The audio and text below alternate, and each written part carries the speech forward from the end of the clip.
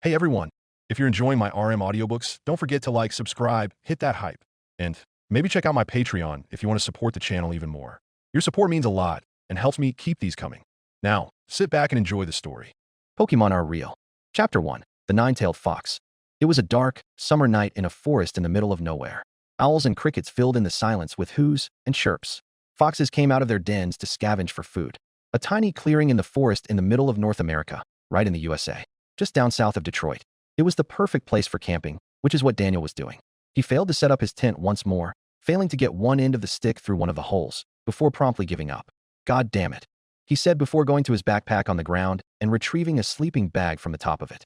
Despite the tent issues, the young man did enjoy camping out alone, away from the noise of the city, just away from people in general. After laying out his sleeping bag on the ground, he laid out on top of it, as it was still far too warm to be sleeping in the sleeping bag. It was the middle of summer after all. The sound of crickets slowly started reaching their way to the young man as he laid his heads on his arms. The many stars in the night drew the boy's attention. He rarely ever got to see them due to all the lights in Detroit. Daniel tried his best to make out constellations, while having really no clue what each constellation looked like, and just started coming up with his own. And that is Stickman. Daniel felt proud of his naming scheme so far. A sudden flash of light made him jump. Was it about to start storming? With speed that even surprised himself, Daniel set up his tent and got inside of it. He waited for water droplets to fall from the sky. A bunch of animals started running out of the brush around his little campsite, which confused him. He was no expert when it came to animals. Having grown up in the middle of Detroit, he never saw anything beyond dogs, cats, and maybe the occasional squirrel. Maybe they were just trying to seek some form of shelter from the incoming lightning storm. Daniel stuck his head out of the tent after all the commotion had died down. No animals were around, but the bushes were still rustling. The young man stepped fully out of his tent. No wind, no reason for the rustling. In fact, there wasn't a cloud in the sky. It was a nice, starry night with no obstructions to its view. So what caused that flash of light? Maybe it was another camper or group of campers that maybe swung a flashlight around while finding a place to settle down for the night. Daniel jumped up when he heard a twig snap. For a split second, where the bushes broke up, something about the size of a golden retriever passed through and into another bush. Daniel was being watched. Maybe it was just a dog, if it weren't for the mass following it. He withheld a scream and decided he didn't want to meet whatever this thing was. Without a second thought, the young man got into his tent, completely disregarding his backpack. He then zipped it up and killed any lights that he had on in it. He didn't know how much this would help his situation out. But how could an animal have object permanence? Most dogs couldn't even recognize their own reflections, so maybe he was safe. The rustling stopped, but Daniel wasn't an idiot. He wasn't going to unzip the tent and make sure it was safe. For all he knew, said animal was standing right outside the flap. He tried his best not to jump when he could hear whatever was circling him. It began to dig through his bag where his food was, before it let out a low, frustrated growl. Maybe that was all whatever it was wanted, then it'll leave him alone. Then something started nudging the tent's zipper, like it knew how to open it, and that something kept trying to get inside. Daniel covered his mouth as he tried to keep himself from screaming as the tent's zipper started coming undone. What kind of thing was going to be on the other side? An alien? Another camper? Or some sort of lake monster? The flap fell open with a canine-like face on the other side, but something was wrong. It wasn't a dog, it wasn't a wolf, and it definitely wasn't a coyote. Its eyes were a piercing red, and a tuft of fur on the top of its head in between the ears, and its fur was like that of a freshly groomed dog with golden fur. If it weren't for the situation, Daniel would have admired how pretty it looked. Holy shit. Daniel tried putting himself as far as he could away from what was before him. His back hit the back of his tent. With no pocket knife, he couldn't quickly get away, like he would be able to do so to begin with. The creature had a canine-like body, which meant it would have been faster than him, and there wouldn't be any hope of him getting away. 9 tails. The creature tilted its head, before taking its head out of the tent and sitting down. What? Daniel was confused for a split second until he saw it. 9 long tails. The creature then grabbed his backpack in its mouth and brought it to him. There's no fucking way I am awake, he said to himself as his backpack was gently given to him. It was untouched too, like nobody laid a finger onto it. 9 tails. The creature gave the boy a smile and sat down before him. I have to be dreaming, Daniel said. 9 tails tilted its head again, before going to nip its new companion. Hey, Daniel jumped, before sighing. God damn it. How is this real, he said. Daniel figured he might as well try petting the 9 tails. What could go wrong? Daniel set a hand on the Pokémon, who gladly allowed the boy to pet it. The Pokémon's fur almost felt like a mix between a dog's coat and a cat's, yet it was very fluffy. Overall, petting what was basically a fire-breathing fox was kind of pleasant. Why are you being so nice? Daniel asked. From what he could recall, 9 tails weren't exactly fond of people, specifically strangers. 9. The fox tilted its head, before taking a hold of the young man's hand. 9 tails didn't bite down on the human's hand, It was just digging into his shirt sleeves. He then dragged his new friend outside of the tent. "This is probably some weird prank," Daniel said as Ninetails sat him down by his fire pit. The fox quickly shot fire at the pit and let out a cheerful bark. Whoever was pulling the strings must have been some costume designer. A normal costume would have caught fire with such a stunt. Ninetails, the Pokemon, eyed the backpack that was still in the tent. Daniel didn't immediately catch what Ninetails was getting at, but he did know that he was hungry. He quickly retrieved his bag from inside the tent and pulled out a sandwich. To his surprise, the bag's contents were entirely untouched. Daniel was just about to take a bite. Ninetails placed a paw on his leg. "Ninetails, Ninetails." Daniel looked up from his food and saw the Pokemon's face. He couldn't imagine a Pokemon being capable of puppy eyes, given how strong they supposedly are in the games. He thought they could just take what they want without struggle. "You want a sandwich?" Daniel asked. Ninetails nodded, in the manner of a dog, barked and wagged its tails. "All right then." Daniel reached into his bag and pulled out another sandwich and handed it over to Ninetails. In a heartbeat, the Ninetails swallowed his sandwich whole and looked up at the boy with gratitude. "Jesus Christ, you don't mess around when it comes to eating, do you?" Daniel laughed as Ninetails sat down next to him, but never made an attempt on his companion's food. After Daniel had scarfed down his sandwich, Ninetails laid his head on the boy's lap. The fox yawned and sneezed. Not in Daniel's wildest dreams did he think that he'd be letting what was likely some guy in a fox suit, or a robot in a fox suit, lay their head in his lap. "I still don't know if you're actually a Ninetails or some guy in a hyper-realistic fox costume." Ninetails. The Pokemon sat up and let out a growl. In an instant, several balls of fire ignited around the pair. They almost looked like will-o-wisps in the show Holy Shit. Daniel looked at Ninetails, who was grinning. "Ninetails," it said. As soon as they showed up, the fireballs dissipated, and the Ninetails laid its head back down. "All right, I don't think a prankster could do that." Daniel placed a hand on Ninetails. Was this Pokemon just as now? How the hell was he going to explain this to his friends that he now had a Ninetails? What about his landlord? How the hell would he be able to take care of it? He could say it was a dog, but the Ninetails was a dead giveaway. Not to mention the red eyes, Ninetails' ability to breathe fire, and the fact that it seems to only be able to say Ninetails along with the sounds a normal canine can make. Now that he had to split his 3 days' worth of food, he was only going to be able to stay out here for a day and a half, which was plenty of time to come up with at least something to hide the fact that he now had a Pokemon. "Hey Ninetails," Daniel called. The fox didn't even lift his head, but opened his eyes and angled his ears towards the boy. "So did you just come over here for food, or did you want to stick with me?" Daniel asked. The fox lifted its head off of the boy's lap and rubbed up against him. "Ninetails," the fox said. After a couple of seconds, Ninetails entirely placed himself on top of Daniel's lap and yawned. "All right then, I guess I'm your property now," he laughed as Ninetails got cozy. "I'm going to need to buy dog food, aren't I?" he sighed as he patted his Pokemon's tails, which quickly moved out of the way. The fox lifted its head and glared at Daniel. "What?" he asked. Ninetails scoffed and laid its head back down. "Fuck, it's been too long since I've even picked up a Pokemon game." He had forgotten that Ninetails didn't like having their tails grabbed. After learning of his mistake, he settled his hand on Ninetails' side and laid his head on top of the sleeping Pokemon. Surprisingly, Ninetails was fine with being a pillow, like Daniel was complaining. It was the best pillow he's ever used. The next day, Daniel almost felt like he was on the softest bed in the world. He honestly didn't want to open his eyes, which he wouldn't have if it weren't for last night. His blurry vision saw what he could have guessed was Ninetails, with the golden fur and the slight nines escaping the Pokemon as it snored. Daniel rubbed his eyes to clear them up and to hopefully not feel super sleepy. The warmth Ninetails provided made that difficult, however, with it being a fire type. Its flames had to come from somewhere, right? Which the boy didn't mind. It was extraordinarily cozy, even when he knew he was out in the middle of a forest. Ninetails, noticing the weight of a human's head no longer being on his back, lifted his head and let out a loud yawn. Big yawn, Daniel said out of instinct. It wasn't too uncommon for most people to say that when a pet dog yawns, or any pet really, which is why he had said it. But he forgot a crucial thing about Ninetails. They're supposed to be incredibly smart. Ninetails weren't geniuses, nor were they going to solve complex math problems, but they were still pretty smart, with them being able to perfectly understand human speech. So Ninetails was definitely a lot smarter than the average dog he'd see down the street, and was probably smarter than he was. Ninetails didn't seem to mind Daniel's comment and greeted him with a bark. "Mornin', Ninetails," Daniel said while contemplating how lucky he was.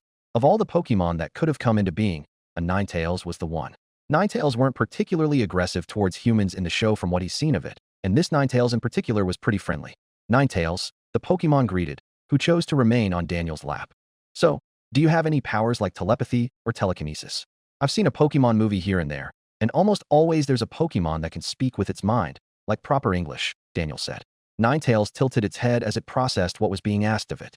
Without much thinking, he lifted up the boy's backpack with his telekinesis and had it circle around him and Daniel for a couple of seconds. "So you've got telekinesis?" Daniel asked. A grin came to his face as he saw his backpack gently lay on the ground with seemingly no force behind it. It was getting pretty hard for him to believe this was a prankster in a fox costume. On top of that, psychic powers were just a pretty cool thing to witness, especially since nobody in history has been capable of them. Ninetales nodded before looking at the ground. He had no idea how to use telepathy, which would make communicating with his new companion easier. That's pretty neat. Daniel ruffled the tuft of fur on Ninetales' head. Can you use telepathy? Ninetales shook his head with a look of defeat. Hey now, don't feel bad about not knowing how to do something. I wish I could do a backflip, but I've got no clue how to do one. That doesn't make me worthless, does it? Ninetales shook his head.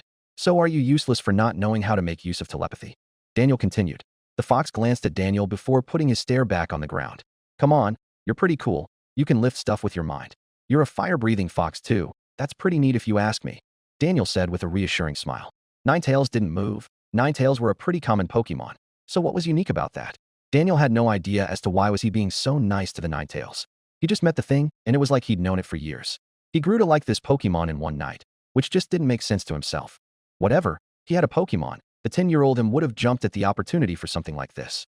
So he may as well take care of Ninetales. How could that go wrong? It was pretty exciting, because now he could have a pet and a Pokémon in one go. Ninetales looked at Daniel again. Ninetales, the Pokémon sighed as the boy patted his back, then was put into shock when an arm was wrapped around him. Ninetales, you're awesome. You'll figure out how to use telepathy at some point. It's the same thing with learning a new skill. It just takes time. The worst thing that can happen is that you won't. Daniel reached for his bag. Now let's get a sandwich in our systems, and you can show me all the cool things you can do. Ninetales nodded as a sandwich was given to him. Chapter 2. Playing around. Daniel stood in front of Ninetales. After the two had their breakfast, it was time to learn a couple of things about the new creature in front of him. Okay, Ninetales, can you stand on your hind legs and walk towards me? Daniel asked. The fox looked nervous again, unsure of whether or not he could do that. Despite this, Ninetales decided to give it a shot and got a couple of steps before losing his balance. He came tumbling towards the ground with a defeated whine. Ninetales stood up, only to see Daniel crouched before him. Are you all right? He asked. Ninetales nodded, but brought his eyes down to his paws. The first thing his new human wanted was a trick, which he couldn't do. Hey, what's with you being upset all of a sudden? Daniel asked. The boy reached out and placed his hand under Ninetales' chin and angled the Pokémon's gaze towards him. Ninetales flattened his ears as he awaited what would happen to him. Instead of being berated or smacked, the Ninetales found his jaw being rubbed. He looked into Daniel's eyes, and there wasn't a hint of frustration or disappointment in them. On the other hand, Daniel was just taking a moment to get a good look at the fox. Its facial structure was very similar to that of a dog, but maybe a bit rounder on the edges. His snout was quite a bit longer and narrower than a golden retriever's, or any dog's for that matter. Obviously, the red eyes stood out the most, which were currently filled with a sad, worried look to them. You don't gotta feel like you failed me for not knowing how to do something, Daniel finally said. Ninetales, the fox kept its gaze fixed on the boy. Maybe this is what it's like to have a dog, a humanly smart dog, but a dog nonetheless. Was loving your new pet instantly normal?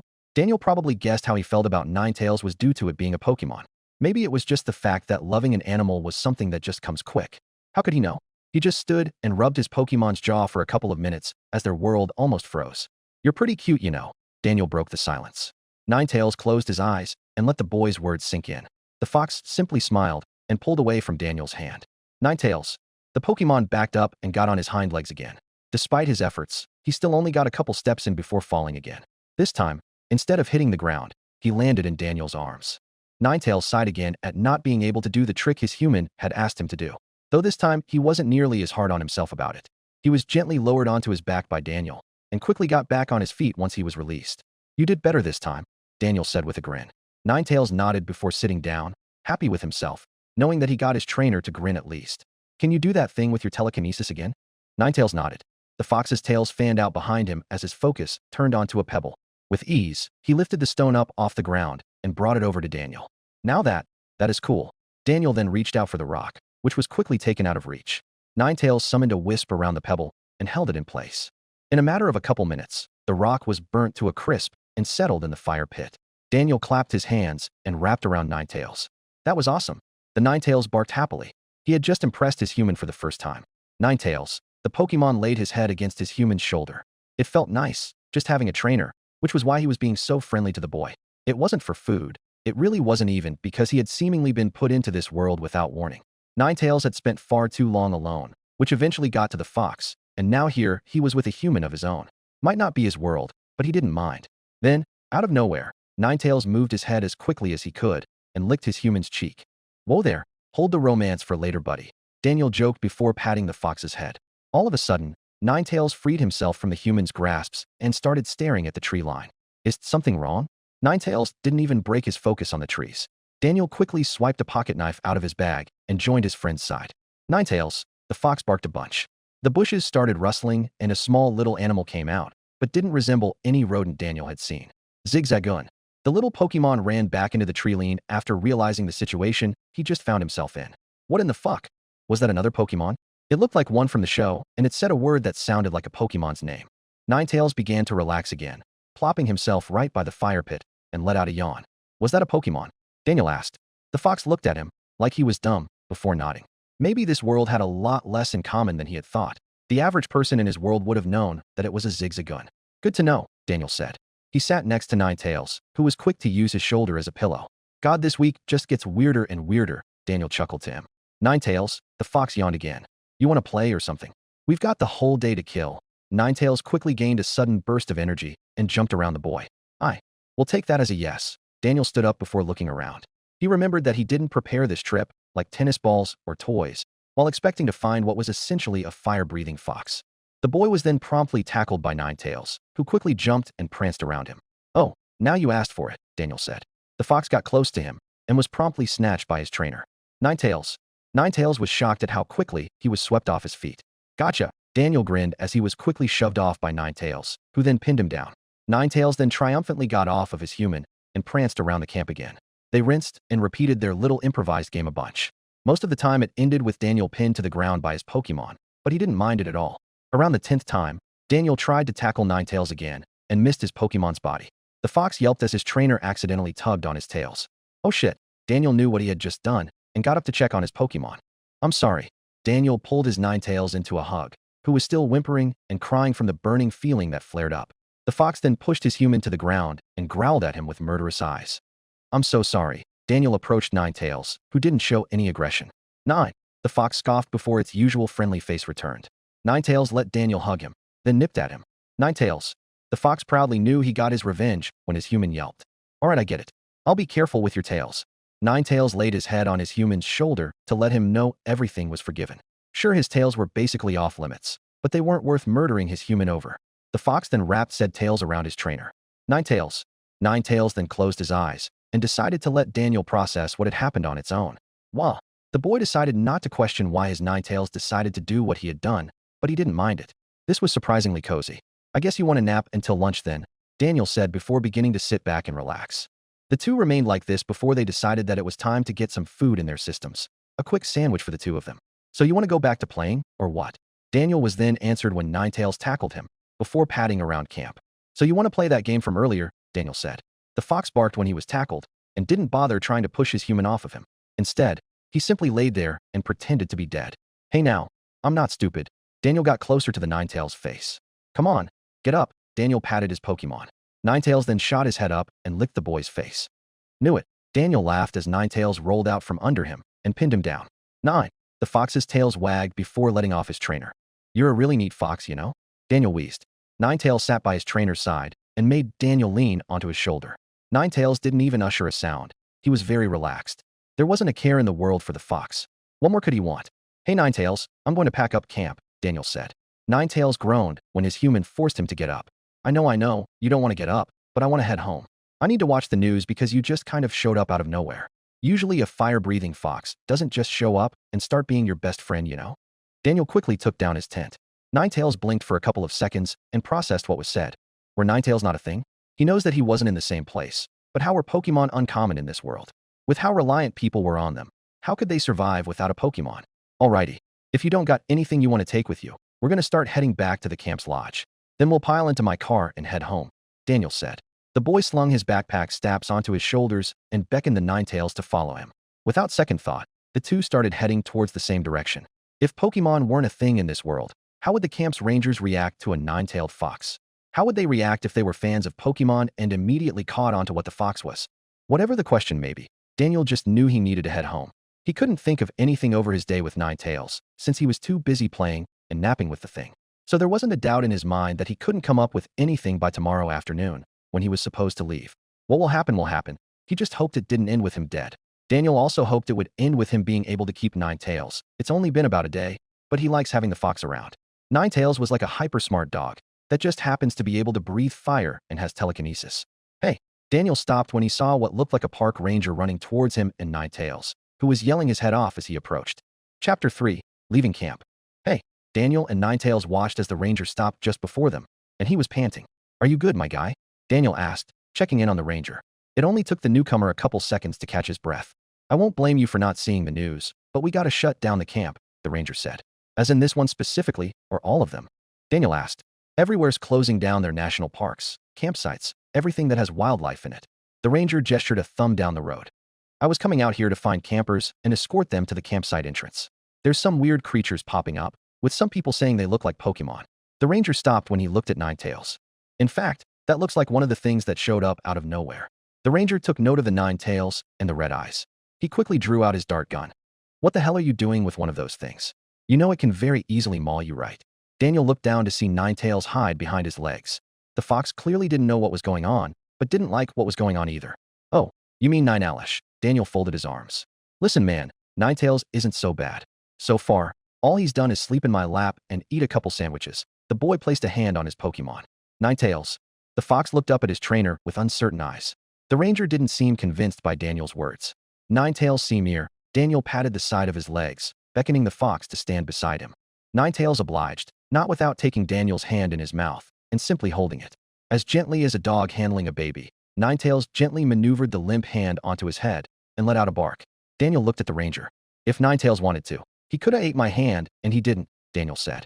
Ninetales happily leaned into his trainer's hand as it scratched his head. Look, man, I'd like to let you both go. I really would. But that thing is dangerous, the ranger said. Dogs are dangerous, but we keep them as pets, Daniel argued. The ranger sighed before lowering his dart gun. If you end up in jail for owning one of those things, then it's not my problem. The ranger jumped when he noticed how quickly Ninetales had gotten close to him. Ninetales, the fox didn't look too threatening. Without warning, Ninetales nudged the ranger's hand and licked it. Ninetales. What the fox knew now was that he had to make a good impression. Otherwise, people will think that all he does is burn things. His human smiled as the ranger petted his Pokemon. See? Not too shabby. The ranger nodded. Let me just escort you and your dog to the lodge. Then I'll let you guys go, the ranger said, pretending like he hadn't just petted an alien fox. While the three walked along, a big bear came rushing out of the tree line. It wasn't an Ursharang, it was just a normal bear. Shit. The ranger pulled out his dart gun and got ready to shoot. Ninetales stepped forward and immediately started staring down the bear. Before anybody could react, the bear tried running at Daniel, who completely ignored Ninetales. With the grace of a dancer, Ninetales jumped on top of the bear and used his telekinesis to hold the thing in place. 9. Within minutes, the bear was downed, but it wasn't dead. In fact, it was fast asleep, like it hadn't just tried to kill somebody. Ninetales sat in front of the unconscious bear, his tails fanned behind him, with a confident little smile on his face. God damn. Daniel approached, before being stopped by the ranger. I get that thing won't hurt you, but a sleeping bear's still dangerous. He stood up and approached the bear. I've got an unconscious bear at 10 west and 10 south from base here. I'm going to need somebody to move him off the path later, the ranger said into his radio. Ninetales got up, while the ranger made extra checks to make sure it wasn't rabid, and sat in front of Daniel. 9. He barked. You got pretty lucky, the ranger said. If that creature hadn't met you, you'd be bear food right now, he added. I'm well aware. Daniel patted Ninetales on the head. Thanks, buddy, the boy said. He wouldn't have expected his Pokemon to be so willing to take on a bear, given how hard he was on himself for not being able to do a trick. Ninetales tilted his head. Weren't Pokemon only supposed to do tricks and protect their trainers? Why would Daniel be thanking him for something that would have been common practice? Daniel pulled his fox into a big hug, showering the fox with love. Ninetales almost pulled back immediately at the sudden hug, but stopped himself when he figured out what it was. Hey, I get you two are best friends, but there's a sleeping bear, and I'm not going to wait for it to wail up, the ranger said. Daniel and Ninetales looked at each other for a second and separated. They knew they should probably keep following the park ranger. So, you mind telling me how you managed to tame that thing? The ranger asked, hoping to fill in the silence.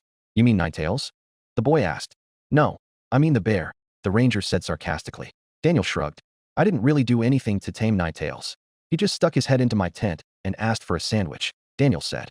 So it knows how to open zippers? The ranger said. Ninetales telekinetically unzipped Daniel's backpack and pulled a sandwich out of it. He quickly zipped the bag back up. Ninetales grinned as his trainer quickly caught on. Oh yeah, he had telekinesis. Daniel laughed as the poor park ranger just scratched his head. Ninetales took a bite of his stolen food, which was seemingly floating before him. 9. The fox barked. What the fuck is this thing? The ranger scratched his head. It's a nine-tails, or a fire-breathing, nine-tailed, psychic fox, Daniel joked. He then shot a glare at Ninetails. If you wanted food, you could have asked, he said. Ninetails just gave him a smug look before rubbing up against his human. And you just decided it would be fine to keep it, like it's some kind of stray dog, the ranger sighed. The three of them stopped once they reached camp. Well, you two best stay out of trouble, the ranger waved. Without a word, the ranger walked back into the lodge, while Daniel led his Pokémon to his car. The boy opened his trunk and put his backpack inside. He walked over to the passenger side and beckoned Ninetails to get inside. All right. Daniel reached in the glove box and grabbed his smartphone. He then strapped his fox into the chair with the seatbelt. Ninetails kept his eyes on his trainer as he walked around the other side to the driver's side. Daniel buckled himself in and checked his phone. He quickly pulled up a news site and stared at the screen for a while. Ninetails pawed at his human, trying to get some attention. Daniel looked up from his phone and patted him. Looks like a lot of Pokémon are showing up around the world. Daniel angled the phone screen towards Ninetails. It didn't look too odd, just a Mytiana holding some weird thing Ninetails didn't recognize, but almost looked like a Wooloo, but less round. Creatures resembling monsters from the Pokémon games are wreaking havoc, as the header read. Ninetails tilted his head. Pokémon games. That sounded odd to him. Daniel then quickly read the rest of the article. The Pokémon Company claims to have nothing to do with this phenomenon, Daniel read. Looks like Pokémon are a thing now, he said. Daniel placed his phone in one of the cup holders and got the car started. Ninetails simply sat and stared out the window while his human focused on the road. Even with his lack of experience with humans, he knew messing with them while they were driving usually never ended well. As the two sat in silence, Ninetails caught sight of what looked like a Ponyta, who was eating grass under the watch of a bunch of Rapidash. Daniel quickly hit the brakes and made Ninetails jerk in his seat. Ninetails, the fox yelled, before looking at the road in front of him. A little, snow-white Vulpix was standing in the road, just staring into the vehicle. Ninetails unbuckled his seatbelt and got the car door open. Every instinct told him to simply retrieve the Vulpix. Ninetails. Daniel tried to get out of his car, but by the time he got his seatbelt off, Ninetails walked back into the car. Vulpix was hanging from a piece of loose skin in his mouth, similarly to a cat carrying its young. The little fox was alive and well, but seemed terrified of Daniel. Ninetails managed to somehow open a car door despite likely never being in a car. Ninetails was definitely quicker at picking up on things than he was. Daniel sighed and drove his car off to the side of the road to stay out of the way of possible oncoming traffic. Ninetails, why the fuck did you grab that Vulpix? The fox didn't answer, as he was too busy reworking the seatbelt around his body, while keeping Vulpix from slipping out of his grasp. Ninetails finally got the seatbelt buckled, and then looked at Daniel. Ninetails, give me that Vulpix, the fox obliged. I don't even know if I can properly take care of you, or keep you and a Vulpix properly. Daniel got ready to open the door, but first decided to get a good look at Vulpix. He had heard about Game Freak messing around with regional variants, so he assumed this was likely a product of that. Vulpix just resembles a small, white fox with 6 tails and a tuft of fur in between the ears. Daniel was ready to make the little fox leave, but sighed. The look on Vulpix's face was a look of terror. It didn't know what would happen, and was likely scared to death. Hey buddy. Daniel rubbed the poor fox's back.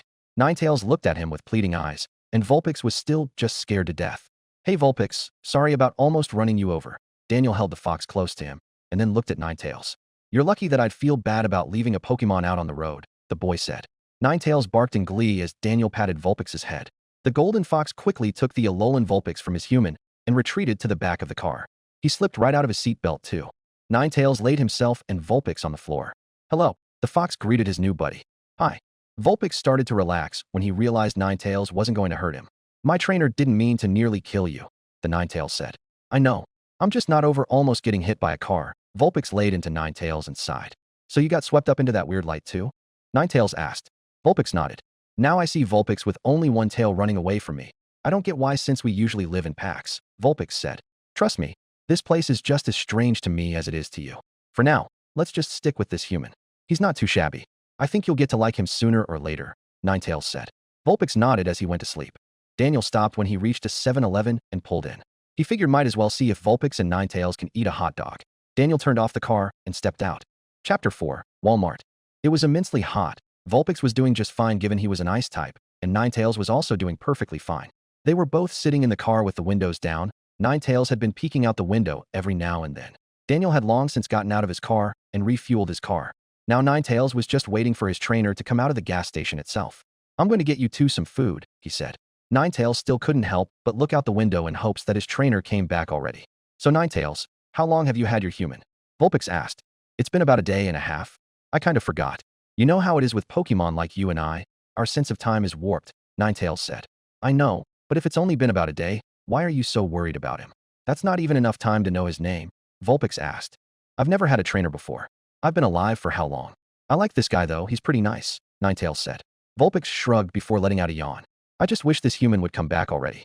It's getting pretty boring, just sitting in this car, listening to whatever weird stuff he was listening to. Vulpix got up and pawed at Ninetales. You know, we can just sit here, or we can open the door and find your trainer, Vulpix said. But he told us to wait here, Ninetales said. You're already following that guy's orders? Didn't know Ninetales were that loyal, Vulpix said. When he saw that Ninetales didn't respond, Vulpix's ears flattened. Listen, I get wanting to follow your trainer's orders. Heck, I'll probably want to if I spend enough time around him too. Just remember that a trainer is more than willing to abandon his Pokemon at a moment's notice. Suddenly the back door opened, and Daniel was holding a couple hot dogs. Come on guys, I know you two want to stretch your legs, and I'm willing to bet you also want some food, Daniel said. Ninetales and Vulpix jumped out of the car. The smaller of the two went first and was handed one of the hot dogs.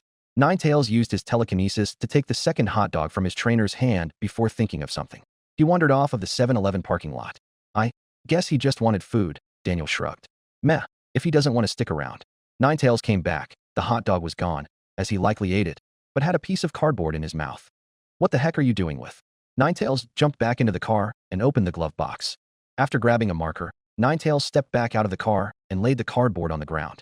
Daniel helped his Pokemon get the marker off and watched as a fox wrote on the cardboard.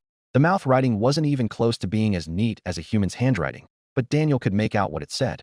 You want to know my name? Daniel asked and facepalmed. Oh right, I never told you. Anyhow, I'm Daniel, he said. Like somebody meeting a new person, he stuck his hand, and Ninetales placed his paw in it.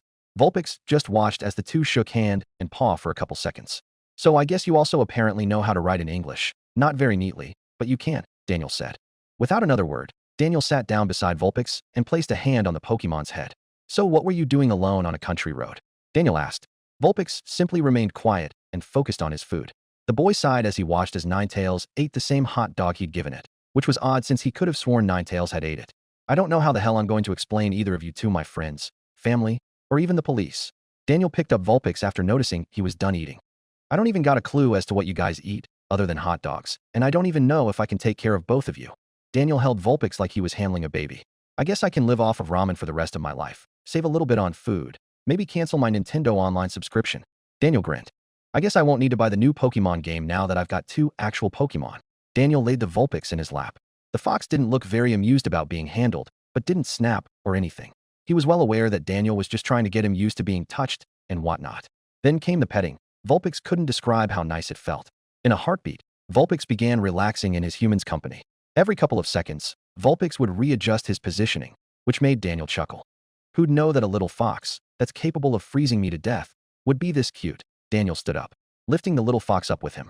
All right, guys, let's get back on the road. If we see a store, we're going to stop there so I can grab a bunch of pencils and a notebook. Then I can ask you both questions. Vulpix suddenly didn't mind being settled in Daniel's lap in the driver's seat. Ninetales piled into the passenger seat and was buckled in. All right, Vulpix, just don't stick your paws on the steering wheel, all right? The fox Pokemon nodded before laying his head down. Maybe humans weren't too bad of a thing to have around. Maybe he'll come to love the hell out of his trainer. For now, he was just going to play nice. Daniel had made it clear that he was going to be nice, so why not return it tenfold? Ninetales, on the other hand, now found that attention that could have been given to him was now being diverted to Vulpix. If only he had still been a Vulpix, then he'd get to lay in his trainer's lap when he drove. The fox contained his laughter. After going decades without ever wanting a human, he was sitting here hoping for his trainer's affection. The car made a turn, which brought both Pokemon awake. Ninetales immediately lifted his gaze over the window, and Vulpix simply remained still. All right, I'm going into the store. Daniel handed Vulpix over to Ninetales. He then paid both Pokemon a hug and a couple pats before getting out the door and locking the car. He did leave the keys in the ignition, probably to keep the air conditioner going for his Pokemon. Ninetales groaned. Why can't we come inside with him? The fox laid his head on the window while Vulpix shrugged. I don't know how humans work. It might be some rule. I've seen Pokemon walk into just about any building they'd like if they got a human with them. If it's to keep us from eating food that isn't ours, then humans are dumb. I am more than aware that I shouldn't steal a tomato from a grocery store. Vulpix leaned into his companion. I want to go after him, Ninetales said, but didn't act. If Daniel could bring them inside, he would have, right? Daniel walked into the Walmart. People were rushing in. They rush out with cats full of food, water, and canned goods. Cart pushers struggled to keep up with the massive amount of people coming in and out. What the fuck is going on? Daniel asked. He then remembered that there were now creatures capable of burning entire forests to the in one fell swoop. Pokémon that were capable of ending the world in minutes. So people did what people did best, mass buy everything in stock, like the world is about to end. Somebody screamed and pointed at the sky outside, just outside the door. Suddenly, a Pidgeotto landed on the ground, minding its own business.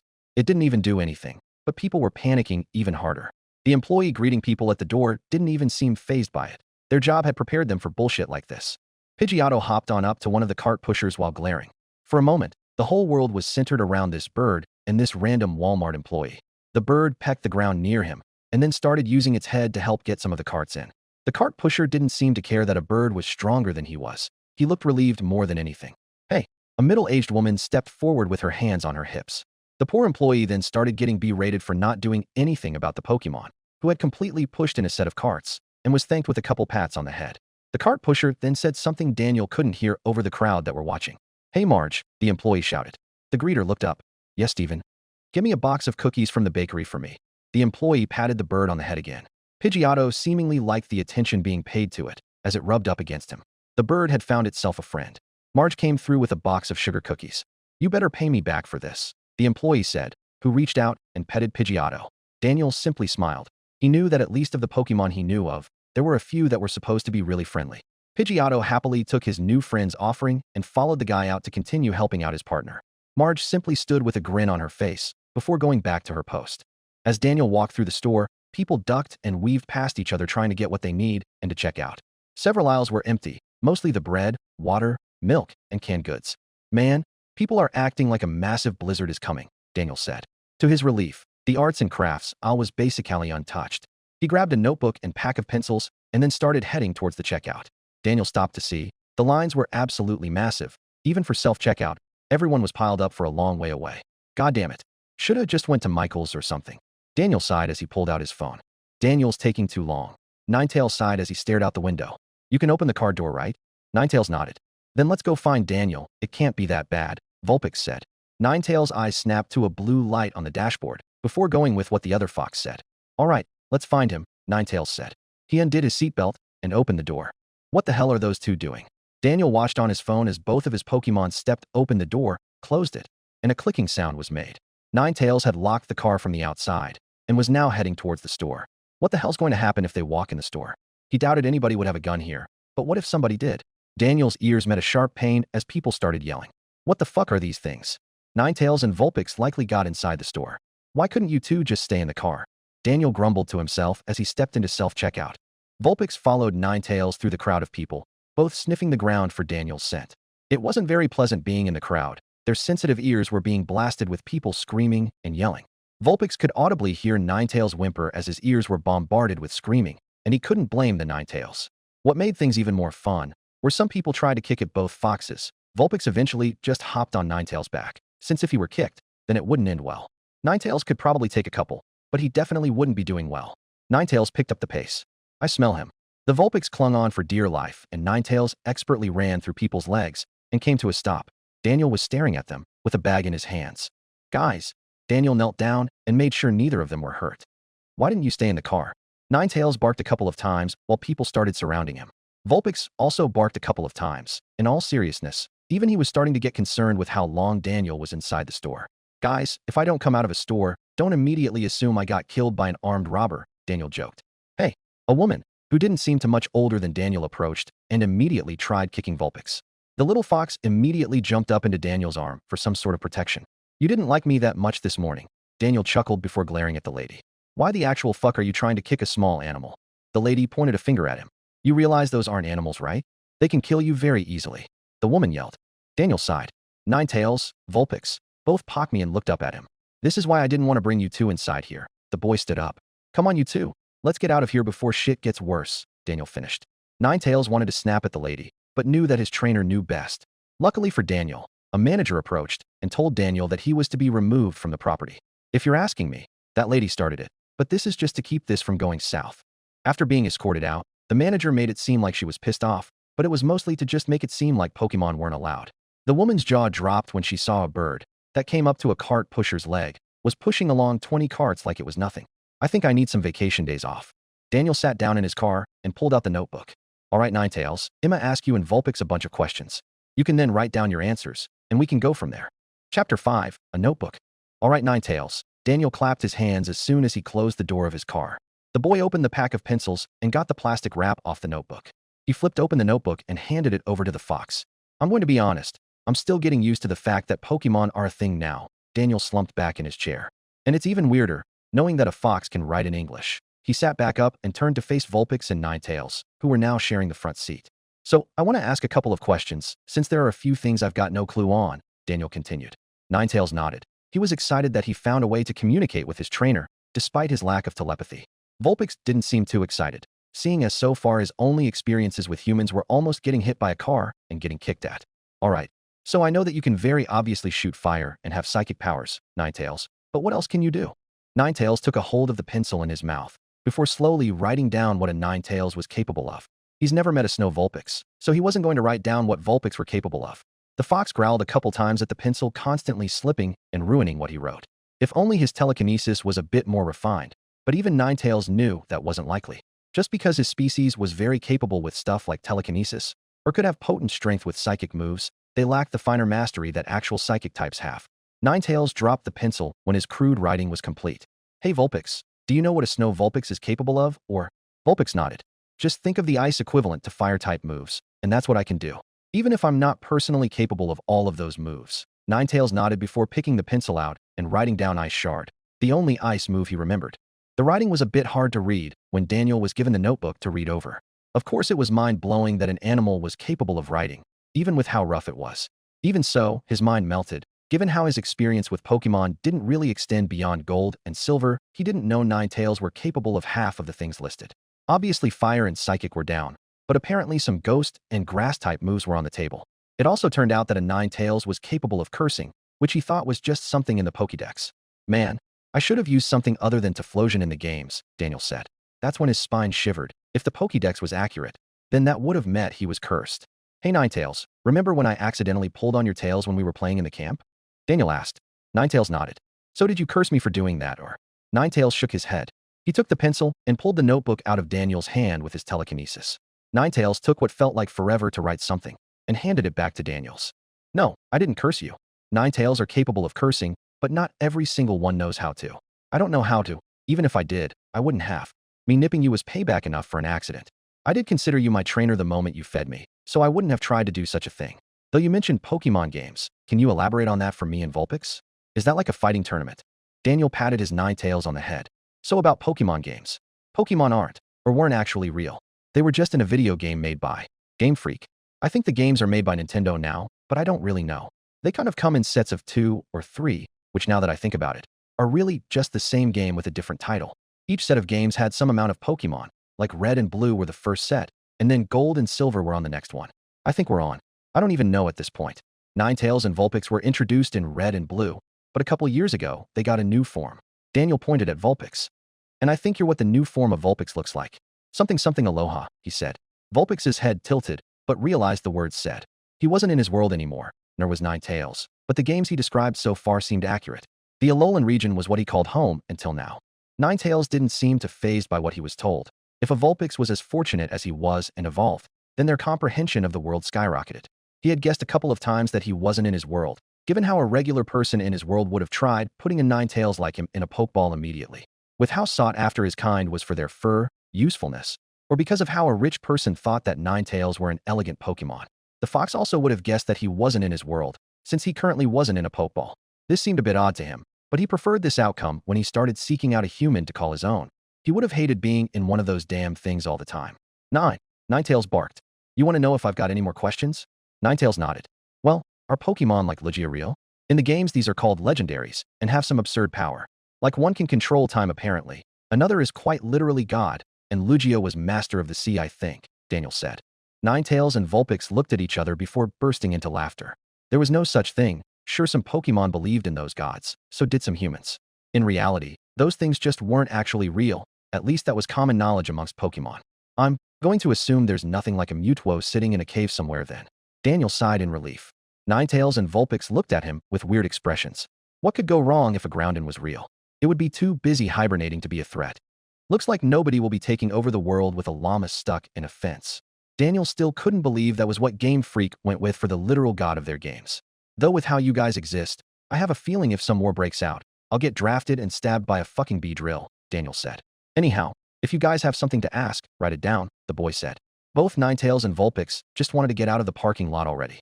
So Ninetales pulled the seatbelt across his chest, and Vulpix jumped into Daniel's lap with a little bark. Alrighty, if you do get something else to ask, it can wait for a bit. Daniel backed the car out and sighed.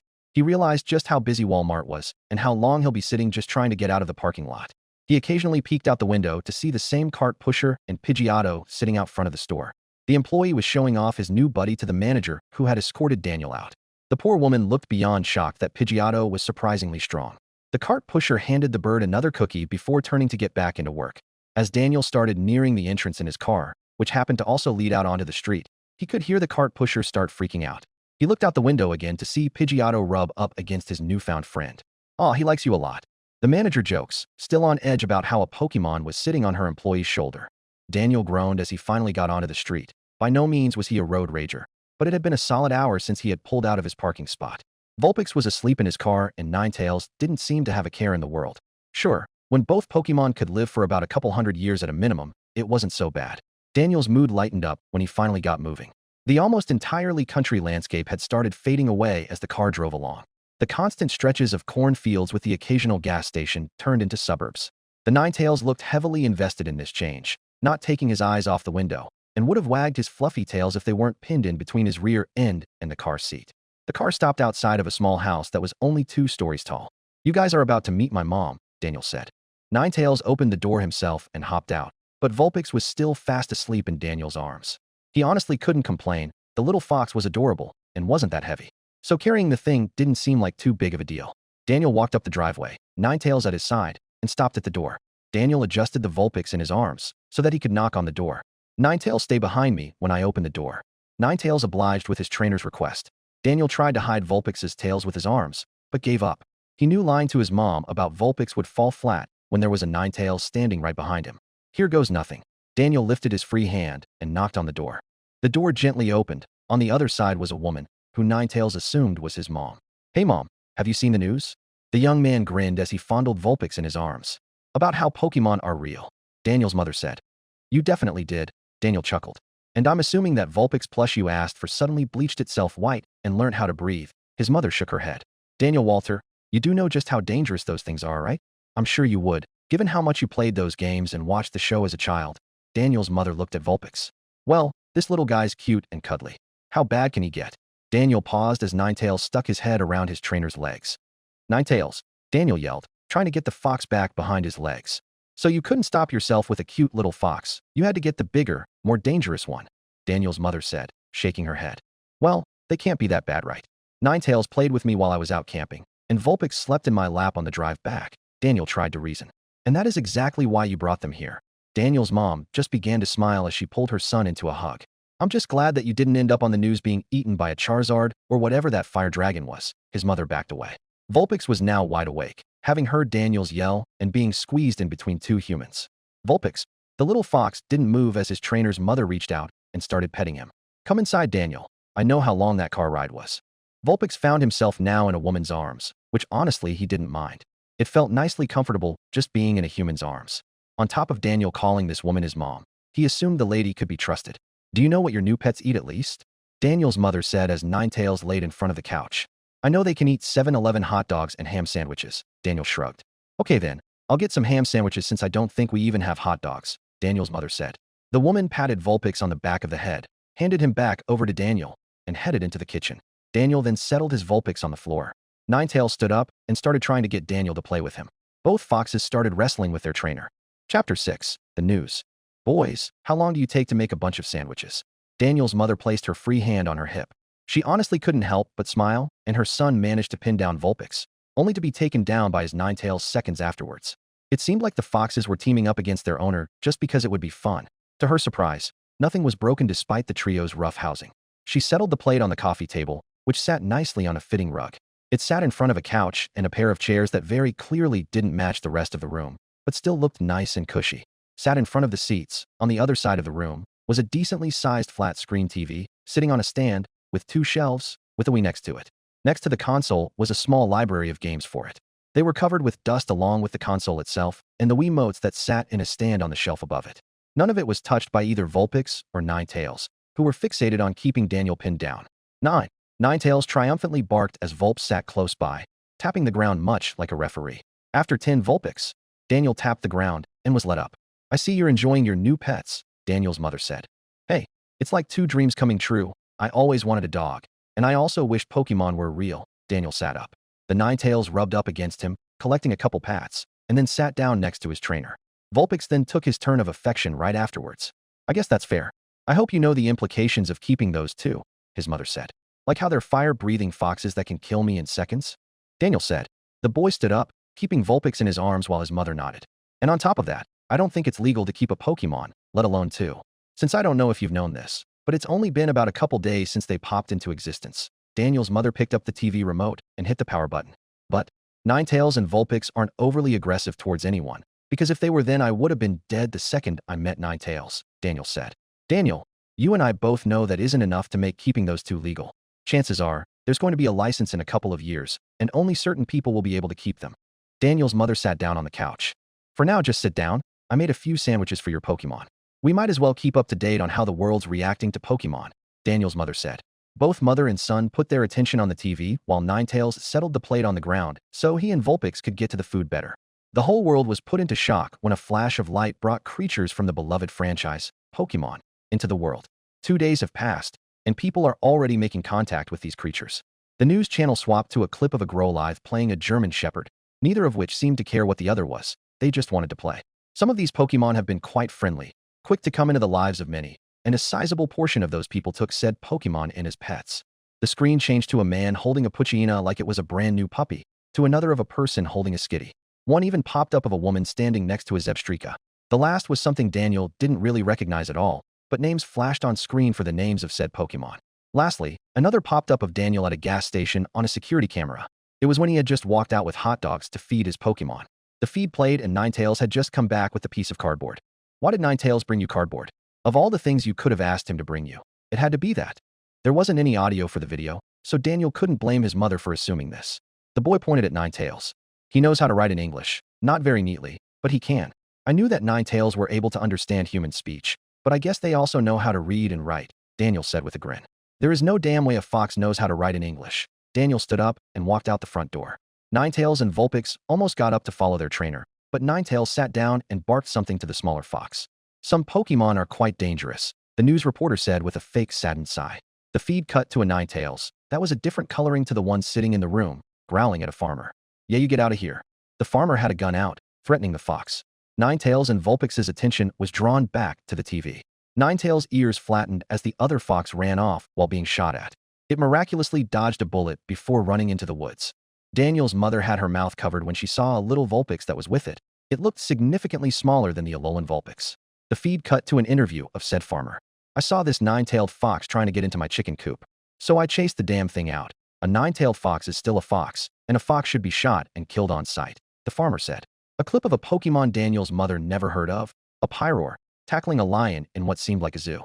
Ninetales was still stuck on the earlier clip of one of his own kind being shot at. He knew that it was just a mother trying to feed her kid. Sure, her way of getting food was a bit misguided, but it wasn't worth getting shotted over. Vulpix, on the other hand, felt his heart drop. His mother would have given her life to keep him alive, and a Vulpix nearly lost its mother over some food. Both foxes started to get how lucky they were with who found them first. None of these creatures have shown hostility to people specifically so far, with the exception of the Ninetales being threatened with a shotgun. Local police everywhere have asked everyone to stay away from these Pokémon and to run if approached. The U.S. government is debating the legality of these creatures, as they can make for excellent weapons in war, but are also incredibly dangerous in the wrong hands. The door opened, and Daniel sat back down on the couch. He hadn't noticed the shift in his Pokémon's moods yet. In his hand was the notebook that Ninetales had written in. He plopped himself down next to his mom and opened it to the first page. "Look, keep in mind that Ninetales did this with his mouth," Daniel said. The woman was handed the notebook. To her surprise, there were multiple attempts of writing very basic sentences. The punctuation was a bit off here and there and very untidy, but she could make out what was written. "Your Ninetales loves you," Daniel's mother said with a giggle. She pointed at the strung-on sentence that was written by the fox. "Who knows? I might end up marrying him." Daniel laughed as he turned to his Pokémon. Both of them looked borderline depressed as a clip of a trail camera caught a shiny Ninetales and its kit eating berries off of a bush. Ninetales whined and Vulpix nodded. What's up with you guys? Daniel sat down in between both of his Pokemon and pulled them close to him, one in both arms. You just missed it. A farmer was just shooting at a Ninetales that was breaking into a chicken coop, Daniel's mother said.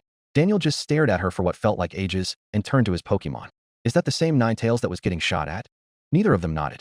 It wasn't the easiest thing to tell. Shiny Pokemon weren't common, but there are millions upon billions of Pokemon in the world they once knew. There could be loads. Daniel kissed both of his Pokemon on the head. Listen, you two. As long as you're with me, you're safe. I'm not letting some asshole take a shot at my Pokemon. Not if there's something I can do about it, he said. Ninetales cuddled with their human as he did his best to comfort them. The fox closed his eyes and whined. He buried his head into his trainer's shoulder, a bit relieved that Daniel of all people was the person that he had found. Vulpix, on the other hand, jumped out of his human's arms and backed away to the other side of the room. His little eyes were filled with terror as he stared at Daniel and his mother. Vulpix. Daniel wanted to get up and hold his fox. The poor thing looked terrified of him, and he was cornered. A cornered animal was extremely dangerous. The larger fox, currently hiding its face in his shoulder, also made him slightly reluctant to get up and approach Vulpix. Daniel just stretched out his arm towards the Vulpix. Come here, Vulpix. Nobody's going to hurt you. I won't hurt you. The boy sighed as his Pokemon was still unconvinced. Ninetales backed away. He knew what was going on, and knew Vulpix needed reassurance more than he did. Daniel thanked the nine-tailed fox and laid down a couple of feet in front of Vulpix. Vulpix. The fox Pokemon growled and hissed at his human as a hand approached. Come here. Vulpix looked up from his trainer's hand and met his eyes. He didn't know what he saw. Vulpix didn't know if Daniel saw anything in his own eyes, but the boy didn't look threatening. The hand suddenly made its way to the fox's underbelly and was lifted into his trainer's arms. Vulpix, I'm not ever going to hurt you. Daniel didn't want to say too much, he said.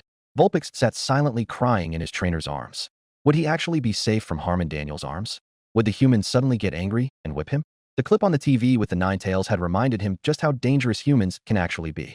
Vulpix looked back up at Daniel and saw a saddened smile, like somebody had just watched their best friend have a breakdown.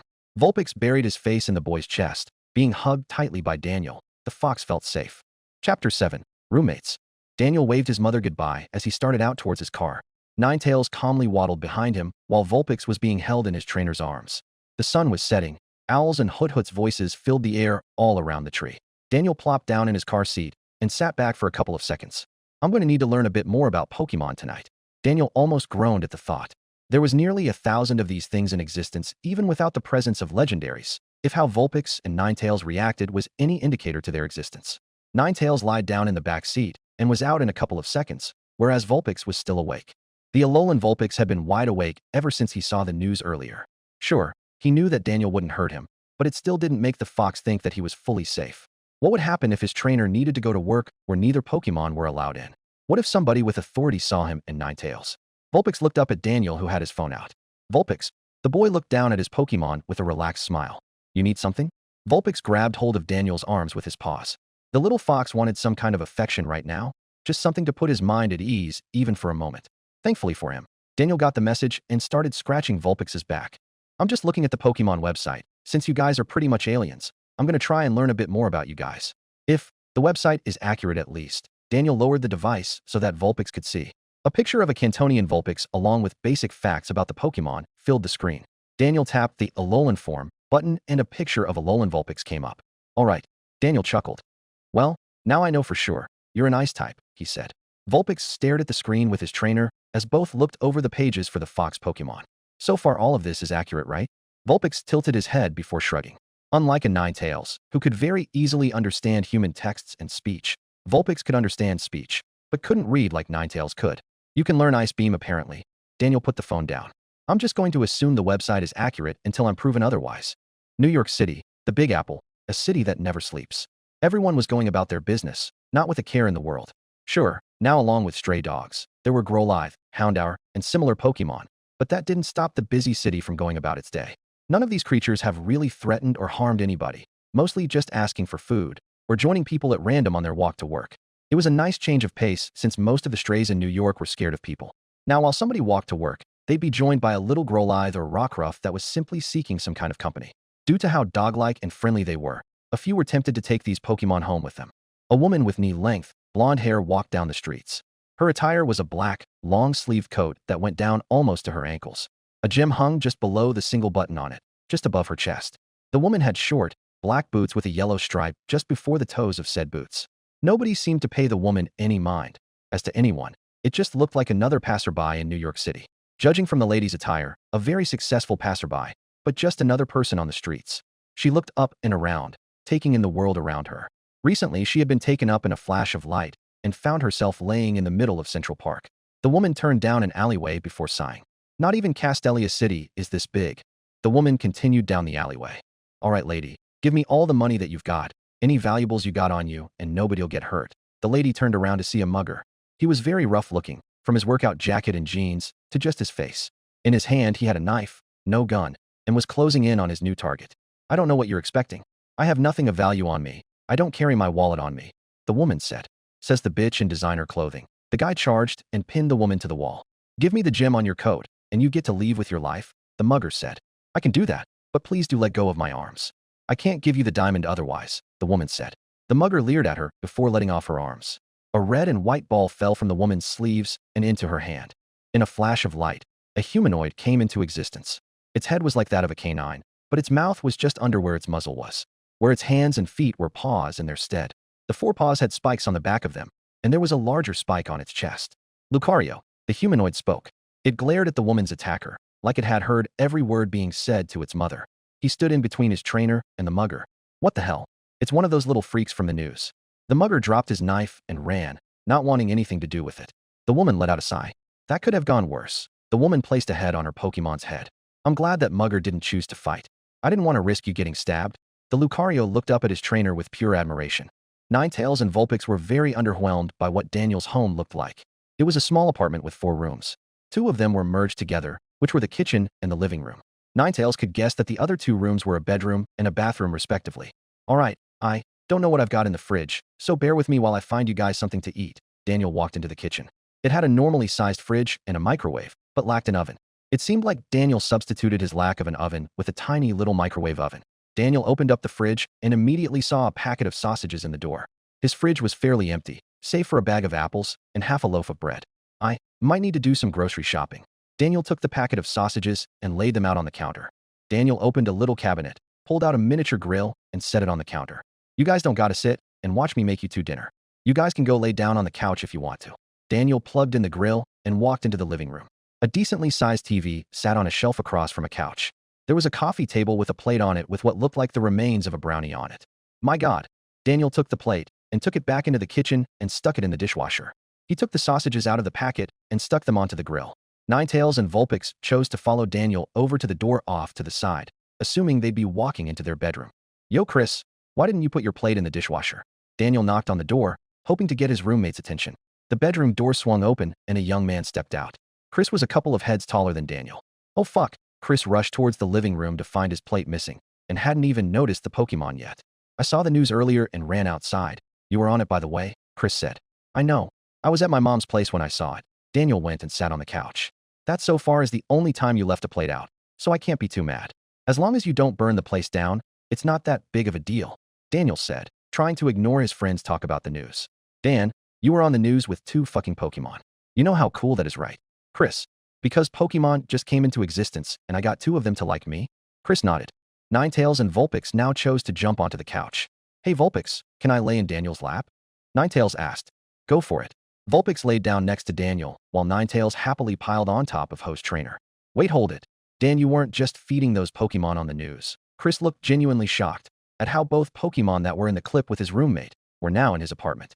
Yup, this Ninetales and Vulpix are mine now. While Ninetales basically claimed me instead of the other way around, Daniel said, reminiscing in the memory, even if it was 2 days ago. Ninetales grabbed Vulpix when we found him crossing the road, which is how I got him, he said.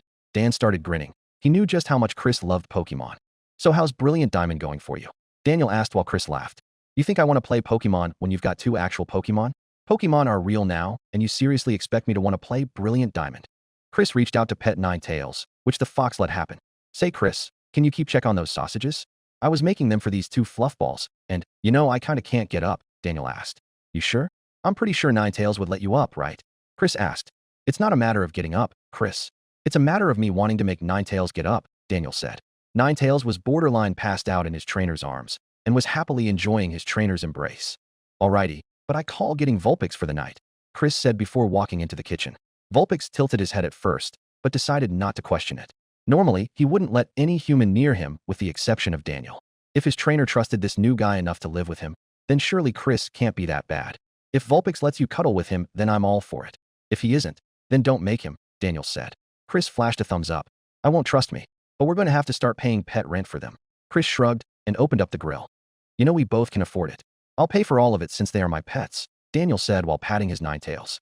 No, we split the pay. That's what we agreed on when we signed up when we moved in together. Also, the sausages are ready. Chris unplugged the stove and used a fork to move them onto a plate. Chapter 8, Movie Night. Chris plopped down on the couch beside Dan, laying the sausages on the coffee table, and began to relax. Vulpix hopped over the gap in between the couch and the table. He landed next to the plate of sausages and took one in his mouth. Say, you want to watch a movie? Chris asked. Daniel was focusing on the news channel that was going over how other countries were going about with Pokémon being in existence. Nintendo and the Pokémon Company plan on making everyone pay money for keeping a Pokémon as a pet. The news headline read. Dan, stop focusing on the news for a night. How much can things change in an hour? He tapped Daniel and brought him back. Dan, let's just watch a movie of some kind. Sure, keeping up to date on Pokémon laws is good, but you gotta take some time to relax, Chris said. Yeah, I just want to know if keeping my Ninetales and Vulpix is legal or not, Daniel sighed. And now Nintendo wants to tax people who might want to keep a Pokémon as a pet, he said. Look, my guy, you can focus on that for tomorrow. For tonight, let's just watch a movie. It's been a minute since we've done that and neither of us aren't on shift tonight. Chris grabbed the remote and changed it to the video input. So are we watching a Pokémon movie or what? Vulpix looked up from his plate upon hearing that and focused back on his food. How about that owl movie? Daniel asked. Chris shrugged and opened up Netflix and put the movie on. Hey Ninetales, the fox sleepily lifted its head as the movie began. You sure you don't want any food? Vulpix hopped on the couch and pawed at his buddy. Because I ate half the plate and you've been knocked out the whole time, Vulpix added. Ninetales used his telekinesis to bring the plate over to him and started digging in. Vulpix turned to face whatever the humans were watching. The movie opened up with what looked like a Noctowl telling a story to its younger sibling. Ninetales put the plate back on the coffee table before laying his head back down onto his paws. The fox kept his eyes open to watch the movie, but Vulpix could tell the fox was struggling to be awake. Ninetales could barely make out what was even happening on the screen. His vision was blurry and just wanted to sleep. He couldn't even really explain why, as he could stay up entire nights without getting remotely tread, but now he was exhausted. Daniel pulled the sleepy fox closer to him, which sealed the deal. Maybe being in humans' possession made him more relaxed. He wasn't sleeping in the wild. No worries about his next meal, just love and care. Maybe a Pokémon battle here and there, but that's it in terms of danger Ninetales saw himself getting into. Hey Dan, you know what Ninetales just did, right? Chris asked. Yeah, guess why I was pulling him closer? If he's gonna fall asleep on top of me, then I'm going to use him as a pillow. Dan chuckled as Vulpix crawled up to Chris and laid his head against his roommate. Without hesitation, Chris swept up the little fox and held him tightly. And to think I fell in love with my Pokémon too quickly, Daniel chuckled as he and his roommate set their focus back onto the movie. Sunlight crept through the window shades. Small beams landed directly on Daniel's eyes. Netflix was paused on My Little Pony with a "Are you still there?" prompt. Vulpix was lying directly next to his roommate's face. Ninetales was wide awake, waiting for his trainer to get up. He would have gotten up had it not for Daniel's sleeping form laying on top of him. It just wouldn't feel nice if he woke his human up. He kind of liked being like this. Daniel lifted his head and groggily grabbed the remote. He flipped the TV onto a news channel and stared at the headlines. Lady shows up at Nintendo New York claiming to be Cynthia from Pokémon Diamond and Pearl. Daniel shrugged before patting Ninetales. Let me up, buddy. The fox obliged with his trainer's request. Cynthia stood with her arms folded while sitting across from a manager in Nintendo New York. So, I want you to help promote these games for us. Can you do that? The manager said. Lucario was sitting in a chair next to his trainer as they were discussing a business deal. Not in my wildest dreams did I ever think I'd go from champion of the Sinnoh region to a shop worker. Cynthia knew she needed the money. Nowhere seemed to be taking her poke dollars, and her Pokémon needed to eat. She needed to eat. I can help out with that. Yes. Cynthia pulled out her Garchomp's Pokeball and sent him out. The manager almost fell back in his seat upon the dragon's sudden appearance, but got his cool back. The champion sighed as she stood next to games labeled Pokémon Brilliant Diamond and Shining Pearl. Obviously, she couldn't complain. The pay seemed decent for what was basically standing around and pointing at a game. Whoa, that cosplay is so realistic. Cynthia was brought out of her thoughts when some guy came by. And now with Pokémon being real, it's an even cooler cosplay, he said. Cynthia just awkwardly smiled and waved as the guy took a copy of Brilliant Diamond and asked for a photo. Obviously, the woman agreed to it. As champion, she was used to interactions like this. It still didn't stop these situations from feeling awkward. It was still better than being asked if Cynthia would be going out on the beach in a bikini at random. Garchomp took note of his trainer's unease, and so did Lucario. Garchomp, The dragon nudged his trainer to gain her attention. Don't worry about me, you guys. It's not the most comfortable thing in the world, but I'll make it, Cynthia said. She couldn't help but smile as both Pokemon hugged her before going back to their positions. Maybe once she earns enough, she can explore this world, which seems vastly different from Unova or Sinnoh. It would be nice to learn about the history of it, the culture of it, and what it's like to just live in it. Apparently, Pokemon is nothing more than a couple of games if her current job was anything to go by. Everyone asked for a photo with Cynthia as they passed by, grabbed a copy of one of the games, and headed off about their business. The light outside started to dim as the day came to a close. The manager walked up to the champion and placed a hand on her shoulders. That wasn't so bad of a job, was it? He asked. It wasn't so bad. Maybe I wasn't the most comfortable with doing this, but it wasn't horrid, Cynthia said. Well, don't expect it to always be this nice. Working in retail is a bitch sometimes. The manager backed off from Cynthia. Now you can clock out and get going. See you tomorrow. The champion waved before going to explore the rest of New York City. Dan sat down on the floor while he got his shoes on. I'm heading to work, Dan said while Chris was right behind him getting ready. All right, I'll get groceries then, Chris said before finally getting his shoes on. Ninetales walked up to the door like a dog, expecting to join either human when they went about their day. Ninetales, you can't come with me. Unless you want me to get yelled at for having a fox at the cash register, Daniel said. He patted his fox on the head a couple times. Hey Chris, do you have work today? Daniel asked. Nope. I got lucky with a day off for today. You need me to keep watch over your Pokemon? Daniel shook his head. I know Vulpix won't break anything, and I know Ninetales is smart enough not to open the window and jump out of it. I just need you to keep them company while I'm working, Daniel said. All right, so do I hold off on groceries for now or? Daniel gave his friend a glare. You're getting groceries. I don't think we got enough sausages to feed both Pokemon, he said. Chris flashed a thumbs up before heading out the door. Ninetales whined when the door shut. Now he was home alone, save for Vulpix. Maybe he can try and get the fox to play with him again. So our humans are gone for the day? The fox turned around to see Vulpix. Yeah, Daniel went off to work and the other human went grocery shopping. So we can at least expect the other one to come back relatively soon, Ninetales answered. We could take this opportunity to get to know each other better, since we've known each other for about 2 days, and we're both basically strangers despite us sharing a pack, Vulpix said.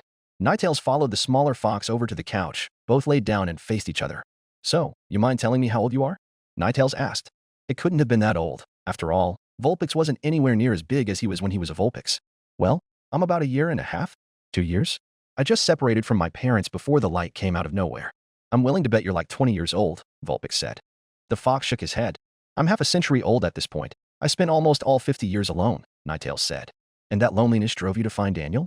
Ninetales shook his head. I just wanted some kind of company, trainer, pack, mate, even an adopted kid. It just happened that I found Daniel in this world and I thought he was nice. So now I'm his Pokemon now, Ninetales said. And you dragged me into the car because of that too? Vulpix asked. My body did that on its own. I guess you're still technically a child, so I guess I got another form of company. Vulpix nodded before standing up and laying next to Ninetales' belly. Well, is there anything else I should know about you? Like why you broke off from your mom? I know Vulpix doesn't leave their mother that early, Ninetales said. The fox went quiet when that question popped up. I humans showed up yelling and screaming. My mom left me in a bush somewhere. I don't know if she's alive anymore, Vulpix said quietly. Ninetales pulled his friend closer. I'm sorry, Vulpix interrupted the Ninetales. It wasn't your fault. Just can we move on from this? I don't want to remember this, Vulpix whimpered. This was the first time the fox had whined, not even when he was scared to death of Daniel after watching the news. Sure, he did cry, but that's different. Ninetales licked the top of Vulpix's head and laid on top of him. Just know that I am here for you when you need it, Ninetales said. Vulpix nodded, before allowing the fox to cuddle up with him. Chapter 9. Photos and Sunny Shores. It was a slow day at Wendy's. Next to nobody was coming in after the early breakfast rush, and Daniel still had 1.5 hours on shift. Most of his coworkers were doing what he was, procrastinate and hope the day ended already. Did anybody get the bathrooms? One of the female coworkers asked. Yeah, Jared just went and got it, Daniel groaned. So how many of you guys have tried to marry a Pokemon? Another coworker asked. Daniel titled his head. Would trying to fuck a Pokemon count as bestiality, or would that be its own thing? Because a Pokemon could definitely consent depending on the species. Dan, did you try it? Daniel shook his head. James, you and I both know I hardly even know what Pokemon is, he said. James laughed. That doesn't stop you from trying to sleep with a Gardevoir, does it? Dan's brow wrinkled at the thought. That would be disgusting, he said. Somebody already married a Pokemon in Florida, another coworker chimed in. Of course it was a Florida man. James laughed before looking at the clock. Fucking hell. I wouldn't mind getting yelled at over a pack of sauce if it meant time would fly by faster, James said. I just want to get home. I just got a couple of dogs, Daniel said. He wasn't sure if his coworkers had seen the news a couple days ago. Chances are they had, but he was hoping they hadn't. It would be fun to surprise them. Wait, you got a couple of puppies? The same female coworker asked. Yeah, Jess, they're great, Daniel said. And you didn't take pictures of them to show us? She asked, then started rubbing his chin before realizing he never took pictures of Ninetales or Vulpix. That was something he sees a lot on any social media. Somebody gets a dog and needs to show the world that they have a dog. I guess. I don't know. My first thought when I got them was how I was going to spoil them. Daniel chuckled. He pulled out his phone and started texting Chris. Yo, can you take a couple pictures of Vulpix and Ninetales? I want to see how they're doing. Chris sat on the opposite end of the couch from where Ninetales and Vulpix were sitting. Both Pokémon were asleep when he got home, and Ninetales had tear stains. He couldn't really guess why or how a fox could cry, but didn't question it. They were likely missing Dan, so they cried themselves to sleep. What he didn't know was that they were Vulpix's tears and Vulpix's alone. The poor fox cried himself to sleep against Ninetales after telling the fox about where he came from. Chris's phone rang, and he quickly checked the text that came in. It was from his roommate. Course he needs me to take a picture, Chris said to himself before taking a picture of Dan's Pokémon. Not everyone was fortunate enough to grow up with a father. Some were even more unlucky and never met either of their parents. Vulpix usually grew up with both parents taking care of them until they were old enough to fend for themselves, which happened often, or Vulpix would stick with their parents for a while, which was always welcomed with wagging tails and loving hugs from the parents. Ninetales could barely even recall if he had a father or not. Chances are he hadn't, as he still remembered his mother as clear as day, a pretty Ninetales with a soft, loving voice that almost always brought his mood up. He could probably guess Vulpix didn't have a father either, as Ninetales and Vulpix were heavily hunted for their pelts. So when he realized he could fill that role in for the fox, he was happy to try and do so to the best of his ability. He always wanted a kid, one that would know who he is. 7 hours ago, Daniel had just left for work, which wasn't heartbreaking for Ninetales or Vulpix. They could comprehend that their trainer wouldn't just leave and he would be coming back. When Vulpix and Ninetales started telling each other about where they were before being swallowed up into a flash of light, Ninetales had asked about where Vulpix's mother was. Just know that I am here for you when you need it, Ninetales said. Vulpix nodded before crawling up closer. I know I'm definitely no replacement for a mother, but you can come to me for anything and I'll help you find an answer, Ninetales said. Vulpix cuddled up and whispered something only the two of them could hear or understand. Both Pokémon fell asleep soon after. Ninetales had jumped up when another flash of light hit his eyelids, fully expecting to be swept up into another world. Thankfully, Vulpix was still with him, and then he looked up to Chris. His human's roommate was holding his phone and typing something on it. Oh, did I wake you up? Chris knelt down and extended a hand out. Sorry about that. I was taking a photo of you to keep Dan from pissing his pants over you. I kinda forgot to turn the flash off. Chris scratched the back of his head while Ninetales lowered his head into the human's hand. Dan's going to be home in an hour, so you won't have to tolerate me for a whole lot longer. Ninetales somehow let out a chirp before laying his head back down over Vulpix. Chris chuckled before going for his bedroom. Those aren't dogs, James said, crossing his arms. All of Dan's coworkers circled around once he had gotten the photo from Chris. Yeah, but they're like dogs. Their face is shaped like a dog's. They have tails, lots of tails. Dan stopped when Jess squealed. That is adorable, she said. They aren't dogs, but that is really, really cute, Jess said. Those are Pokémon, James said. That's a Ninetales and a Vulpix, he said. Daniel chuckled. Yeah, they're about as friendly as any dog. Dan looked at the clock and smiled. Hey, I can get out of here in about half an hour. Daniel couldn't wait to just go home, make some food for his Pokémon, and mostly just go to sleep. You just want to go home because you got a couple of Pokémon, you lucky bitch, James said. And can you blame me? Dan and James laughed when one of the drive-thru guys got an order. Thank fuck. Something to do. Dan shouted it out like it was a heavenly gift. Man, I can't believe just how lost we are. A kid wearing a familiar-looking hat. Of course we're lost. We followed you, Ash, his companion said. This is why we let Brock read the map, his companion added. Pikachu. The little yellow rodent face pawed. His trainer could be really dumb at times. Ash actually read the map well enough. It turns out we just ran into a dead end. Or Ash misread somewhere. Brock pointed ahead. Look, we're approaching a city, he said. Ash threw his fist into the air. Let's go, guys. Ash said. Pikachu clung on for dear life while his trainer ran at full speed towards their new destination. Let's hope this is Sunny Shore. Brock sighed as Dawn ran after Ash. Hey, wait for me. Brock grabbed a hold of his backpack straps and did his best to catch up with his companions. The three travelers stopped right before a long, huge road. Cars ran down it at alarming speeds. Occasional street lamps were the only source of light aside from the full moon in the sky. If we follow this highway, we'll be in Sunny Shore in no time. Ash wasn't the smartest bulb in the room, but he was no idiot. He knew that running right next to a road was a terrible idea. Dawn and Brock followed their temporary leader down the highway. Hours burned away as their surroundings turned into what almost looked like Twinleaf Town. Brock knew that this was just natural for cities to look this way, for them to fade off into open fields and farmlands as you get away from the heart. But as you get closer, then buildings get more and more dense. Haven't you guys noticed how everyone's staring at us? Dawn asked. Her head turned here and there, Piplup in her arms, taking note of how one of the people they passed had been staring at them. Yeah, but have you seen the Pokémon they've got with them? I haven't seen any Pokémon like them before, Ash said. In fact, I don't think they're even in the Pokédex, Ash said as the device drew a blank on a squirrel. Maybe we aren't in Sunnyshore's City, but at least we won't be camping again, Brock said. Yeah, we just got to find a Pokémon Center and we'll be set for the night, Dawn said. Both of her friends nodded as they trudged on towards the center of the city. I'm home. Daniel slipped out of his shoes with a bag of fast food in his hand. To his surprise, neither Ninetales or Vulpix were at the door waiting for him. Neither of them came rushing in to greet him. That was maybe a benefit of them not actually being dogs. They weren't going to destroy the place from being overly hyper from an emotional rush of happiness. Chances are Ninetales and Vulpix were just sleeping somewhere and didn't hear the door, or his voice immediately. It would have just been something to come home to after a long day of work. Hey Dan, Chris called from inside his bedroom. The boy walked out into the living room, where Ninetales and Vulpix were, sleeping in the same position they were in the photo. Now that he could see it in person, he had to admit it was bloody adorable.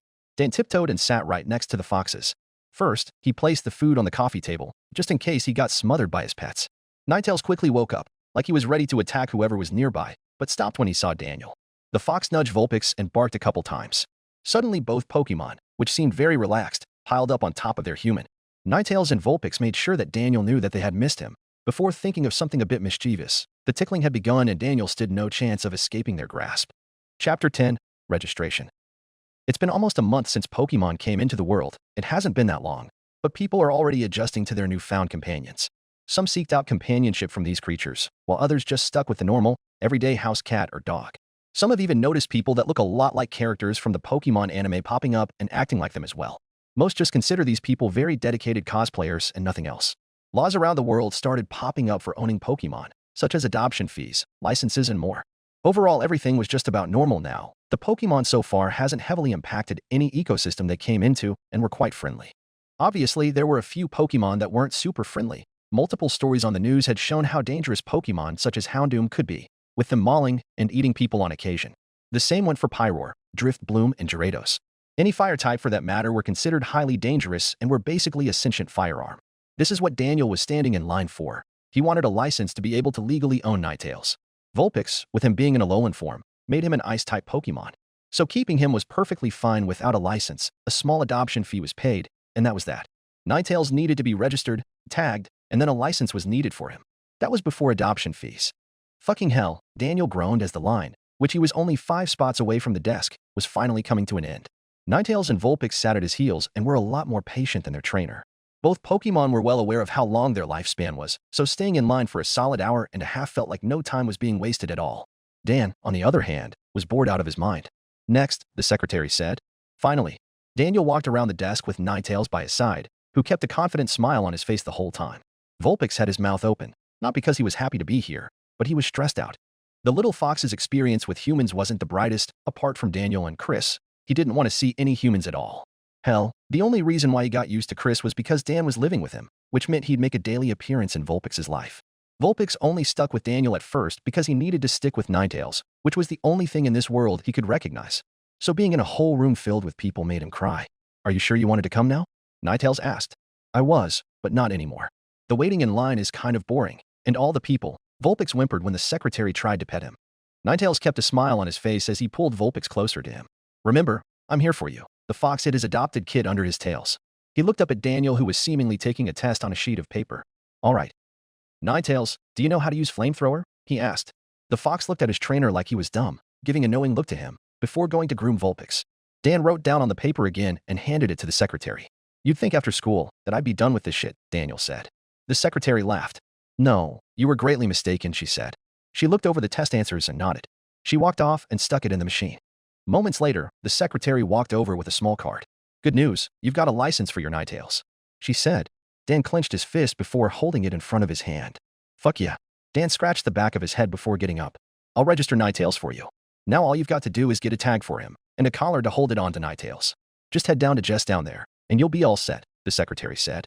Thank you, Daniel said. He plucked Vulpix out of Ninetales' grasp, which greatly annoyed the fox, and started walking on over to the tag booth. Look at that cosplay. Jessie's eyes went black as she was blinded by a camera flash. This had been happening for the last month, James sighed. The 3 rocket grunts had been warped into a weird world. Pokémon were still in it, but there were some weird extras, none of which seemed particularly strong, which would greatly displease their boss if presented to him. Of course, she's loving the spotlight, Meowth said before sighing. You should get into live streaming while acting as Jessie. You'd grow like crazy, one of the fanboys said. What's live streaming? Jessie asked. How in the hell do you not know what that is? Look, let me show you. Shortly after being shown what twitches, Jessie's eyes sparkled. I could be popular. She grabbed a hold of James and Meowth and started running off. Jessie, what are you doing? James asked. We were supposed to be following those twerps, and now we're heading in the opposite direction of where they're heading. Meowth said. Shut up, you two. I know an easy way for us to make loads of dough. That caught both of her friends' ears. Oh, let's hear it. Is everything set up, Meowth? Jessie asked as she sat down in a chair. Yep, we should be ready to get going. Meowth gave as good of a thumbs up as he could without thumbs. Jessie, are you sure that we aren't going to get tracked down for stealing all of this stuff? James asked. Do you care if we do? Like the police have done anything when we do significantly worse, Jessie said. I know, but those guys had guns. Remember the last time we got shot at? James asked. No, I don't. Now shut up. Jessie hit the go live button and sighed. Where the heck are all the viewers? Jessie sighed as she lowered her head. And to think you were popular, James said. Hey, your first viewer, James said, pointing at the screen. Oh, hello. Jessie couldn't describe her joy when the numbers started to skyrocket. And here's your tag, Jess said, attaching it to a collar and strapping it around Ninetales' neck. The Pokémon blinked a couple times at the new feeling. It wasn't tight or uncomfortable, it was just weird. Sure, he'll get used to it. But if Daniel needed to show ownership over him and Vulpix, then Pokeballs existed for a reason. They'd keep both Pokémon from being stolen, as after a certain distance, they'd be withdrawn to the safety of the Pokeballs automatically. Vulpix sighed. I don't get why we have to go through all of this. We can just be caught and then people would know Daniel owns us, he said. Ninetales shook his head. Now, Daniel isn't doing this to claim ownership of us. I don't think he sees either you or I as property. In fact, I think he sees us as equals given how he deems both of us intelligent. Now, this could be another measure to make sure nobody tries to hurt us. Maybe he can't afford Pokeballs, so this is the next best option. Plus, if we get found by another human, they will know where to bring us if we get lost. Right back to Daniel's house, Ninetales said. Plus, you can't complain about the collars. You seem to love yours when you got it. Just admit that it's merely just being in this place that makes you hate the experience, Ninetales added. You're probably right. I thought the collar looked nice on me, especially when I found out that Dan picked it out to match my fur. Maybe I just don't like humans, especially when there's a lot of them. Because now there isn't a whole lot stopping them from hurting me, Vulpix said. Ninetales sighed. You're being held by Daniel. You're pretty much in the safest spot a Vulpix could be apart from with its mother. Right in the arms of your trainer, Ninetales said. He quickly realized what he said. Sorry about that. Vulpix lifted his paw. Don't apologize for that. I get what you're trying to say. You're right. Even if I do wish my mom were here keeping me safe. Vulpix closed his eyes and laid his head against Daniel's chest. Daniel plopped down in the driver's seat while Ninetales buckled himself in. Finally, we can go home. Dan sighed.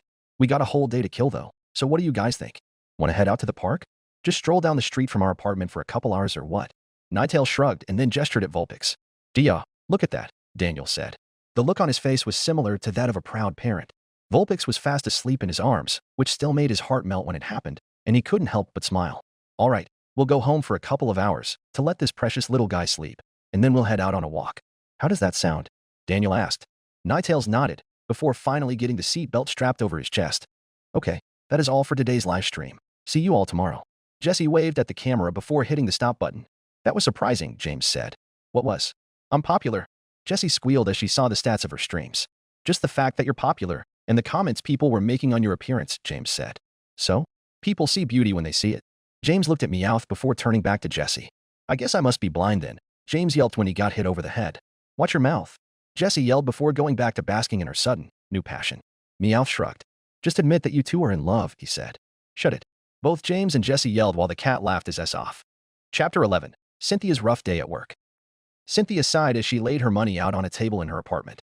It's been nearly a month since she started working as what was essentially a sentient billboard. Aside from food and rent, Cynthia didn't spend a single dime of what she earned and hoped she could maybe leave New York City and explore this new world. The huge pile of money made her smile. Maybe she could in a couple of weeks, maybe a couple months. She had no clue. It was hard to estimate how much money she'd need with a currency she wasn't familiar with. Off to the side in her apartment, her Pokémon were lounging about. Milotic was seemingly missing. The serpent suddenly lifted its head onto the table. An empty bowl was in its mouth. Did you finish your food? The champion placed a hand on her Pokémon and started rubbing its neck. Despite the rough appearance each of her Pokémon had, they were actually pretty cuddly. With the exception of Spiritome, who just seemed to not like anybody, Cynthia could tell it was a big softie. Still didn't make it enjoy being touched in any capacity. Milotic chirped before taking her dish off to the sink. I believe in a few weeks, we can get out of this cramped apartment, Cynthia announced. Every one of her Pokémon silently cheered. Each one had come to work with her in a cycle each week. On Monday, she brought Garchomp and then went down the team, switching out each Pokémon with each coming day.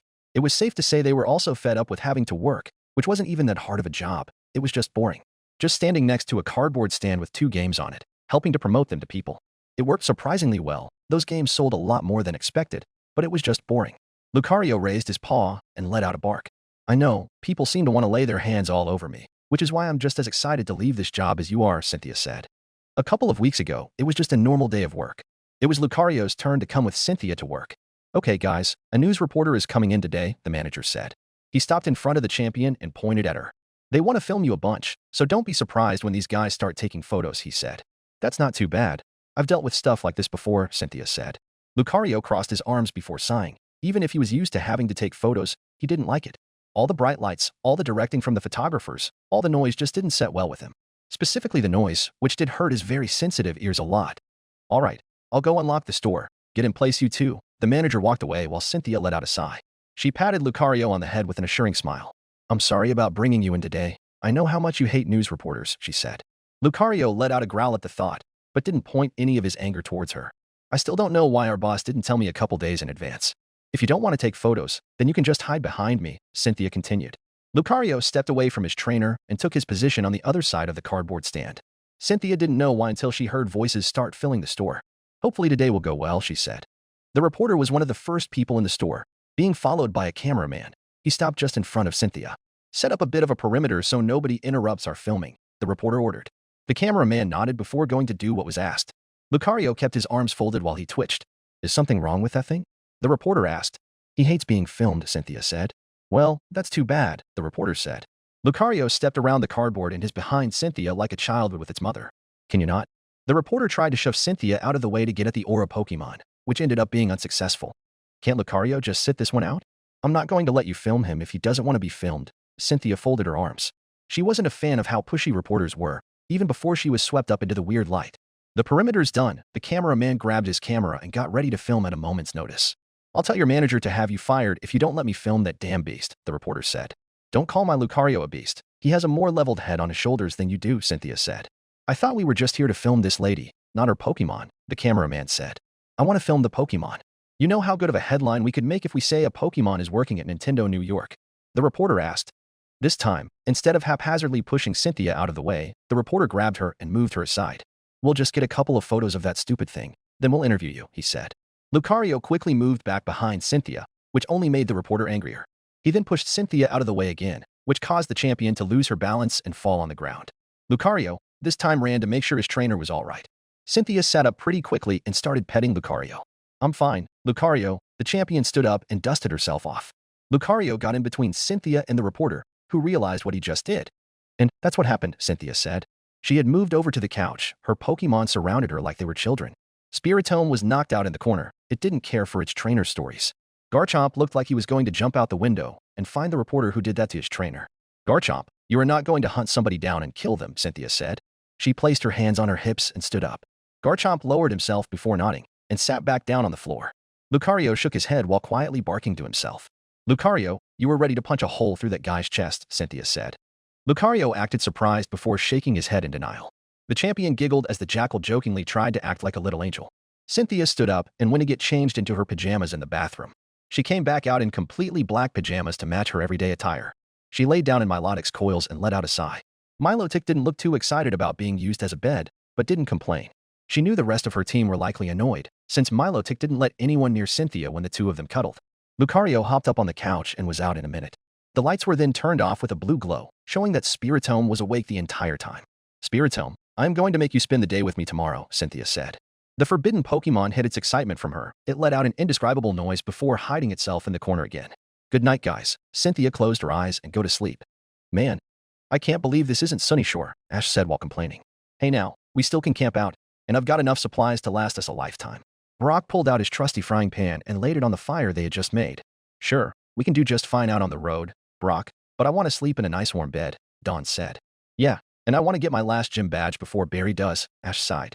I just can't believe none of the places we went into would take our money. Brock cracked an egg and put it in the pot. He then pulled a full-sized grill from his backpack and placed a couple slabs of meat on it. All of the gang's Pokémon were already out, enjoying their food, and completely ignorant to the situation they were in, just like their trainers. Somehow, despite having met several gods, Ash couldn't have guessed if he was in a new world or not. Dawn certainly didn't either, not knowing that other regions used the same currency as Sinnoh. Brock just assumed that he didn't have enough money on him, having spent all of it on supplies ahead of time before heading out on their journey. Whatever, we'll find some hotel to stay in at some point. Let's just be lucky we got Brock, or we wouldn't be eating anything, Dawn said. Brock grinned. I remember when Ash started out on a journey without me. He and Pikachu nearly starved. Brock laughed at the thought. Truly, he was a key component to Ash's success while traveling. You can't get badges if you've got an empty stomach. Brock then placed the eggs he put in his pot on 3 plates, then took the slabs of meat off of the grill. Now eat up, you two. We've got more traveling to do tomorrow, he said. Chapter 12. Game of Fetch. Ninetales couldn't believe his eyes when he stepped through the park's gate. After being registered, Daniel thought it would be a good idea to go to the park with him and Vulpix. The park itself wasn't anything too interesting. It was just your usual slides, swings, and monkey bars. What was interesting was the Pokémon playing in the park, most of which looked like Houndoom without horns or exposed rib bones. Some looked like little Yampers, but they were all Pokémon that he didn't recognize. Just so you're aware, those are dogs, not Pokémon, Daniel said before settling Vulpix on the ground. The fox fell flat on his side. He was still sleeping. It was kind of cute. Vulpix tends to sleep a lot at a young age. Ninetales barked at Daniel to keep a hold of the younger fox for the time being, as he knew Vulpix was having a really good sleep if falling flat couldn't wake him up. You can find the energy at night to try and get me to play, but you can't find the same energy during the day, Daniel sighed. He could probably guess that Vulpix and Ninetales weren't morning or day Pokémon. Given how they're basically just 6 and 9-tailed foxes respectively, Dan could guess that they were nocturnal. Well, not exactly nocturnal, but they certainly weren't naturally sleeping at night. All right, Ninetales, go play or something. Or just sit with me and enjoy the weather, Daniel said. Daniel plopped himself down on a bench and sighed. Vulpix. He looked down to see his fox wide awake, like he hadn't been asleep for 10 minutes. You little bastard, Dan said. Of course you wake up the very second I sit down now. Vulpix looked at his trainer with an innocent little smile, before hopping onto the ground.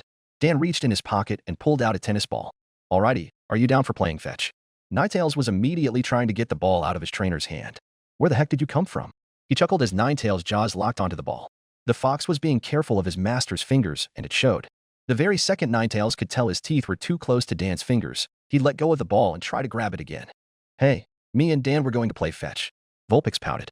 In Vulpix's mind, it was a really dumb game, but he didn't mind playing it.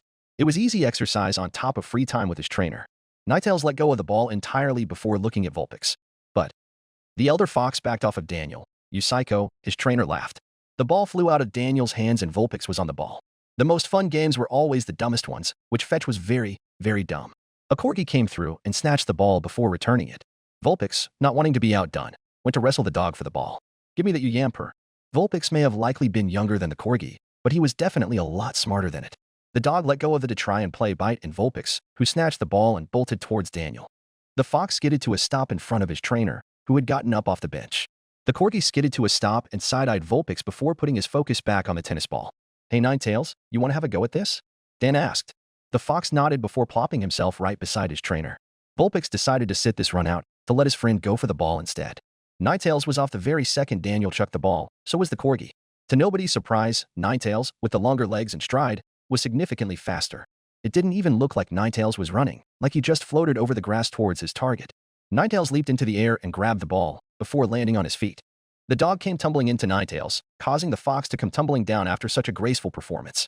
Daniel laughed. He clenched his stomach as he cried from how hard he was laughing.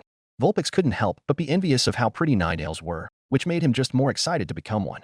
Ninetales lifted his head up, which was now covered in dirt, and glared at the corgi. The ball was still clenched within his jaws, and now he definitely wasn't letting go of it.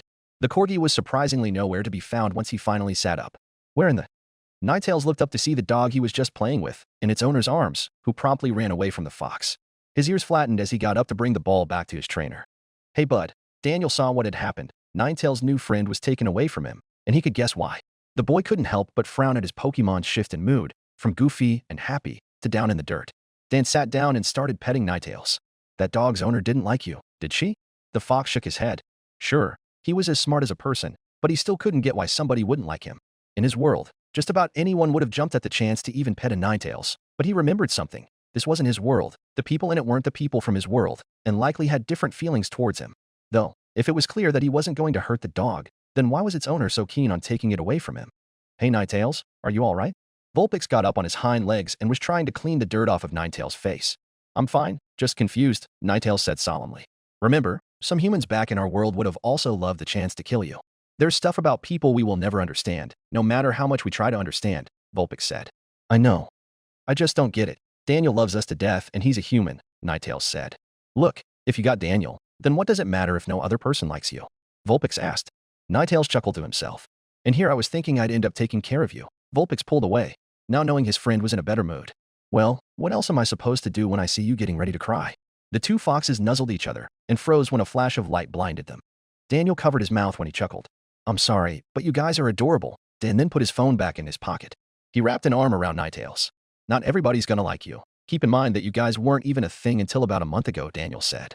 Ninetales nodded. That did make sense. In a world where Pokemon seemingly weren't real until recently, it would make sense that the inhabitants wouldn't like him. Even Daniel was scared of him when they first met. Ninetales barked and pawed his trainer's arm to let him know he wanted to be let go. Well, let's get out of here before somebody more violent shares the same sentiment as that corgi's owner, Daniel said. The two foxes barked before following their trainer out. Excuse me, sir. A lady stopped Daniel just as he had opened his car. Do you need some change or something? Because I got a bunch of quarters in the cup holders, Daniel asked. The lady had a smartphone in her hand and had crimson hair. She seemed to be dressed in a casual hoodie and skirt as well. What struck out most was how much she sounded like one of the bad guys in the Pokemon anime. Well, not exactly villains, more like minor inconveniences. Of course not. I was wondering about that Ninetales sitting next to you. And the Vulpix. Where did it go? The lady looked around for the little fox to no avail. It had hid itself within Ninetales' tails. Do you want to pet him or something?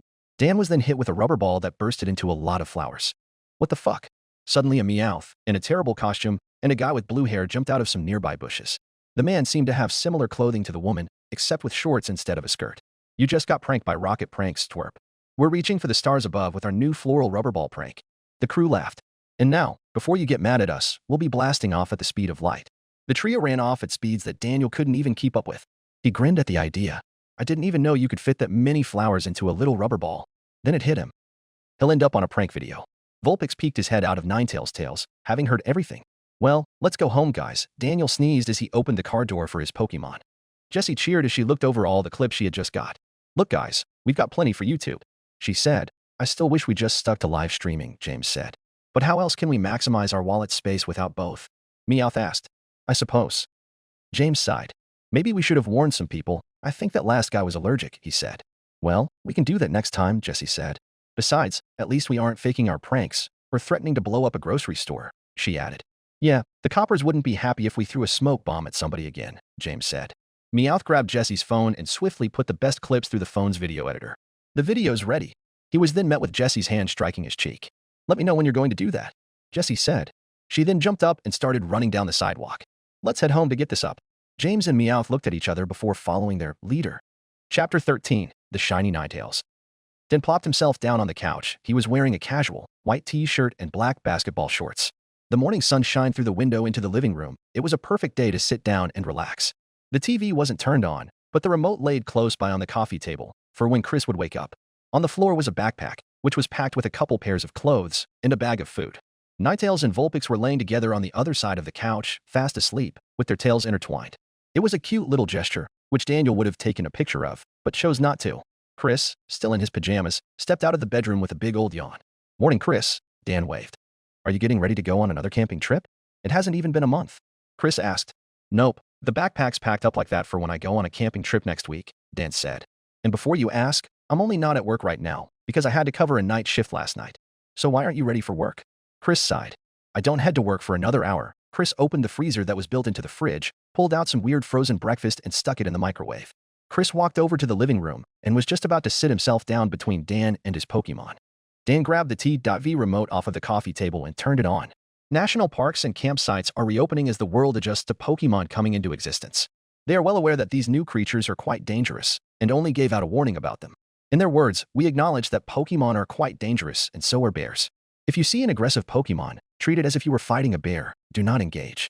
We will not be taking responsibility for what may occur if you encounter a Pokemon.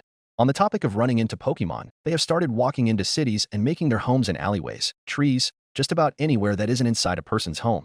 Chris sat down on the couch a little roughly. Both Pokemon were up now. In New York City, dog-like Pokemon crawl out of their hiding places and actually accompany New Yorkers as they head into work. Some of these creatures even help out with pushing luggage, helping trash collectors, and even join their new friends inside their home. In London, a Pokemon called Yamper has started roaming the streets along with Rattata. In Tokyo, a Pikachu, the face of the Pokemon franchise, has been taken in by the president of the Pokemon company, Tsunekazu Ishihara.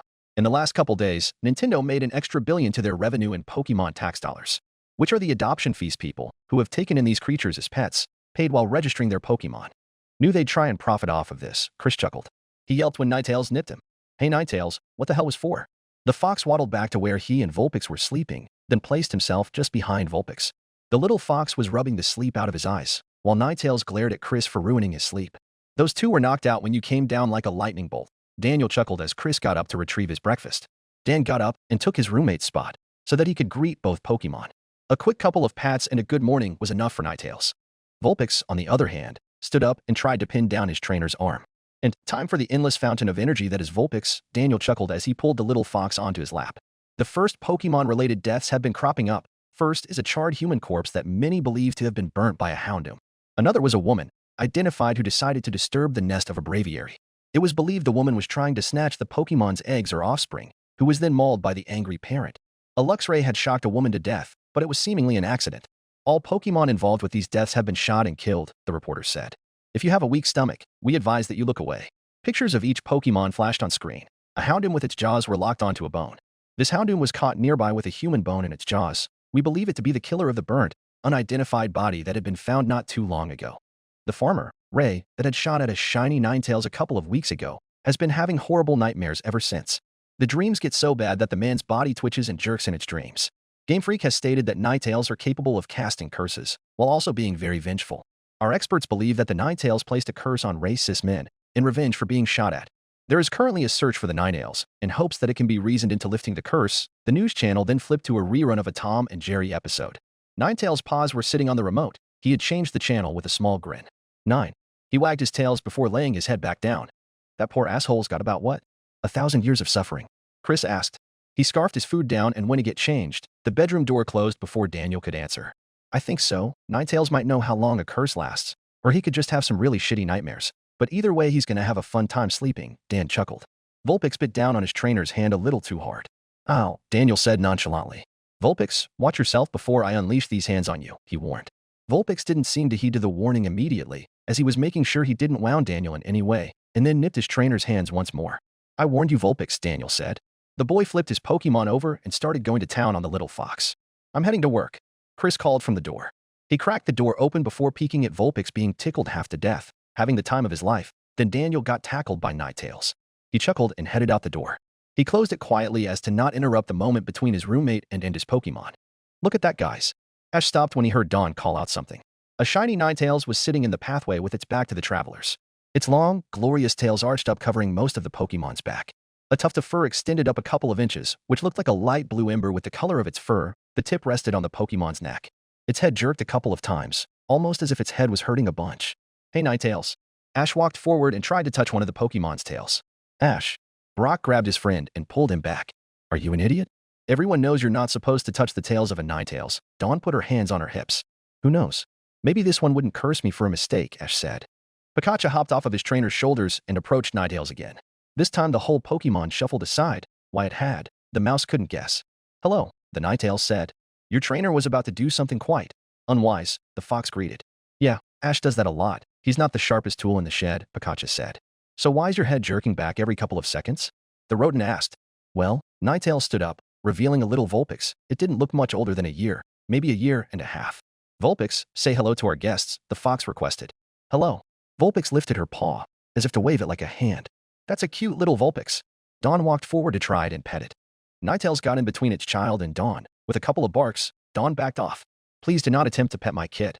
I know you're being friendly, but I had a rough run-in with a human recently, and I'm not willing to let one near Vulpix, Ninetales said. She just spoke.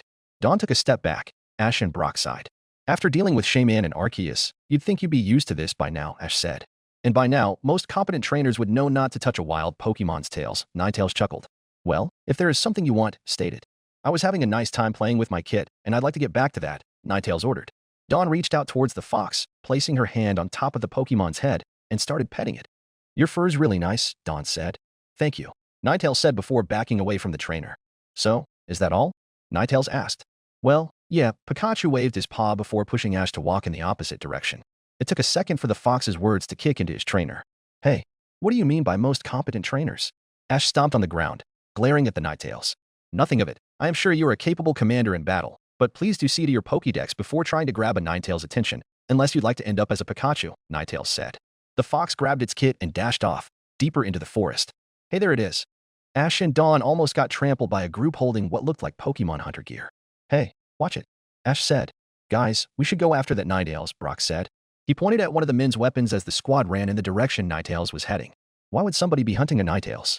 Ash's shoulders slumped before running after the men. Hey, he yelled. Ninetales growled in annoyance as she ran into yet another dead end. A large tree had fallen, with no way around it. This forest is a pain, she sighed as she settled her Vulpix down. Vulpix, whatever you do not come out from behind me for any reason. If you see me fall to the ground, run, and do not look back. Vulpix stared and its mother for a long time. There you are. Ninetales looked up to see a man, holding a rifle, who was pointing it at the Pokemon's head. Hold your fire. Another human walked past the first one, with his hands behind his back.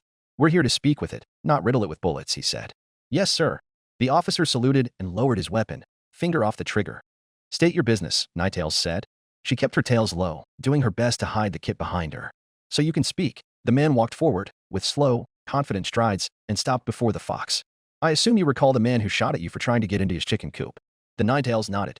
Recently he has been having nightmares, ones that seem to be physically affecting his body while he sleeps, and can't wake up until sunrise despite the horrible nightmares he describes.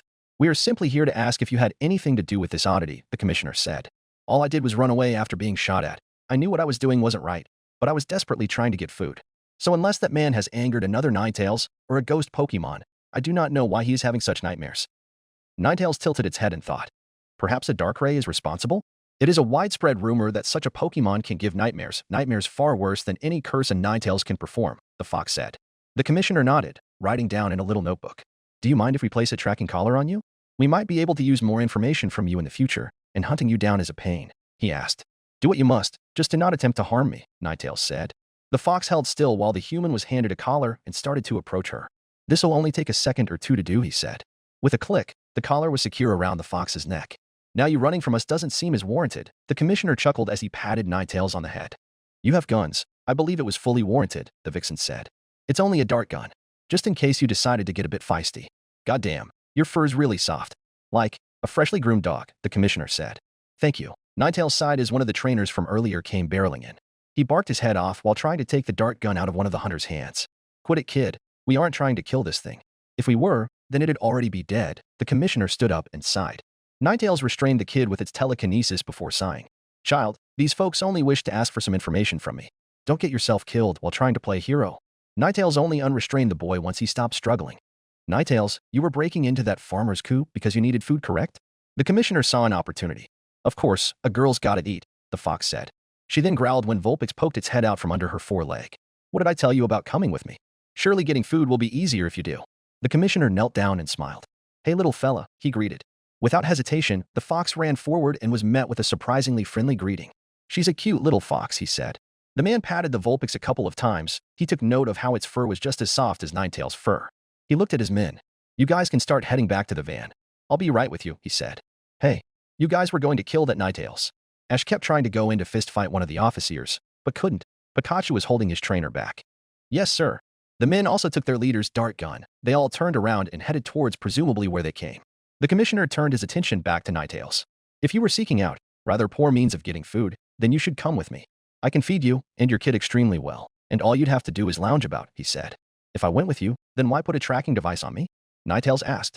I honestly don't know. This idea just came to mind. Plus, I figured you and your Vulpix could be ambassadors to show you Pokemon aren't dumb beasts with superpowers. The man offered his hand. You will treat me and my kit well? Ninetales' question was met with a simple nod. Of course, you both will basically be my pets, and you'll be out of harm's way, the man said. I will consider this option, and I will tell you my choice at a later time. You'll know where I am if you want to learn of it, Ninetales said. The commissioner flashed a thumbs up before picking Vulpix up and gently handing her back to Ninetales. Stay out of trouble, he said before heading towards where his men were headed. Ash, you almost got yourself killed twice in a day, Dawn said while panting. You did it all in Bane as well. Those humans weren't too bad. Ninetales chuckled before taking a hold of her kit and started walking away from the trainers. Now I am going to talk to you, young lady. Ninetales stopped and looked back at Pikachu. Pikachu, keep a check on your trainer. He's got a heart of gold from the looks of it. His brain is made of lead, however. Ninetales chuckled before she and her kit vanished from sight. Chapter 14. A Fire-Breathing Dragon. The sounds of unmoving traffic in the morning, constant honking, with no sign of stopping anytime soon. Chris had his head on the steering wheel. He had went out to work, which usually wasn't too much of a hassle. Since he and Daniel worked at the same fast food restaurant, they often went together, so even if there was bad traffic, he would have somebody to talk to. Jesus Christ. I swear it's probably a couple of fucking school buses, Chris grumbled as he pulled out his phone. No notifications from any group chats he was in, no text from Dan. He was bored out of his mind. The truck in front of him finally started moving, which made Chris cheer. He had hit the gas and yelled when the car only moved a couple of feet.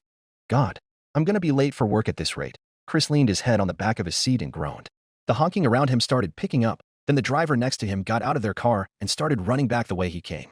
Everyone around Chris's car was actually. Why is everyone running away? Chris tried to get a good peek, but the truck in front of him obstructed his view. I swear to God, if a goddamn salamence lands on top of my car, Chris's ears were met with a symphony of metal being crushed. In response, Chris covered his ears and looked out the passenger side's window. The car next to him got totaled. The hood of the car was smashed, and the windows were completely shattered.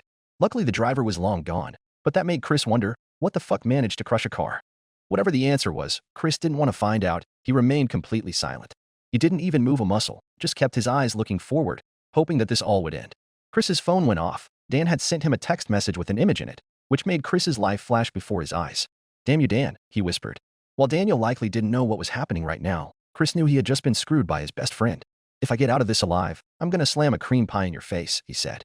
Chris stopped breathing when something peeked into his window. It had a lizard-like face and blue eyes. It was orange and had a couple of horn-like structures on the back of its head. Its neck was long like a dragon's and also had a couple wings that greatly resembled a dragon. Any avid Pokémon fan worth their salt would know what they were looking at. It was a Charizard, looking dead at him, which sent a shiver down Chris's spine. While trying his best to remain calm, Chris hastily undid his seatbelt and opened the door. Hey buddy, you're not gonna chase me down and rip my arms off, right? Chris slipped out of the car. Without a second thought of what could happen, he ran for some kind of shelter. That didn't seem to exactly fly with the dragon, as it was immediately in the air and hot on Chris's trail. With a mighty roar, it was directly flying over the boy's head. Chris looked behind him and then up at the sky. Shit. Chris picked up the pace. He was running in the complete opposite direction everyone else had ran in, as there was sure to be a long line of cars. He ran for what felt like hours, just trying not to be a dragon's meal. He made it to a stop sign, which seemed to be the end of all the traffic. There it was, the Wendy's, but the blinds were down. Despite the adrenaline rushing through his body, it was beginning to give in to fatigue. Help. Chris tripped over the curve and fell onto the grass. Yo Chris, if you still can, turn your car around and head home. There was a Charizard that was spotted at the restaurant. Daniel sighed as he settled the phone down. Hey Ninetales, I'm ahead after Chris. He pointed at the news that was playing on TV. Much to Ninetales' disappointment, Dan had swapped the channel back to the news and immediately saw the news. Ninetales and Vulpix were quick to follow their trainer out the door. Guys, this is gonna be dangerous. You could get burned alive, Daniel said. Ninetales opened the door and ran out. He knew his trainer didn't stand a chance against a Charizard. Hey. Daniel ran out the door, Vulpix close behind him. He slammed the door shut. Daniel didn't even bother buckling his seatbelt, choosing to gun down the road as fast as he could. The streets were now empty after the warning on the news, save for a couple cars left behind by their owners. Ninetales sat in the driver's seat, eyes dead set on the road in front of him. What the actual fuck?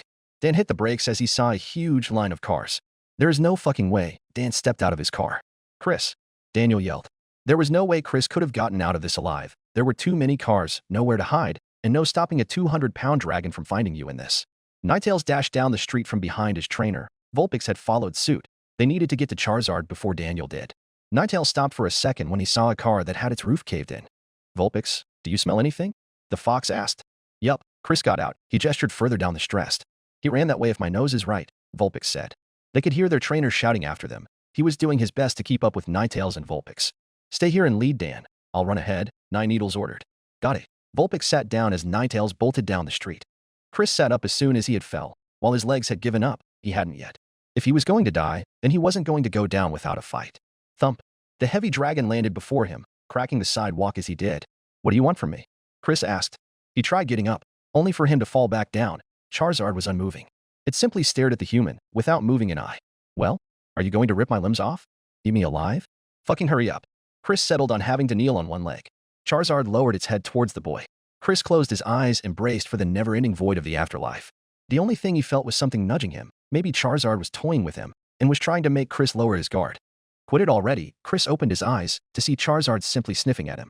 Just in me, he said. The dragon looked at him, tilted her head, and then shook it. Ninetales. Chris looked past his attacker, and Ninetales was growling, like it was getting ready to fight over a kill. Its tails wagged for a second when it saw Chris's face. Charizard turned its head, before using its arms to lift Chris onto his feet. It didn't fly off and then made the boy lean on its shoulder. I thought Charizard loved destruction, Chris said. What are you doing with my human? Ninetales asked. He lowered down and got ready to strike. I saw this human sitting in a car. I might have accidentally crushed somebody else's car in the process of trying to greet him, Charizard said. So, how do I know you aren't going to eat him? Ninetales asked. Charizard almost looked offended. We Charizard aren't a bunch of mindless beasts. We only attack things we consider strong. If I wanted to kill this human, he would be dead right now, Charizard sighed. I was merely looking for some company this morning, and instead I get treated like a monster. She nudged Chris to make sure he was still alive.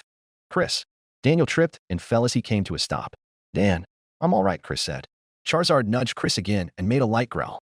You're scary as fuck, Chris said before sighing. Ninetales was getting ready to fight Charizard, and then they started talking. I don't know what the heck they're saying, but I'm not dead yet, Chris said. You texting me almost got me killed, by the way, he said. I didn't think you were staring that thing in the eyes. Daniel ran in and hoisted Chris onto his shoulder, which Charizard didn't protest. Say, you wanted to be a Charizard when you were 6, Daniel joked. Yeah, before I could comprehend that these things can kill me, Chris and Dan laughed. This was met with a growl from Charizard.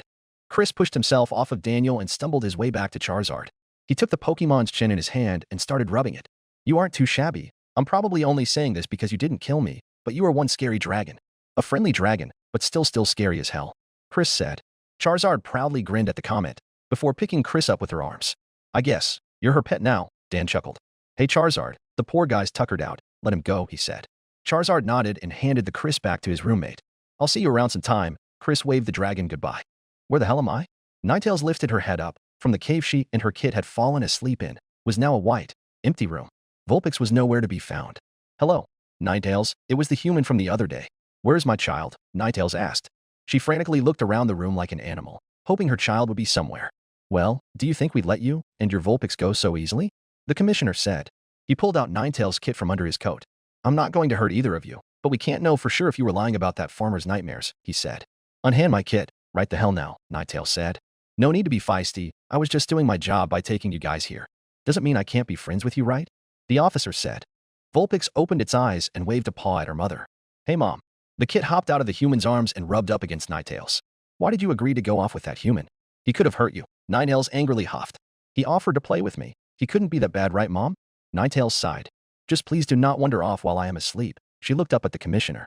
So when are we allowed to leave? I'm not the biggest fan of this room, Ninetales asked. Well, we've been tasked to gather every Ninetales in the country, pet or not. You're kind of the start to all of this. We mostly need you to tell us how to undo a curse, he said. That doesn't answer my question, Ninetales said. Get used to it. Not we aren't answering every single question for you. Chapter 15, Pokemon Lab. Test 1. Test subject number 1 is a Ninetales with a rare coloration called a shiny. It is a female, fox-like Pokemon with 9 tails, hence the name. Its eyes are crimson red and each tail is tipped with a darker shade of blue fur. The rest of its fur, instead of gold seen in other Ninetales, is a pale blue, giving it a ghost-like appearance. So far we know nothing of its intelligence, which is the subject of today's test. Ninetales and her kit were in a pure white room, save for multiple cameras and a glass window on one of the walls. It was a different room from the one they were initially kept in. Behind said window stood a bunch of scientists holding emote books and pens. Before the foxes was a simple puzzle many, adult and child alike, have seen before. It was a Rubik's Cube. What is this? Ninetales poked the toy with her paw, before padding over to the window and peeking in. She could see that a camera was also placed in the room where the scientist resided, but it wasn't facing into the room like the other cameras were. It was behind the humans up in the corner of the ceiling. One of the scientists backed up, almost surprised that the Ninetales could communicate with him.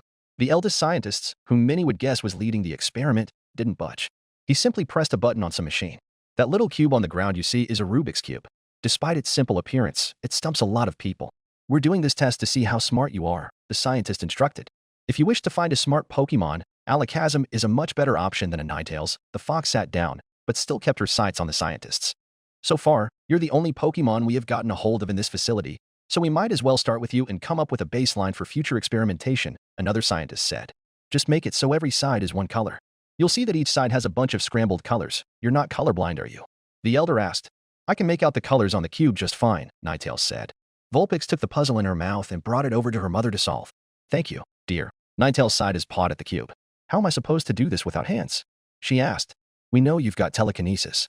The guy who caught you said you have telepathy as well, so it's safe to assume you've got psychic powers other than just that. Ninetales' vision went blue as her mind lifted up the Rubik's Cube. She eyed it for a couple of seconds, analyzing the toy, then started twisting it around. There wasn't really any rhyme or reason. There was no penalty that Ninetales knew of for being dumb. The fox got distracted by how surprisingly fun it was to just twist the cube around, especially with the clicking noise it made each time. She lost herself in just messing with it. The scientist took notes while she was distracted. The elder one chuckled.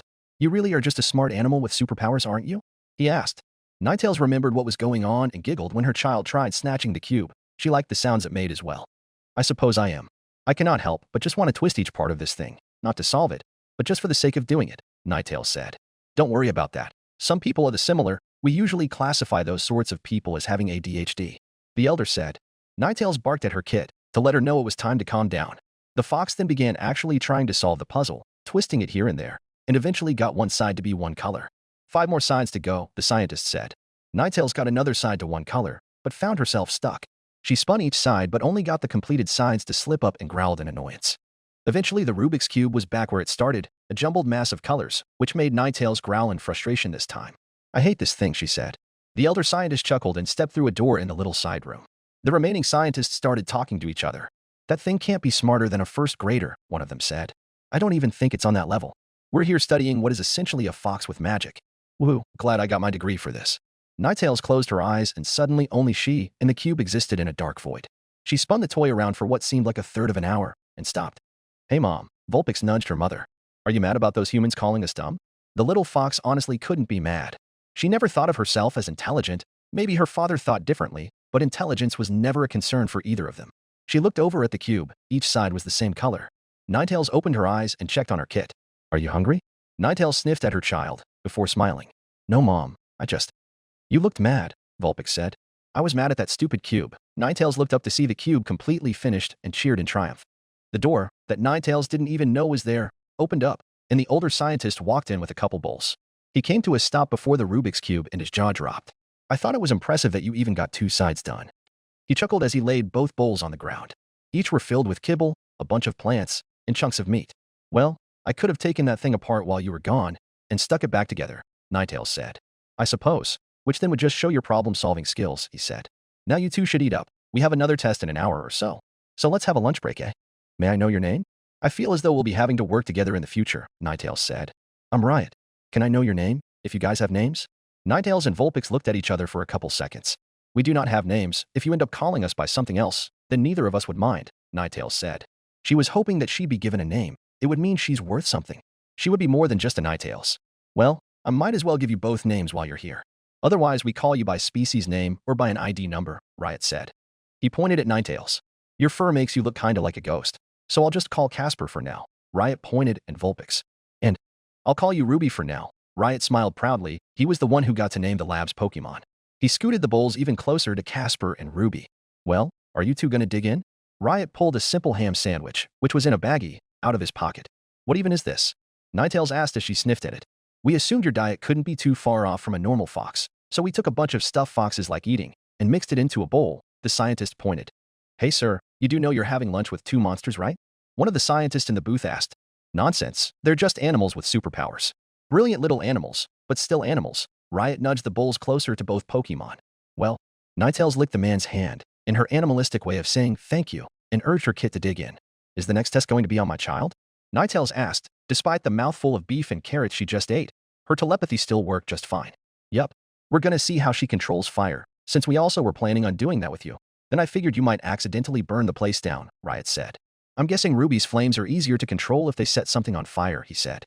Ruby didn't have a care in the world. Despite how her food looked like an odd mix of meat and plants, it tasted surprisingly good. Her tails wagged happily and suddenly jolted. Riot laid a hand on her while she ate. "It should be a crime to touch my kit without my permission," Casper said. Ruby jumped after noticing a human was petting her and back away from Riot's hand. He chuckled as the fox went back to its food, this time when petted, didn't try to run away. "But your kit's a little walking fluffball. It's almost criminal to not pet her," Riot said as Vulpix waddled over to him. Her face was covered in the leftovers of her meal. "No you don't." Casper took Ruby in her jaws and laid down right next to the scientists. "Mom." The Vulpix pouted as her mother began grooming her. "You'll get our caretaker's clothes dirty if you approach him with your muzzle covered in food," Casper said. "Hey Riot, get out of the containment room already. We got donuts and coffee in here," one of the scientists said. "Why are you lot here if you're not interested in studying these creatures?" Riot asked. "This is like a biologist's dream. A whole bunch of species appear into the world, and then we all get to study them. I get to study one of these incredible creatures and get to be up close to them," Riot said. "And we're here for an easy paycheck and recognition." Sure, studying new animals is cool and all, but we can make a name for ourselves by acting like we found something huge by looking at a Ninetales, one of the colleagues said. Riot shook his head. There just aren't as many scientists in it to just make discoveries for the sake of it, in the world, I guess. He shrugged and reached out to pet Casper. Before you place your hand on me, you better ask, the Ninetales said. I gotta ask if I can be your friend? Riot chuckled. Of course not, but please do let me know when you're going to pet me. I won't let you otherwise, Casper said. She went back to grooming her kit when the scientist held his hand right over the fox's back. So, may I pet you? Riot asked.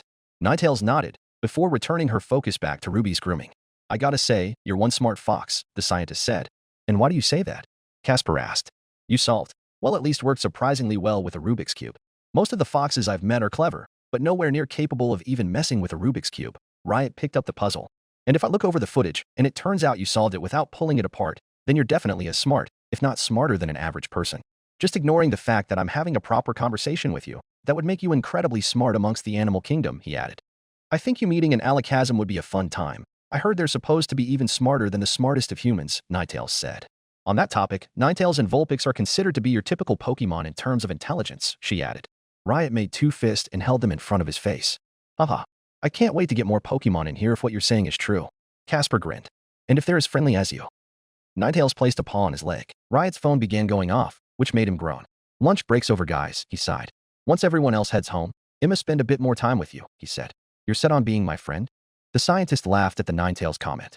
I can't learn about Ninetales if I don't spend time with one. He waved goodbye and headed for the door. Chapter 16, Basic Respect. Test 2.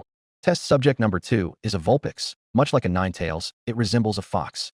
Unlike its evolved form, it has 6 tails instead of 9, is much smaller, and has a red coat of fur instead of a gold fur.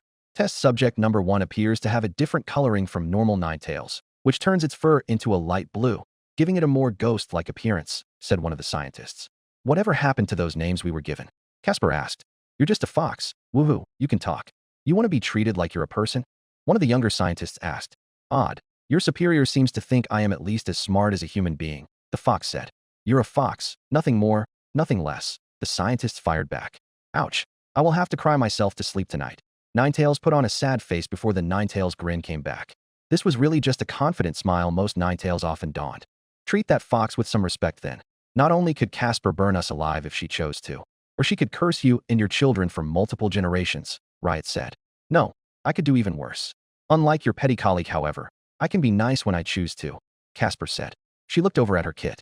So you would like Ruby to control fire if I recall correctly? Casper asked. In response, Riot nodded. You've got that right. I left a box of matches on the table in the center of the room. I think you can pick up on how to light a match. Then I'd like you to instruct your kit to control the match's fire for me, Riot said. The Ninetales nodded and led Ruby over to the table. Mom, you can just shoot a weak fireball, Ruby said. I could, but Riot instructed us to use this box of matches. Since I like him, I'd like to follow his instructions, Casper said. The box of matches was opened with the fox's telekinesis, and a match was promptly taken out. I believe. Casper held the box down with her paw and took the match in her mouth. I don't think I've ever even seen a box of matches before, she chuckled. No human she knew of would have used matches, as most always had a Pokémon with them. Usually the Pokémon was responsible for lighting the fire, so matchboxes were just never used by anyone. Can I just light it with ember? Ruby asked. Her body started shivering in hope. Just a little one, we don't want to burn the lab down. The Vulpix cheered and shot a tiny little fireball, which she then guided onto the end of the match. Good job, Ruby. Your control of your fire output is really good, Casper said. Ruby jumped and barked, which elicited a chuckle through the microphone. Both foxes could guess who was chuckling. Now, Ruby, can you take the fire and make a circle in the air? Casper asked. Her kit nodded and took the fire up. It was like a little orb, bobbing up and down as the fire began to expand. It began to start twirling and moving in a circular motion in full view of the scientists. Ruby's eyes were glowing while all of this was happening. Her paws tapped the ground as she happily controlled the fire as it began to die out. Okay, dear, that is enough, Casper said. Once again, Riot was gone from the little side room. He was likely getting a fireproof suit before walking in, even if the fire would have been completely gone by the time he got inside. Okay, Mom. Ruby stopped the fire and hopped up and down. As expected, Riot came in through the hidden little door, this time with a fist full of something. This is excellent, he said. Can you guys make a fire stop burning? Riot asked. We can with smaller fires, but if you'd like firefighting Pokémon, Squirtle makes great for this. They're also quite friendly and cooperative, which makes them even better for the job, Ninetales said. Riot quickly pulled out a notebook and wrote that down. The next test will involve you and me, but that's for tomorrow. Right now you guys get to relax for the rest of the day, Riot said. He unclenched his fist to reveal a handful of treats. After you guys eat up, we'll walk outside of the testing room, and then you guys can walk around the lab. I know you guys are smart enough to not break off from me while we're out and about, Riot said. Well, that is if instincts don't kick in. We like sniffing at every little thing we find interesting, Casper said. The foxes took the treats. Ruby was given most of them, as Casper chose to only eat a couple treats. Well, I guess you two wanting to sniff at everything is fine. Just don't sniff any liquids that look colorful. Those can be dangerous if breathed in. Riot then pulled a radio from under his lab coat. Can one of you guys close the chemical lab and chemical storage room? I don't want either of these Pokémon wandering in there and sniffing at something toxic, he said. Yes, sir, a voice said. Once Ruby scarfed down the last treat, Casper picked her up and sat by where she thought the invisible door was. Mom, I can walk myself, the kit whined. I am aware. Once we get out of this room, I will let you do so. Riot walked on over, and the door opened up with one of the other scientists holding it open. That Ninetales is going to shred you tomorrow, he said as they passed by. What is with your co-workers being so nasty? Ninetales asked. I guess they don't like Pokemon. I don't know. I've never took interest in the games. But the biologist part of me loves the fact that there's a whole new set of organisms I get to study. Riot put his hands in his pockets. Plus, I know some people will love to keep, perhaps a Vulpix as a pet. I might as well gather information on as many Pokemon as I can to help educate people on this sort of stuff. Kill two birds with one stone, run experiments in a field I love, and help to teach people about how you Pokemon work, Riot added. There's Pokemon games now. Casper asked. Riot chuckled. We'll have a lot to talk about later, he said. Ruby hopped and skipped along as her mother spoke with the scientists. She had little care for what was being discussed, as it was just nice to not be in that damned room anymore. It was so boring, with how it was completely white on each wall, same with the floors and ceiling. It just looked like an endless void to her little mind, which wasn't particularly fun. She stopped once they passed a weird-looking Pokemon. What is? Ruby got in front of it, ignoring the human holding said Pokemon on a leash. Hey, little fella. The guard knelt down. The fox kept her eyes locked on the dog before her. Be gentle, Blitz. She's a small one, the guard said. Before the interaction could keep on going, Casper plucked her kit off the ground and continued walking. So, about that test for tomorrow. Casper continued on after placing her kit back on the ground. I'm not the one who came up with this test, so don't bite my face off tomorrow, Riot said. He pointed at the fox's tails. Tomorrow I'm going to have to pull on those, he said. And you think I will curse you for doing so? Ninetales asked. One thing the government, who's funding this, wanted to know if you Ninetales can actually curse people or not, he said. Well, you'd be a terrible subject for that. I wouldn't like to curse you, even if you pulled my tails. I like you for starters, so you'll end up being nipped at worse, Casper said. You like me? Riot chuckled. When the fox nodded, the scientist smirked. I'm honored that you'd consider me likable. But I don't know about after tomorrow, he said. Well, all you have to do is tug on my tails. Was it stated anywhere about how hard you had to pull? Casper asked. No, I suppose not, he said. Also, I can just tell you this. Ninetales can indeed curse anyone they'd like. Most just don't really know how to, as they often live in human captivity. You can't really find Ninetales in the wild, as they require a special stone to evolve from Vulpix, who can't find such stones quite as easily. Humans have a knack for finding these stones, which are then used on any captive Vulpix they please. Since captive Ninetales fully trust their trainers with their tails, they almost never need to know how to curse anyone. Riot shrugged. I guess I could write that down, but the government wants to see somebody get cursed by a Ninetales. I guess they chose me, he said. I could give you a weak little curse that will only last a week, Casper offered. Wait a second. You were a wild Ninetales. Thought you said those pretty much don't exist, Riot said. Some Vulpix get lucky and find a firestone. Others steal them from humans, or get lucky enough that a human offers them it for nothing in return. Casper looked at her reflection in a window as they passed by. She looked over herself a couple times. She whined as she noticed a crumb on her cheek, before continuing to speak. Riot quickly took his notebook and noted it down. I just got lucky that a human wanted to see me evolve and was then given the opportunity to, she said. Hey, why are you writing again? She asked. You just passed a mirror test, Riot said. What? The scientist chuckled. You can recognize yourself in your reflection. I know you're as smart as a person, but this is another step in showing just how smart you are, Riot said. Casper nodded and looked down at Ruby, who wasn't even close to her mother. She was busy playing with a random person walking by, who had a lab coat and looked pretty young. Ah, hey Beth, that's my Pokemon, Riot said. There was an emphasis on my. The lady chuckled. Well, then I will just have to join your Pokemon on your walk, because this little Vulpix is simply delightful. Ruby barked as she was lifted up into Beth's arms. I wish I was that outgoing when I was a Vulpix.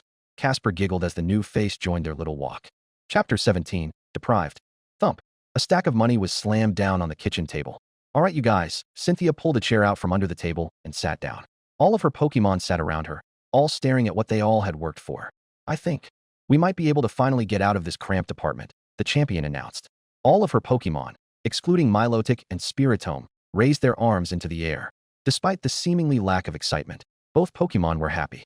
Having to sit in the tiny, cheap, cramped hotel room for a month had been a nightmare.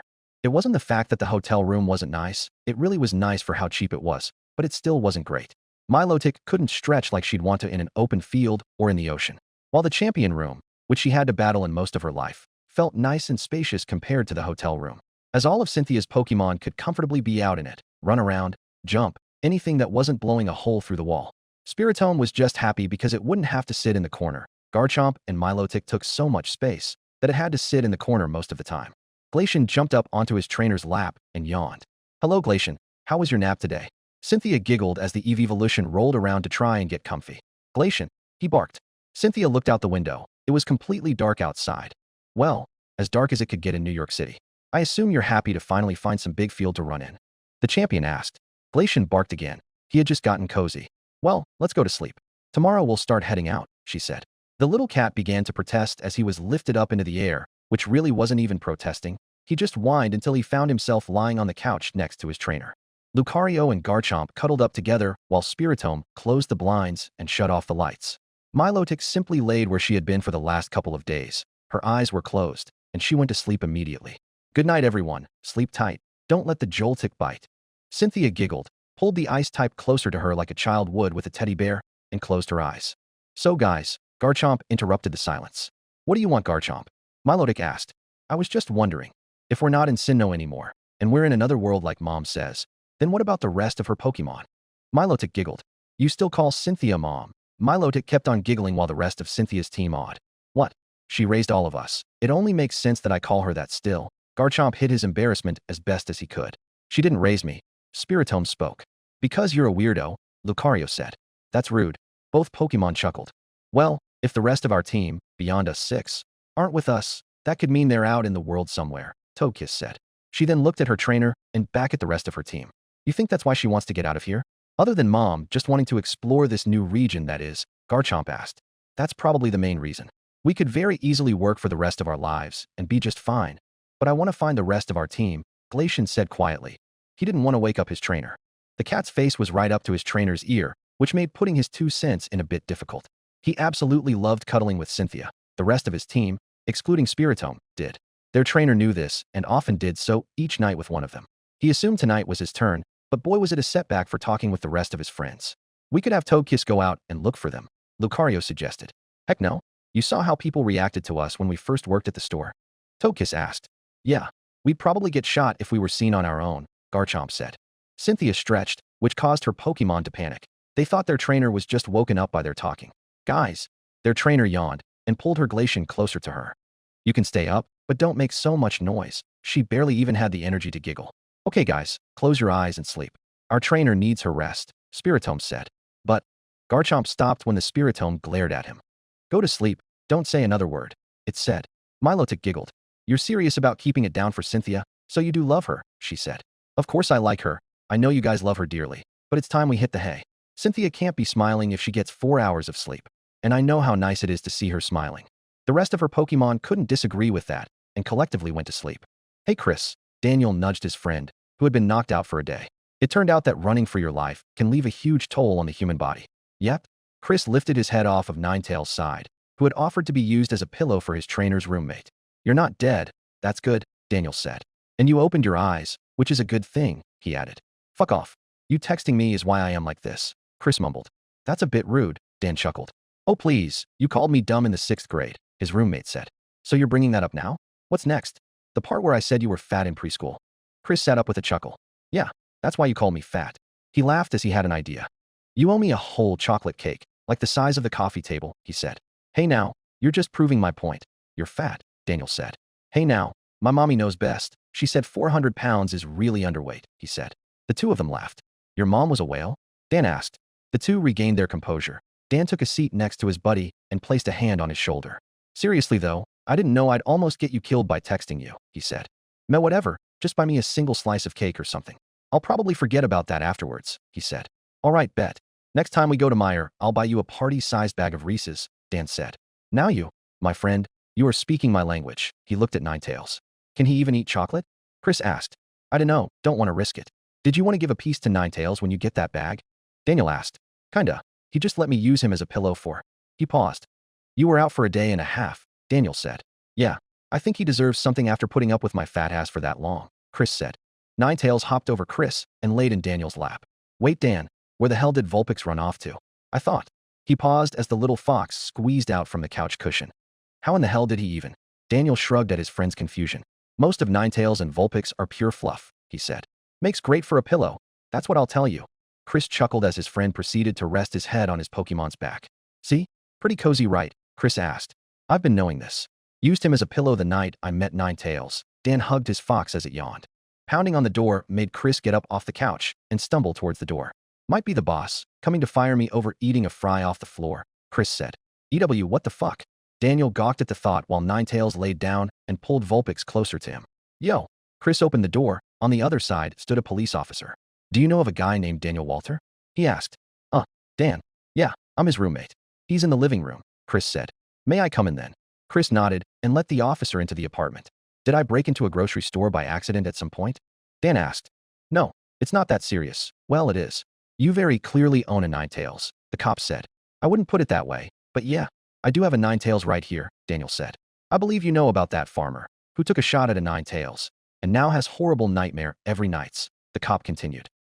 I know you're not going to like this, but I'm going to have to confiscate your Ninetales, the officer said. Wait. Daniel paused as his Ninetales slipped out of his arms. I didn't have him attack anyone, nor did he attack anyone. He's been cuddling with me, eating food, or writing with his mouth to tell how he and Vulpix are doing, Daniel said. I know. You're mad because you know your Pokemon hasn't done anything warranting this. Trust me, he isn't going to get put down. We'd just like to gather every Ninetales we can. We want to know how they curse people, find a cure for it. And then every Ninetales we take in will be brought back home, the officer said. But Ninetales said he doesn't know how to curse people. He wouldn't be very useful at letting you know how to inflict curses on people, let alone come up with a cure for them either, Daniel said. He looked at Ninetales. No offense, you're the best Pokemon I could ask for. But it is true that you don't know how to curse me, and I highly doubt you know how to rid people of said curses, he added. Ninetales licked his trainer's face before taking refuge behind Daniel's body. Listen, it's not my choice. It's an order I have to follow, the cop said. You can't search anybody's home without a warrant, Chris argued. The cop pulled a piece of paper out of his pocket. He had a warrant. He suddenly lost his patience and pushed Daniel aside. I'm sorry, man, but the government ordered this. Both foxes were ripped away from their trainer and dragged out the door. Daniel screamed and started crying as his Pokemon were taken all the while. Chris just stared at their apartment's door wide open. He caught one last glimpse at Ninetales' long tails. He swore he could have heard Ninetales and Vulpix barking and screaming as their hides skidded across the ground. Chapter 18. Wait out the storm. Ninetales hissed as his hides skidded across the sidewalk. Despite how much he didn't want to leave Daniel for any reason, he knew fighting back would end up getting him killed. Whether it be from the cop shooting him, or he were to kill the cop and then be out down for murder. The cop said that, at some point, he and Vulpix might get returned to Daniel once whatever testing they do is done. Despite the short amount of time he had spent time with his human, he still hated this whole situation. He hadn't ever heard Daniel cry, not in the way he had when his Pokemon were taken from him. The fox stopped himself from landing on Vulpix when the both of them were tossed in the back of a van. The smaller fox sat up and stared at the officer as he slammed the doors shut. Why didn't Daniel try to keep us from being taken? Vulpix asked. He kept his gaze on the door. Why did this have to happen? He was enjoying life again only for it to be ruined. Vulpix, would you rather have Daniel try to save us and get killed in the process? The officer said we'd be returned to Daniel once they're done testing on us. Since neither of us know how to curse anybody, we'll be back with our trainer in a week, Ninetales said confidently. In truth, the fox had no idea what would become of them. While he wanted to keep a confident smile on his face, he himself was scared of what could happen. It also didn't help that his back stung from dragged on the ground like a sack. Can't you break the door open with telekinesis? Like we did when Daniel went to buy you a notebook? Vulpix asked. I would, but think of it like this. We might get out, but we might not get away, Ninetales said. If we get out, the officer might try and shoot us. But if we manage to get away and get back to Daniel, another officer will be back to take us again. Then we'll be taken from him again, and we'll be forced to relive this nightmare all over again. Ninetales laid down and wrapped his tails around Vulpix. As I said, we'll be given back to Daniel soon. We will be fine. Let us be a couple of obedient Pokemon for now, and we will be back home before we know it, Ninetales said. He could tell Vulpix wasn't taking the whole situation well at all. So, we just have to deal with this by not dealing with it? Vulpix asked. When you put it that way, yes. Don't try anything like freezing the nearest human alive. Behave, and we'll be fine, the Ninetales said. Daniel. Chris sat down next to his roommate, but didn't try to put an arm around his friend. Their apartment door was still wide open, but that didn't matter to either of them. Daniel had been bawling like a baby, which wasn't something Chris had seen in a long time. Hey man. Chris hugged his buddy. I just don't get why the police thought taking Ninetales from people would be a good idea. They could have taken them out from the wild and… Chris stopped when Daniel pounded his fist on the coffee table. Why the hell did my Pokémon have to be taken? They didn't do shit? I didn't do a fucking thing that's warrant them being taken. Dan screamed. If you need something to take your anger out on, take it out on me, man. You. Chris stopped when Daniel had suddenly stopped crying. Dan. He poked his friend. Chris, I'm not going to punch you in the chest because I'm pissed the fuck off. My mood is far, far beyond dead. He pulled away from Chris. Chris stood up. Dan, you're not going after that cop. You'll get yourself fucking killed. You hear what the cop said, right?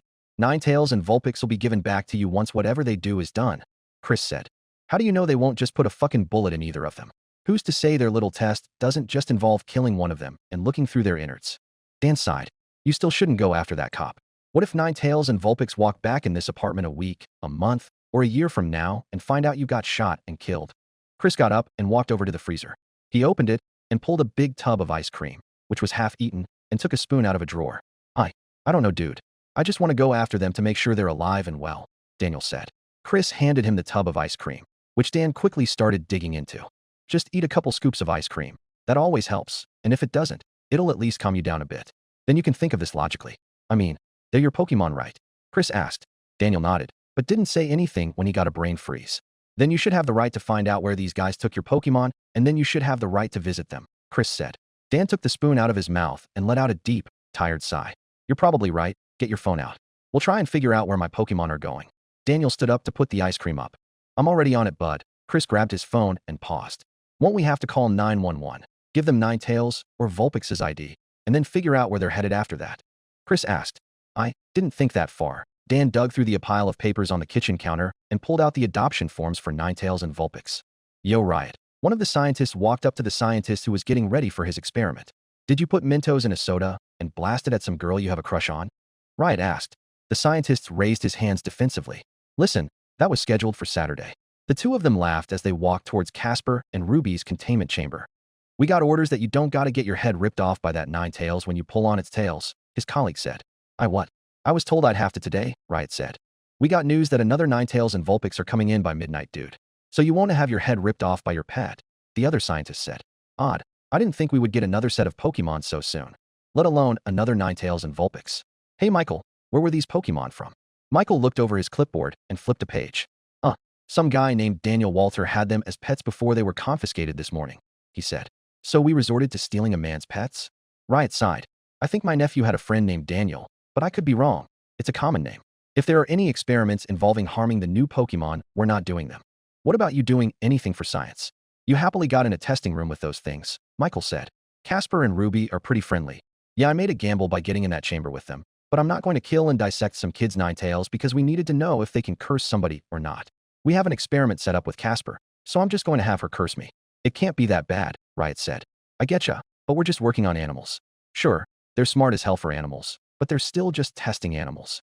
Animals that are just as smart as us humans. They have the capacity to be even smarter than us too. Just the time I spent with Casper and Ruby told me that they're also capable of feeling complex emotions. Yeah, they have instincts that sometimes override their thoughts and emotions, but they're not just some animals. Casper solved a Rubik's Cube with her eyes closed. You know how many people can't even solve one of those with their eyes open? Riot sighed. And I'm going to assume that, since they were somebody's pets, the new Pokémon we are getting were loved and cherished by their owner. As soon as we get them, I want somebody to put me in contact with their owner. I want to let them know that they're free to stop by the lab and visit them, Riot said. All right then, good luck with our current Pokémon. Michael waved and split off from his colleague. Riot stepped into the testing room. Sitting in the middle of it was none other than Casper. Her head jerked back a bunch, which made it kind of look like she was a rabid animal having his spasms. Hey Casper, are you doing all right? Riot stopped a good ways away, just in case his friend was indeed rabid. Oh Riot, if you are worried about me, don't be. She stood up and barked something. I was just playing with Ruby, just a parental duty, and a pleasure, Casper said. Why is it a pleasure? Riot asked. Because I do love playing, which is surprising I know, and having Ruby here is a good excuse to play. Plus it's time I get to spend with my child, which I always cherish. She stood up again. Both foxes approached their scientist and started happily greeting him. I thought you had rabies that started to kick in, Riot said. If that is a disease, then I do not have it. I am not ill, and neither is my kit, Casper said. It's a disease, yeah, but it's transferred through saliva, blood, whatever. It can make most animals with the disease seem nice and friendly, but can immediately be vicious, Riot said. Natals chuckled. I do not feel the desire to rip your head off, so I don't think I am rabid. Ruby jumped up and was immediately caught in her human's arms. She squirmed around while Riot tried to get a good hold of her. So, today I got a tug on your tails, Riot said. Casper tilted her head and giggled. Okay, would you like to become a Vulpix for a week? I'd love to have 2 kits, she said. Honestly, yeah, I wouldn't mind that. Though if that happens, I should probably wait until tomorrow, Riot said. And the reason for that? Casper asked. We got new Pokémon coming in, some guys' pets too, and I gotta be a human to receive them, Riot said. I see. Casper knocked the human down and wrapped her tails around him and her kit. Then I suppose we will be lounging in here for a while, Casper asked. Riot flashed a thumbs up before happily enjoying the fox's embrace. Chapter 19. The Lab Chamber. Pure white. What many picture to be the afterlife, some would consider it a part of some fever dream. That is all Ninetales saw, which was a great contrast to the pitch black van he and Vulpix were chucked in. The fox shivered. If everything was white, was he dead? He had no beliefs in the afterlife. Many Pokémon didn't, as they were essentially animals with superpowers. Maybe this is just what happened when the journey was over, an endless void with no escape. Perhaps if he were dead, there was some way to replay his memories, a way to simply relive parts of his life. Ninetales then looked down and saw an Alolan Vulpix, who was fast asleep, laying on his side. Maybe today isn't the day Ninetales would meet the end of his life. Hey Vulpix, wake up, Ninetales said. He nudged his adopted kid a couple times, which didn't fail to wake up the snow fox. Didn't we fall asleep in a van? Vulpix asked. I believe we did. We must have arrived wherever that foul human wanted to take us. Now we are nothing more than test subjects. Ninetales sighed. You said we'd be out of here in a few weeks, Vulpix said. That's if they find nothing interesting about us, the older fox said. I see you two aren't enjoying being in this room. Both foxes' attention was drawn to a shiny Ninetales. Sitting beside her was a Vulpix, who must have been her child. Before anyone could react, Ninetales was up and standing in between the newcomer and his own Vulpix. Relax. I doubt that Riot is going to end up dissecting you, the shiny said. Ah, Casper. A human ran in through a hidden door. I told you not to disturb our new guest. You could have stayed in your quarters, the scientist said. The shiny Ninetales stared at him for a few seconds. So, these two were just taken from their owners. They're probably scared out of their minds. Casper giggled as her scientist began trying to get her and Ruby to scoot aside. Remember that I will be turning you into a Vulpix once these two are settled in, the fox said. I know, just sit back for a bit, Riot said. He knelt down in front of the regular Ninetales. So do you have telepathy as well? He asked. Ninetales didn't move a muscle. He felt Vulpix try to hide under the blanket of his tails. Hey, if you need me to translate for you, I can do that, Casper said. Riot almost jumped at his Pokémon's suggestion. I wouldn't have thought of that, the scientist said. Actually, why didn't you ever do that when Ruby spoke? There simply was not a need. She was just making noises because she was happy. The words she did say could probably just be guessed at through her body language, which I believe you will learn in time, Casper said. She looked at Ninetales. Do you have a name? And does your Vulpix have one as well? She asked. Casper could immediately tell that both Pokémon before her weren't related. The Vulpix was what she believed was called a regional variant, so they likely just stuck together at some point for company and security. I don't have a name, neither does Vulpix. When will we be released back to our humans? Ninetales said. His scrunched-up nose smoothened out as his anger began to die out. Ninetales and Vulpix want to know when they can see their trainer again. Casper translated to Riot. They also do not have names, she added. Well, we can set up a visit, and hopefully after a few experiments you can go back. I'll have to ask the higher-ups before I can give you a time frame, Riot said to Ninetales. We can just get a look at the tag around your collar to find out your trainer, since you don't have a name. Then you can expect your owners to come in and at least see you, he said. Just a tip for speaking with house Pokémon. Refer to their human companions as trainers. You think we Ninetales are as smart as people, correct? Casper asked. Of course. I'd need a bigger selection of Pokémon to work with to be 100% sure, but I know you guys are insanely intelligent, Riot said. Well, tell me how a person would react to being referred to as property of another person, Casper said. Cuba was a result of a slave revoltion, Riot said. So as you can guess, house pets, like that Ninetales in front of you, do not like having their humans be called owners. They don't like thinking that they are property, Casper explained. Can you tell Casper what you'd want me to call your humans? Riot asked. Ninetales turned to see Vulpix's head poking out from between his tails. Just tell him we don't care what Daniel's called. He's our friend, sibling, owner, trainer, whatever. I just want to see him, Vulpix said. That is something I agree with, Ninetales said. He relayed what was said to Casper, who quickly translated it to the scientist. Can I also get a notebook and a pen? I know how to write, not very well, but I can. That would be easier than having to make you translate for me, Ninetales said. It really wasn't a surprise that the shiny Ninetales before him was kind of pretty. They were sought out by trainers for a reason. They were very pretty in some cases. On top of that, Ninetales were generally considered pretty even when they weren't shiny. I believe you are aware that I've already had a mate. I do not intend on finding another, even if he is not with me anymore, Casper said. Riot ran off, likely to retrieve a journal and writing utensil. I do not intend on finding a mate. Finding my trainer takes priority, Ninetales said. Then the feeling is mutual, Casper said. I'm back. Riot opened what looked like a brand new journal and pack of pens. He handed a pen and the journal to Ninetales, who quickly took a pen in his mouth. Can you write a simple sentence for me? It can be about anything, Riot requested. Ninetales barked, forgetting he had a pen in his mouth, and going for the pen like a dog would with its favorite toy. The scientist chuckled. The Pokémon he will be working with in the near future are like dogs. Just with more tails, they can communicate. One of them can write, and are also much smarter than the smartest collie.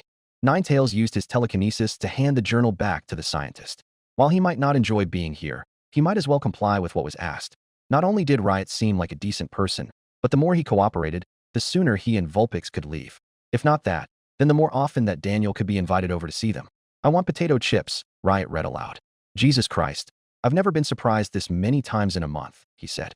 First, Casper can communicate with me and solve puzzles that stump the average person, and then you can write. Riot chuckled and handed the notebook back. Look, I know being here sucks, but can you keep little daily logs of how you are feeling while you're here? I'll have somebody come in during my absence to play with you. You'll like her. She loves Casper and Ruby, so she'll love you. Riot put his hands in his lab coat's pockets. Come on, you two. Let's let these two rest. Their night must have been stressful, he ordered. I hate this, Vulpix said as he squeezed himself out of Ninetales' tails. I do as well, and now I have to write a diary for this scientist. At least he is more reasonable than the bastard that dragged us here, Ninetales said. At least there's that. Even if I don't want him coming anywhere near me, Vulpix said. Ninetales nodded and sighed. I suppose we nap? I don't see any toys in here, and I don't think we can wrestle for very long before you or I get tired of it, Ninetales said. Are you kidding? Wrestling never gets boring, the fox bowed. Well, give me your best shot. Hopefully this would take their minds off their current situation for even just a second. All right, Casper, I've told all my colleagues already. Do I gotta do anything else before I become a Vulpix? Riot asked. No, just know this will only be for a week, the shiny said. Alrighty, I'm ready then. The scientist couldn't wait.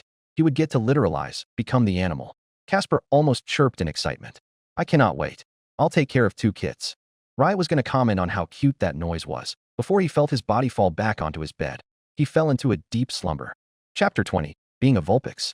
Riot's eyes slowly opened up. They felt like they've been closed for a century, and was immediately blinded by a lamp. He blinked a couple of times while adjusting to the light again. He moved his head around as he heard the usually faint sound of another scientist's alarm clock. It sounded crystal clear. He smelled the air and could smell many, many smells. What was with his senses? His sense of smell and hearing was a lot better than usual. Maybe this is what happens when you drop the habit of drinking coffee. Good morning, a squeaky voice said. He looked his head up and saw the blurry shape of a Vulpix. His eyes were still adjusting. Did your mom teach you how to use telepathy while I was sleeping? Riot asked. Ruby shook her head and tilted it. I don't think I can use telepathy yet.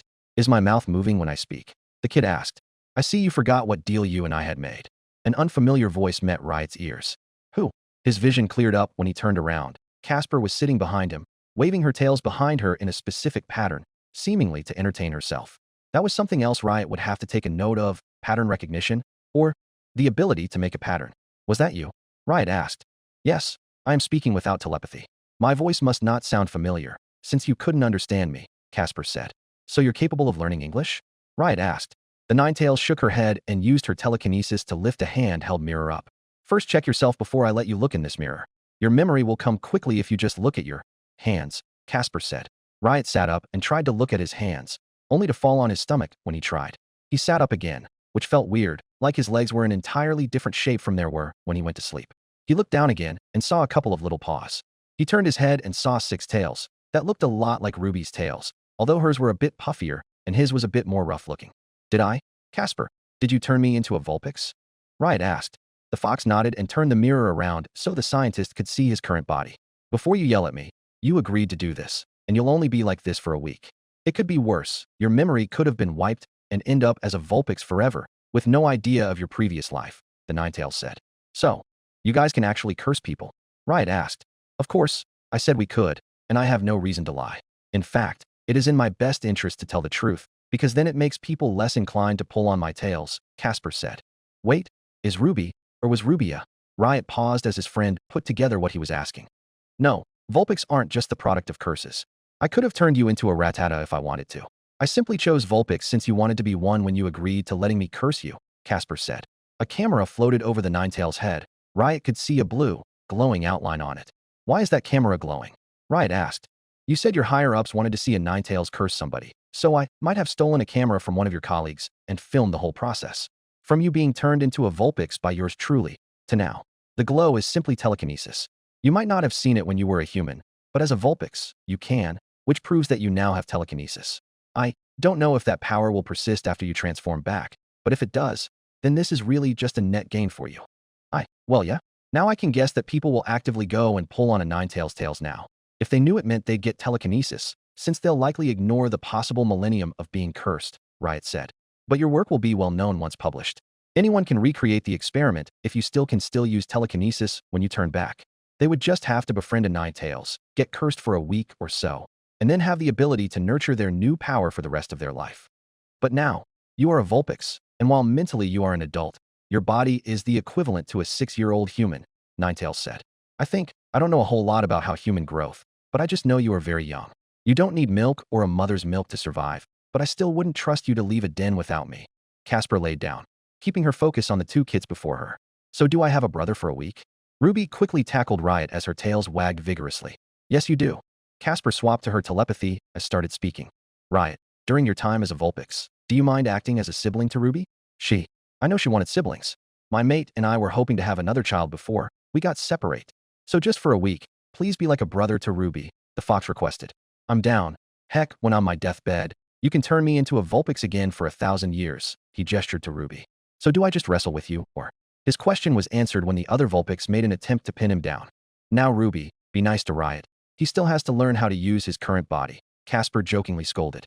She heard Riot yelp and whine as he tried to free himself. He was significantly smaller than Ruby. She was technically older than the Vulpix Riot had become. Despite that, it seemed like Riot was trying to rely on his brain, as he likely didn't have raw instincts like Ruby did. In a swift motion, Riot used his head to push aside the other Vulpix's forepaw, and Ruby came down. Right after, Riot placed a paw on his friend triumphantly. I don't believe you know how playing goes, Casper said. What do you mean? I won. Riot sounded like more of a small child now. Ruby very quickly swept the scientist off his paws and pinned Riot down. I win. Ruby cheered, and then allowed the scientist to get up. That is what I mean by playing. You're lucky Ruby decided to let you up. One moment you think you've won, then you're on the ground the next. This usually goes on for hours depending on how Vulpix are feeling, Casper said.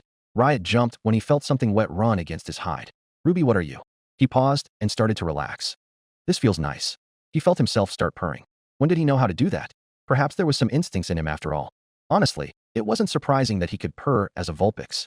Canines had their own form of purring, but it was a bit rougher than a feline. Foxes are quite cat-like as far as behavior goes, and can actually purr. So given how Ninetales and Vulpix were basically foxes with the ability to breathe fire, various psychic powers, and the ability to curse people, it made sense. Still didn't stop him from wanting to write that down somewhere.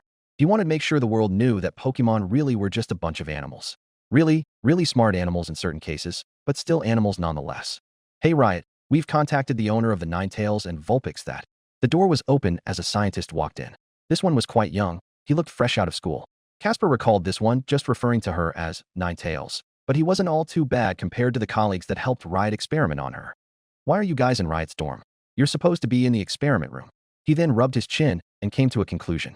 Did he adopt you guys? The young scientist walked over to the desk in the room. He dug through a pile of papers and pulled a slip out and read through it.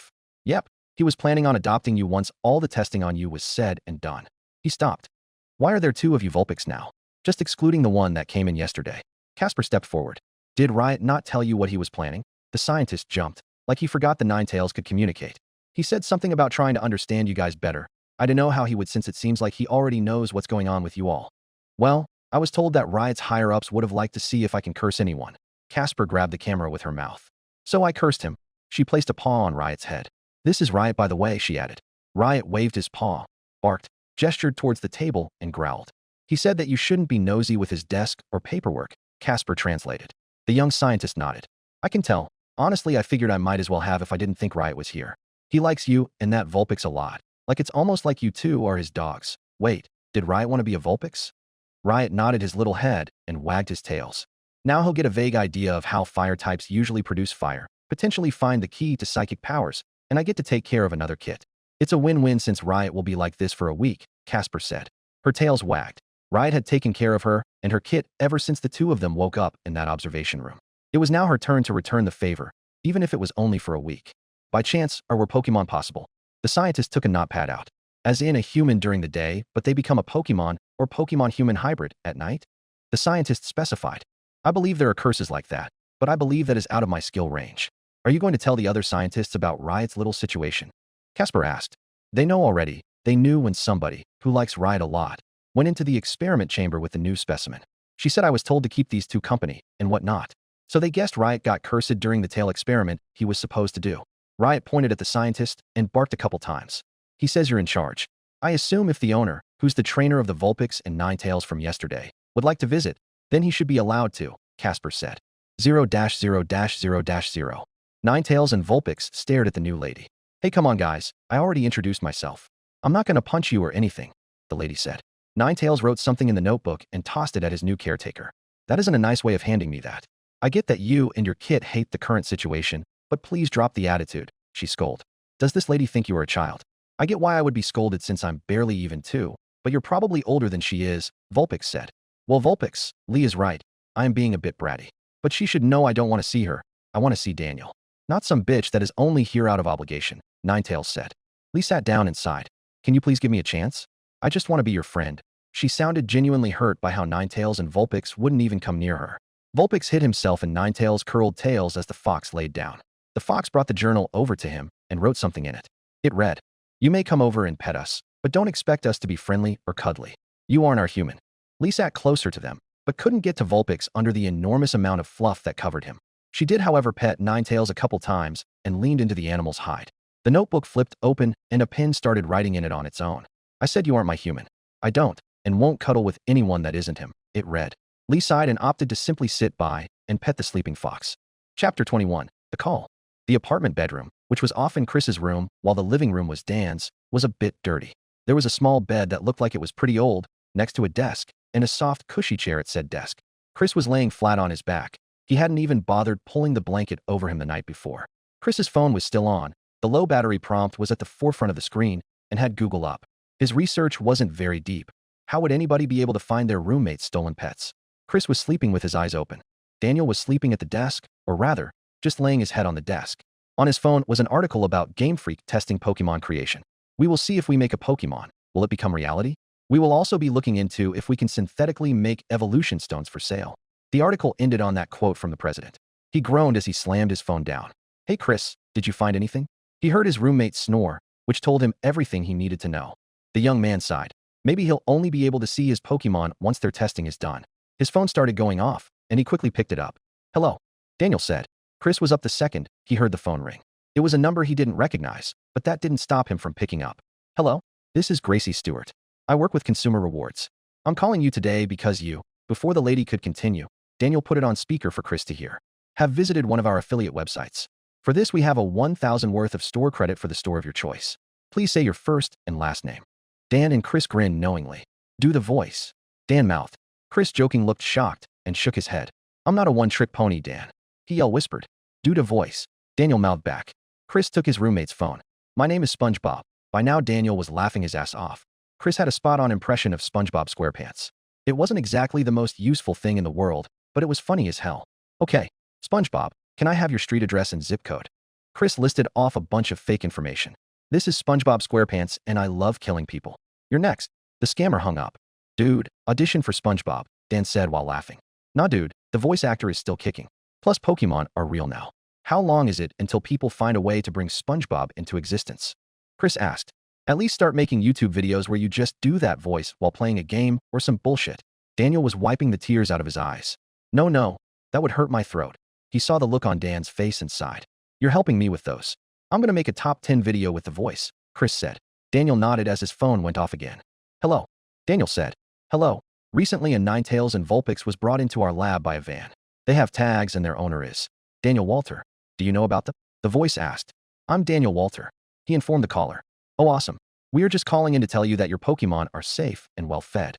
We were going to run an experiment on them, but figured out your Ninetales can write. So our lead scientist, Riot Simmons, just said to have them relax and have Ninetales write in a diary.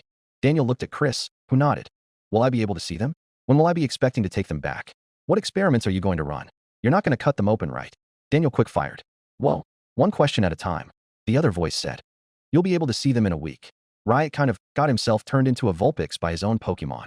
We'll give you a 3-day notice before you can take your Pokémon back home. Our experiments aren't too bad. We're just testing their intelligence and cursing. And no, we are not dissecting your pets.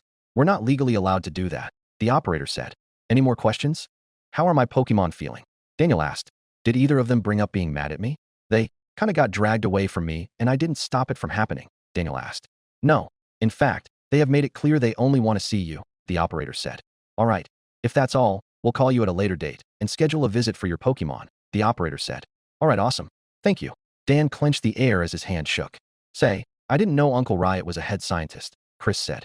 Wait, did Ninetales turn my uncle into a Vulpix? Chris asked. No, your uncle apparently had his own Ninetales that cursed him. I'm assuming in a week he'll be back to normal, Daniel said. All right. Well, I'll get to see Riot for the first time in a hot minute, Chris grinned. Say, now that we at least know they aren't hurt, or going to be hurt, let's get some ice cream and a bad treats. You'll likely want to spoil those too when you see them again, he said. You bet I am. Come on, we're heading to Meyer. 0-0-0-0. Riot stood up and followed Casper and Ruby out of his room. Despite how much the other Teo Pokémon tried, Riot couldn't keep his balance very well while walking. While it was quite intuitive, which it should be given how evolution just makes what works, it wasn't something Riot was used to. His body was bent forward as a Vulpix, whereas a human stood upright and almost never were on all fours. This is so weird. Riot nearly tripped, but Ruby stopped him from falling. If you would like, I can carry you for a bit. It would not be difficult. Then I can teach you how to maintain your balance. That would be nice. I always wanted to know how quadrupeds do this every day. I might as well figure out, Riot. I believe you knew that already. You are a scientist after all, Casper said. She took the human-turned Vulpix up and started communicating with telepathy in order to not drop him. I kind of get why. Usually 4-legged animals run faster than those on 2, but 2-legged animals tend to be better at running for longer distances. I never really got the chance to look super deep into it. But as a Vulpix, I can get an even better understanding, Riot said. You humans and your desires of understanding the world. Is simply living not enough? Riot chuckled as he noticed how Vulpix actually had a scruff. It again made sense. A Pokémon without arms had to carry its young somehow, and it felt somewhat comfortable to be held like this. It wasn't anywhere near as comfortable as cuddling with Ruby or resting his head on the side of Casper's stomach, but he instinctively just felt safe. The Ninetales used her psychic abilities to open a door and walk through with Ruby at her heels. Well, we humans do just enjoy living. Some of us seek something more or a purpose, or like me, want to know about the world and how it works. Riot closed his eyes. Honestly, humans are smart. It's great. It's how we managed to thrive for hundreds, if now thousands of generations. Though now it also seems like a curse. Riot was settled on the ground. Your intelligence isn't a curse, it is ambition. You seek so much more than just being alive. You said I was just as smart as a human, yet I do not question if there is an afterlife, or how my body works. I just know that I am alive and I am happy for that, Casper said. The only ambition I have had is simply hoping to raise kits, if they are mine, or if I find them somehow. She smiled at all the memories from the kits she raised over the years. And I'm happy with just exploring, Ruby said. Once we are permitted to leave, we will. Casper faked a glare as Riot. Did I make you mad or? Casper giggled. No, I'm glaring at you, because I want you to join us when we leave. You wanted to adopt us, so I wish to explore the world with you. I know you humans love traveling as part of your ambitions, Casper said. You bet I'll come. I've done enough studying over my life, and have made plenty to keep going for a while. After I learn a bit more about Pokémon for my book, we'll head out on a journey, he said. Allow me to aid you. I don't remember every Pokémon in the world, but I can give you details on the ones I know. Remembering 800 creatures is quite difficult. Once I had to remember every species of ant. There's 17,000, Casper said. Are those the little black creatures that run around? She asked. With a nod, the Ninetales nearly face-pawed. You humans are ununderstandable. Chapter 22, The Rubik's Cube. Riot was gently settled on the ground by Casper, who had promptly started standing over him and Ruby after they entered the lab door. Before them were both Vulpix and Ninetales with a Rubik's Cube set in front of box of them. All right, you mutts, that thing in front of you is a cube. Use your eyes and see that the cube is of a mismatch of colors. Make each side a single color. If you do it right, you'll get a treat tonight. A voice said over the intercom. Looks like your colleagues are treating our new guests well, Casper said. Riot shook his head. That really wasn't how you should treat any animal. even if the animal couldn't understand what was being said. So Vulpix, did your mother ever tell you how to use telekinesis? Ninetales asked. He knew his adopted son could use ice-type moves, some very basic fairy-type moves like baby doll eyes, but not for certain if Vulpix could use telekinesis at all. She taught me a very basic understanding of how it worked. I think I can only push things around though. Vulpix's eyes started glowing blue. In an instant, the Rubik's Cube was pushed a couple feet back. Ninetales turned his head towards a window in the wall. He was going to ignore their demands. Ninetales focused back on the Vulpix and gave him a little smile. I can teach you a bit more of what I personally know. By no means will I be able to teach you how to outperform an alakazam though, he offered. Vulpix stopped himself from laughing. You think I'd expect that? Next to nothing compares to one of those things. Vulpix shook himself into a bit more of serious mood. But yes, I'd like to learn at least basic telekinesis. Then when Daniel comes to visit, I can do magic tricks for him when he comes. The little fox jumped up and down. That made the older fox grin. At the end of the day, Vulpix loved Daniel. It was funny how a little fox, that nearly got hit by his owner's car, suddenly felt the need to perform for his trainer. Quite frankly, it was adorable. Okay, I would like you to summon your energy around the cube again. This time try to hold it still, Ninetales instructed. Riot started to feel the need to take notes. He was watching a Pokémon be apparent. Vulpix nodded, but accidentally tossed the cube further away from him. To Ninetales' surprise, the Vulpix didn't feel defeated and kept on trying to get a hold of the Rubik's Cube. It shouldn't really have been a shock. Vulpix did come off as a lot more confident than Ninetales was, despite his fear for people that aren't Daniel or Daniel's roommate, or initial fears when stolen from his trainer might have one belief. Vulpix, try summoning your energy on specific points. So on one side, summon some energy, on another summon some energy, and then slowly stretch those sources over the cube. It will make encompassing it easier given your lack of experience and power, Ninetales said. And do not feel bad about that. You know that we Ninetales don't being a lot in the way of raw psychic prowess many trainers would believe us to have, he added. Okay, Vulpix said. The little fox's eyes glowed again. Little dots of psychic energy appeared on one side of the cube. It was easy to tell that there was some energy spouting out of the other side. Despite how slowly it happened, the cube was eventually enveloped in a psychic aura. Good work. Ninetales laid down and nuzzled Vulpix's cheek. Suddenly the fox's concentration broke and he was panting. Did that take a bit of effort? Ninetales asked jokingly. How do you do it instantly? Vulpix asked. The Rubik's Cube suddenly lifted into the air. Ninetales' eyes were glowing along with the cube. Your powers will get stronger over time. Heck, they might get stronger just from you evolving. Ninetales could only imagine how pretty Vulpix would become if he evolved. Alola Ninetales were genuinely some of the prettiest Pokémon in the world. But just practice surrounding the cube with your energy until you cannot. However, the fox looked at the window. Those humans called us mutts. Ninetales looked the cube over, analyzing it. It had taken everything the fox had to not burn the Rubik's Cube. That was nice to watch, Casper announced. Ninetales finally realized that there were 3 other Pokémon in the lab door with him. He saw Casper and Ruby, but hadn't seen the new Vulpix before. Before you ask, this new one is Riot. I cursed him because he wanted me to, and now I have to babysit. She glared at the little Vulpix. Hey, I only tried to grab your muzzle with my paws. Riot rolled his eyes. How long have you been standing there? Ninetales asked, having chucked the cube at the walk. It exploded into a million pieces upon impact. Quite a bit. We watched you teach your kid, Riot said. The human-turned Vulpix had a simple thought. Were Ninetales naturally good at parenting? It was possible that raw instinct aided Pokémon in raising their young. He'd have to get more and more Pokémon through his lab if he wanted to confirm this. Hey Mutt, you were supposed to solve that Rubik's Cube. Was it too hard to figure out how to even turn it? The same voice came over the intercoms. Ninetales growled, took the remains of the Rubik's Cube with his telekinesis, and started putting it back together. I swear, if it were not for the risk of me being killed, you would be dead, he said under his breath. Once the Rubik's Cube was one piece again, it was set ablaze by Ninetales. The fox tapped it with his paws a couple times, but surprisingly didn't catch fire. Is your fur fireproof? Riot asked stupidly. Yes, most fire types are fireproof.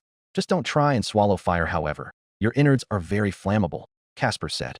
She watched as the angry Ninetales stomped on the puzzle and chucked its remains at the window, which cracked the bulletproof glass. Do not hurt those humans. I know how you're feeling. But if you do, you will be dead before you can see your trainer again, Casper warned. She noted how Ruby hid from the angry fox and how Vulpix just acted like it was a normal occurrence. I'm aware. That's why that window is still in one piece, he said. Those humans spent all night insulting our intelligence, calling us mutts, whatever they could find to insult us. Then make us do stupid puzzles even an infant could solve. Vulpix gestured towards a box with 4 holes and 4 prisms that matched the holes on it. Honestly, I'm already fed up with it, and Ninetales is on his last nerve. Especially given how. Vulpix cleared his throat. Anyways, if that Vulpix sitting in front of you is Riot, can I ask if there's any news on me and Ninetales being able to leave? Oh yes, we called your trainer, first name Daniel, last name Walter, right? Riot asked for confirmation. Ninetales tilted his head. Last name? He asked. Vulpix seemed equally confused, as they both were used to only having one name. Maybe they'd have nicknames as well, but usually it was still one name. I believe that is him. What did he ask? Ninetales asked. He's sneaking a bag of treats in for you when he shows up. He also asked if you guys hate him, Riot said. What kind of idiot is he then? He should know better by now. You were taken from him by a police officer, right? Ninetales and Vulpix nodded. How could they forget about how their lives got ruined? By an old guy who wanted to weaponize a Ninetales' ability to cast curses.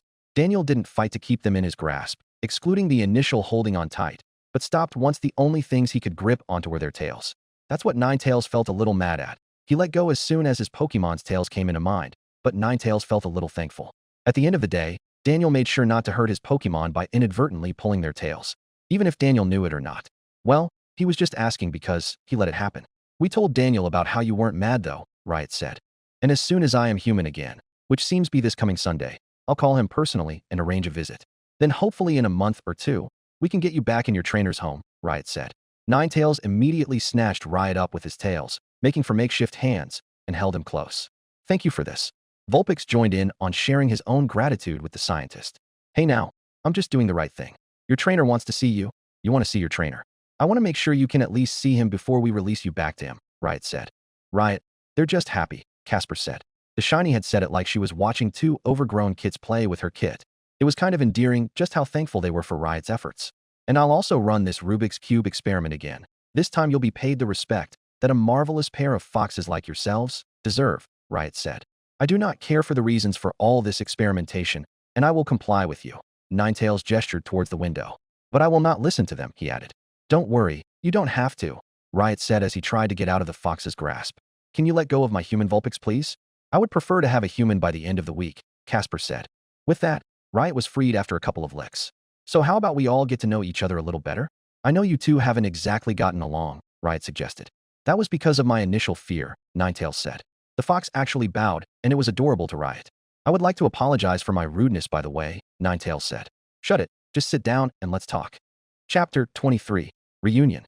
The sounds of cars, the crowded streets and sidewalks of New York City was slowly fading in the distance as Cynthia kept getting towards the edge of the Big Apple.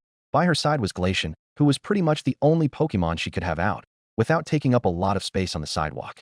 It wasn't much of a problem as her Pokemon didn't really mind having to be in their Pokeballs. They often had to during interviews, fan meetups, anything really. So she did her best, and choosing a Pokemon that wouldn't stand out that much, which just happened to be the Glacian at her heels. The Sinnoh champion stopped at the sight of three familiar faces. Before her was a kid with a Pikachu on his shoulder, a girl with a Piplup. The third was clearly taller and older than the other two, but couldn't have been nearly as old as she was. For the first time, Cynthia had seen something she could recognize from her world that wasn't her Pokemon. Hey, it's Cynthia, the boy said before running to greet her. Oh, Ash, what are you doing here? Cynthia stopped when a sudden bouquet of flowers was nearly shoved into her face. Cynthia, it would be a pleasure. Brock suddenly stopped when he felt something jab his stomach. A Krogunk stood in between the woman and its trainer and dragged said trainer behind Ash and Dawn. Hello, Brock. Cynthia giggled at the sight of the Pewter City gym leader being dragged away. What are you guys doing in New York City? She asked. Wait, is that a new city? I thought there were only 14 towns, Dawn said. She lived in Sinnoh all of her life, and she didn't even know there was a city called New York City. No, I believe we aren't even in Sinnoh, let alone our own world anymore. So far it seems to be a lot like our own, but Pokemon are seemingly an oddity amongst the people of it, Cynthia said. Brock quickly recovered upon hearing this. Wait a second, if we're in another world. Is that why everyone and their Pokemon run from us the moment Pikachu and I get ready to fight? Ash asked. That may have to do with that. Most people in this world don't acquaint themselves with Pokemon, but rather creates called animals which come in all shapes and sizes. Some even look like Pokemon, but aren't as smart and can't perform some of the things Pokemon can, Cynthia shrugged. It's pretty odd, and it's something I'd like to look into. Then hopefully I can explore some of this world's history. Cynthia watched as the children in front of her began processing what this all meant. So, a new world to explore.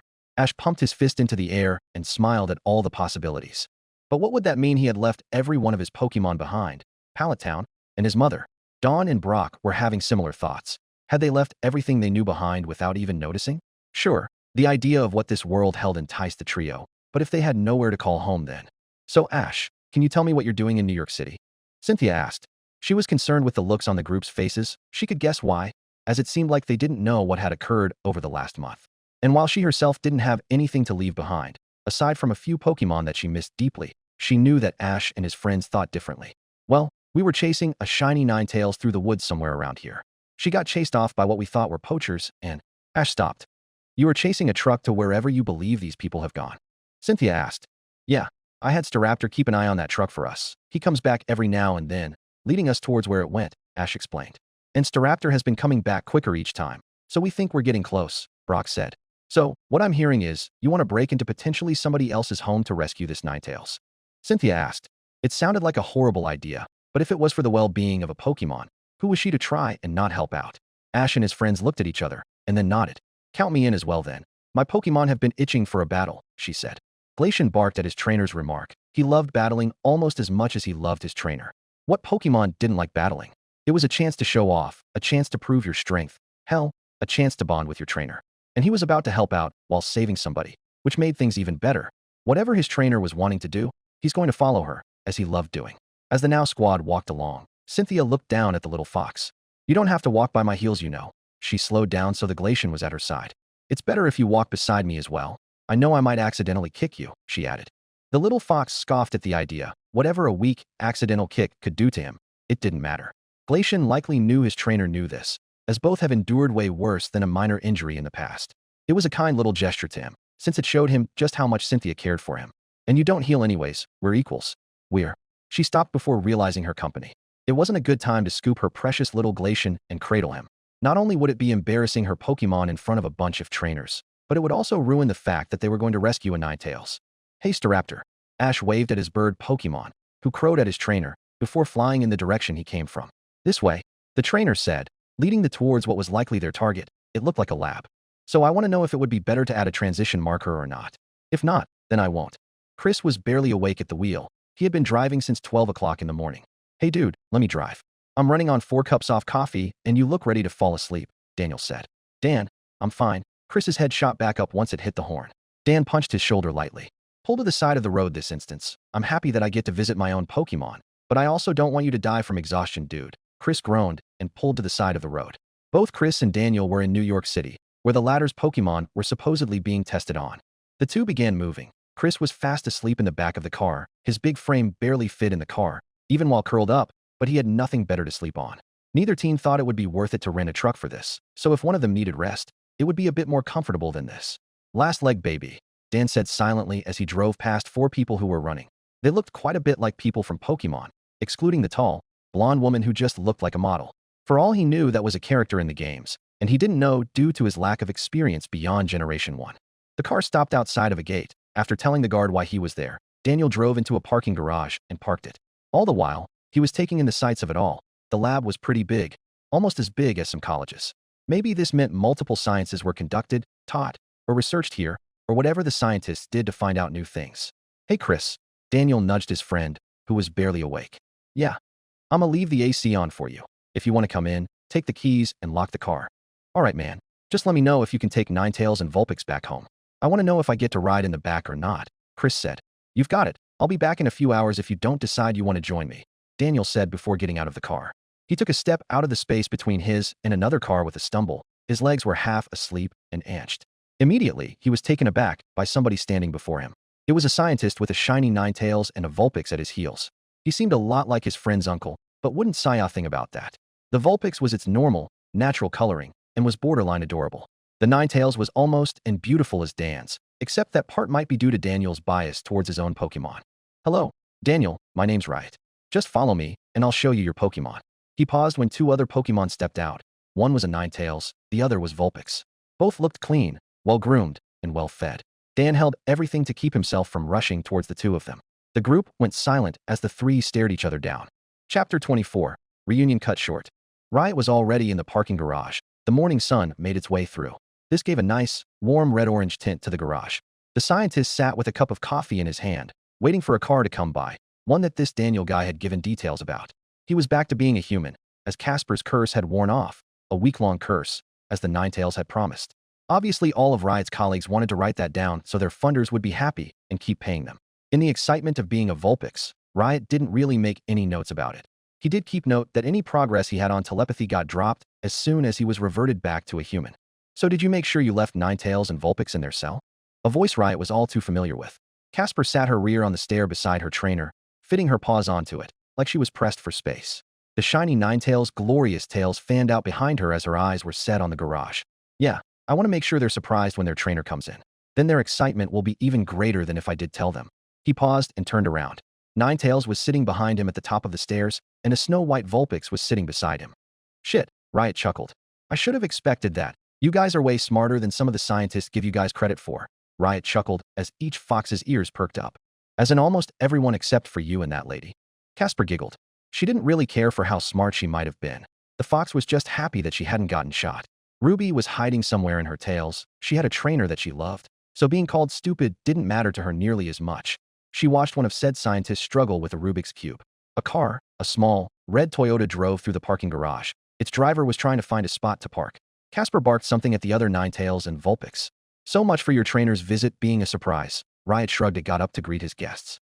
Ninetales whined as he tried looking past Casper's tails, hoping to get an early glance at the face he expected to see. Instead, a little Vulpix poked its head out of the wall of tails, barked, and hid itself before the fox's instincts could kick in.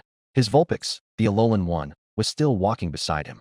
Vulpix was also trying to get peeks at the car that had pulled up, but was completely blocked off by the wall of tails that Casper had made.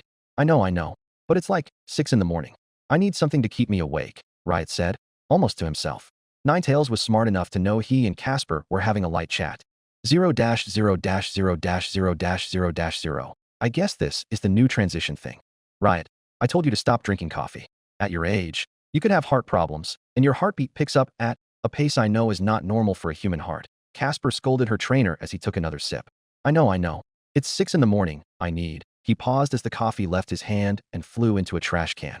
I need something to stay awake. Riot sighed as he knew it was best for him. He needed to stop drinking coffee. Just because you are no longer in the body of a Vulpix does not mean my desire to protect you has died out. Even for minor things like a caffeine-boosted heartbeat, your well-being is important to me, Casper said.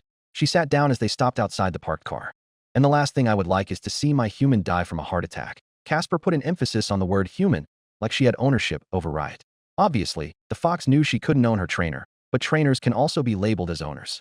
Like any protective Ninetales, she figured the term owning went both ways. The human owned her, she owned the human. The owner keeps her safe and well-fed, she keeps Riot safe. She keeps Riot safe, along with Ruby, she can be happy. That was all Casper needed from life. Riot turned his focus onto a skinny person who had gotten out of the car. The man's build was slender, not much screamed that he was particularly well fit or out of shape. One sniff and Casper could tell that this man was more like a kid, a prepubescent. What did humans call young humans that could fend for themselves, but not quite as old as Riot?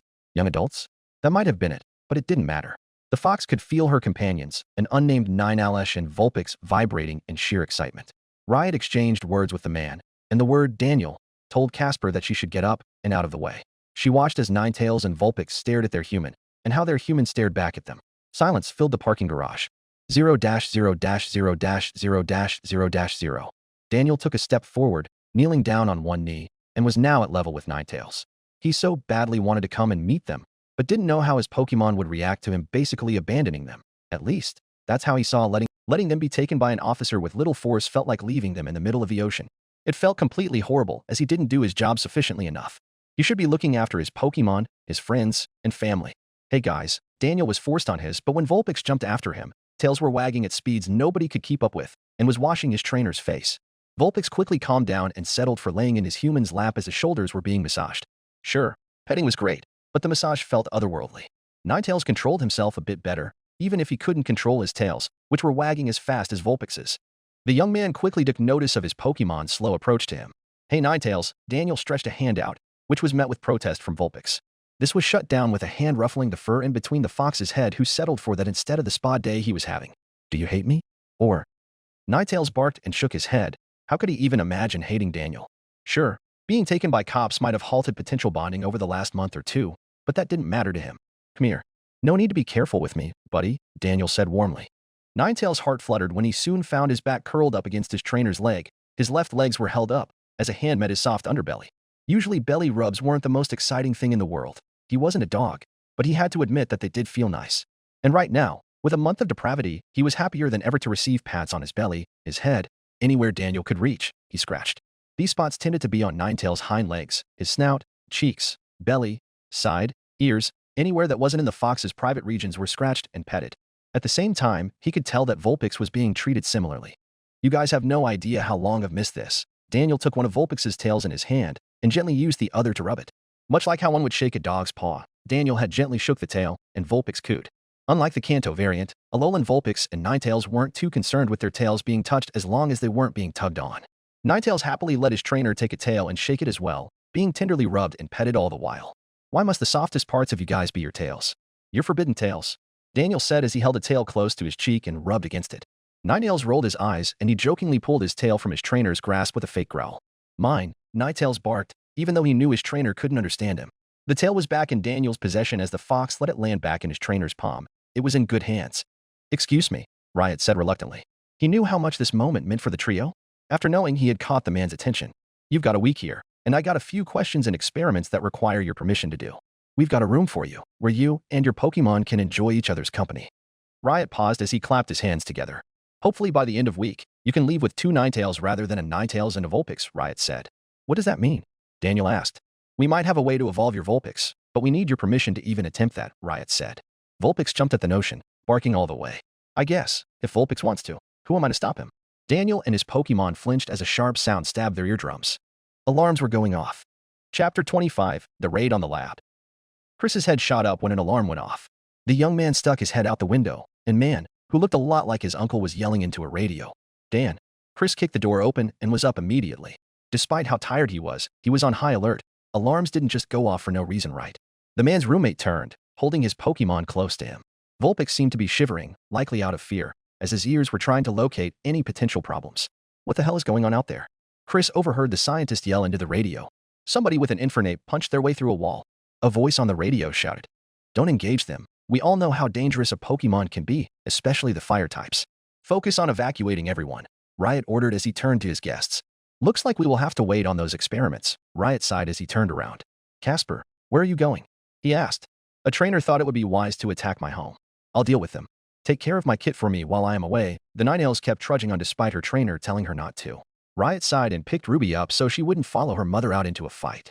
So, do me and Chris try and get the hell out of here? Daniel asked. For now, let's get out of the parking garage. If a Pokémon smashes a car open, like the gas container, we could all die, Riot said. And let's stick with your Pokémon for now. It may not be a lot of protection. The scientist paused when his guest raised a hand. Hell no, I ain't getting Ninetales killed. I want him close by, but I am not letting him fight on my behalf, Daniel said. Riot let out a deep breath and nodded. Daniel's Pokémon. It was Daniel's choice. Piplup used Bubble Beam. Ninetales immediately jumped into action. He lunged forward and brought up a barrier. The bubbles popped and dispersed as they hit. Ninetales. The fox growled as a young girl, who resembled somebody from the show, stepped forward. A Piplup and a Mamswine were at her sides, slightly ahead of her. Chris, the fuck are those things? Daniel asked. He had a vague idea of what, but wanted to make sure. Piplup and Mamswine. One of those things is a ice and ground type. Piplup's a water type. Chris's expression fell. We're fucking dead. There was no way Ninetales knew Energy Ball. That was a move that couldn't be learnt naturally by the fox. And they didn't even know if TMs existed. Before anyone could react, Daniel ran ahead and body blocked Ninetales and stared down his attacker. Why the hell are you attacking a laboratory? Daniel shouted. He was very much mad at the situation. He could have had a whole week, one whole week without worrying about work. He would have been able to see the Ninetales and Vulpix he loved so much. And instead here he was, body blocking his pet from a goddamn penguin that could act as a water gun. Tell us where that Ninetales is, the girl demanded. What? Riot tilted his head and rubbed his chin. Is this Ninetales? Perhaps a shiny one? He asked. Yeah, we watched your buddy take it here, so where is it? The girl raised an arm, and the Piplup started using Bubble Beam again. Ninetales ran through his trainer's legs, tripping Daniel up in the process, and used Protect again. Ninetales don't, Daniel said, falling on his rear. Ninetales looked back and Daniel, with a loving look on his face, let a low bark, before his face hardened and faced back towards his attacker. Well, we don't know actually, Riot said. 0-0-0-0-0. Infernape. Use Tackle. Ash swatted the air as his Pokémon followed his every command. A Ninetales was keeping him from advancing any further into the laboratory. I believe I told you to not play hero, you dumb little kid, Casper said, sitting down on the now unconscious body of Infernape. She had just knocked it out with an extra sensory. What? You can talk? Ash said as his Pikachu leapt forward. I believe I can. You were here for Ninetales? Yes. Casper asked. Yeah, a shiny Pokémon was taken here recently and Casper blocked out his stupid story. She already knew what it would lead to. She was the subject of it after all. And I am that Ninetales. Please explain to me why you think committing multiple crimes will make me wish to leave this place. Oh, please tell me how a scientist, who treats me very nicely, would cause harm to me? Sure, the experiments can be a bit weird at times, but I do not mind complying. Casper saw a red beam retrieve the infernape she was sitting on. Ash paused as a Garchomp crashed through the ceiling, which would have collapsed on top of Casper had she not quickly moved out of the way. Please stop. My trainer has guests here, and he can't have that if you're destroying the place, the fox asked. Garchomp looked at her as a blonde woman stepped out from behind. Even if Casper was a wild Pokémon, she knew this woman had a reputation, not exactly sure of what she was, but if she was renowned amongst even wild Pokémon, then it couldn't be good. You're fighting for a lab that kidnapped you, Garchomp said bluntly as he got ready to follow his trainer's orders. And I stayed on my own accord. I like being here. I and my kid are well fed. A human cares for me. And Ninetales paused. There was something still in the lab she needed to get for Riot, just in case the place collapsed. Casper used Double Team and had her illusions run in all different directions. 0-0-0-0. Casper stopped outside of a lab cabinet. She quickly grabbed a plastic container containing multiple evolution stones. How Riot's lab had gotten so many was a mystery to her, but it didn't matter. Riot was hoping to run tests with these, and she was going to make sure his work wouldn't get destroyed. There you are. The fox growled in frustration as the same dumb kid ran in through the lab doors. Can you please just stop? Casper asked as she turned and sat down. Had it been Riot who found her, he would have taken a picture because she looked cute, while sitting innocently with something held in her mouth. And she'd gladly take the compliment and let the photo be taken. But today that wasn't the case. She took off again, conjuring up an illusion. Smell you later, asshat, Casper said. 0-0-0-0-0. Ninetales was panting. He had just been pounded by a bubble beam that slipped past his defenses. Look, we'll show you where the Ninetales went. Can you stop assaulting my Ninetales already? Daniel took his fox into his grip and held him tightly. Despite Ninetales' protest, Daniel didn't let go. The fox took too many hits and looked exhausted. Vulpix stepped forward, with not as much confidence as a Ninetales, but knew he was the last line of defense should this battle keep going. Riot put his radio away and sighed. The cops are coming soon, he announced. Daniel and Chris looked almost relieved. At least this will end soon. Suddenly, a bluish-gray blur tackled their attacker's trainer and landed next to Riot. Hello, Riot. I got those evolution stones you were hoping to test later. A Garchomp came crashing through the roof and some moron taught their Infernape to use tackle. In other words, this lab might collapse in on itself, she said before going after their attacker again. The fox dragged the girl towards the group to use as a deterrent from any oncoming attacks. Hey, let Dawn go. Piplup started yelling his head off while Mammothswine seemed to be calculating a way to save his trainer with minimal injury to her. Well, you were attacking him, Casper said, gesturing towards Ninetales, who was still trying to get out of Daniel's grasp. By the way, Ninetales, allow your trainer to hold you. He's not sure how many hits you can take, and I don't know how many you took. But just stay with him. I can handle these fools, Casper ordered. Ninetales opened his mouth to protest, but understood that they had leverage. Hey Casper, try and hold that girl still for a bit. If the other intruders come, we can use this girl to keep them here. We gotta wait for the police to come in, and hopefully we can keep them here long enough for their arrests, Riot instructed. The Ninetales grinned at her trainer's plan. Of course, that would mean having to deal with keeping a Garchomp at bay, but it didn't matter. Let go of me. Dawn yelled as she struggled. Hey now, if you continue to struggle, I might not let you go at all. Casper looked up from the girl to see 3 other people, with a Pokémon in front of them. Pikachu used Quick Attack. Ash yelled. A yellow blur hit Casper in the face, which caused the fox to stagger a bit. Dawn got up and away from the Ninetales and ran towards her group. We gotta get out of here, guys, Dawn said. Why should we? We still gotta get that Ninetales and Vulpix out of here, Cynthia said. We called the cops. Get the fuck out of here before them come and arrest you guys, Daniel said. His grip on Ninetales was firm. Garchomp, use Dig. Cynthia batted the air as dust began to blur everyone's vision. Their attackers were gone, but in their place was a hole that went down for an undetermined depth. Now the trio simply sat, with 2 injured Pokémon, but neither was seriously hurt, a ruined laboratory, and a box of evolutionary stones. Chapter 26, Aftermath. The police officer wrote one last thing in his little notepad. Riot had just given his testimony of what had happened earlier in the morning, and Daniel had finished his up with another officer. Casper was sitting by the scientist's heels, having already recovered from being hit in the head by a Pikachu. The fox's kit was entirely unharmed. Ruby couldn't have taken part in the fighting if she wanted to. Ninetales, despite being a bit tired, also recovered pretty quickly as none of the foxes were hurt beyond maybe a couple bruises at best. The officers left. Everyone in the lab was present, but now there really much left of a lab to walk back into. All right, everyone, while the lab's being salvaged for anything other than the box of rocks the Pokémon Company sent us, it looks like we'll be heading home for a while, Riot announced with a sigh. And we'll return to continue our studies of Pokémon soon. Not exactly soon, but soon nonetheless, Riot said as the scientists looked at each other. They really didn't have a whole lot to return home with. Their belongings were still in the lab, and it was questionable if those were still intact or not. Chris walked up to where Daniel and his Pokémon were. His roommate was currently just sitting beside Ninetales. The fox was sitting with its head protectively laying on his trainer's head, while Vulpix was laying in Daniel's lap. So, you know what we're doing?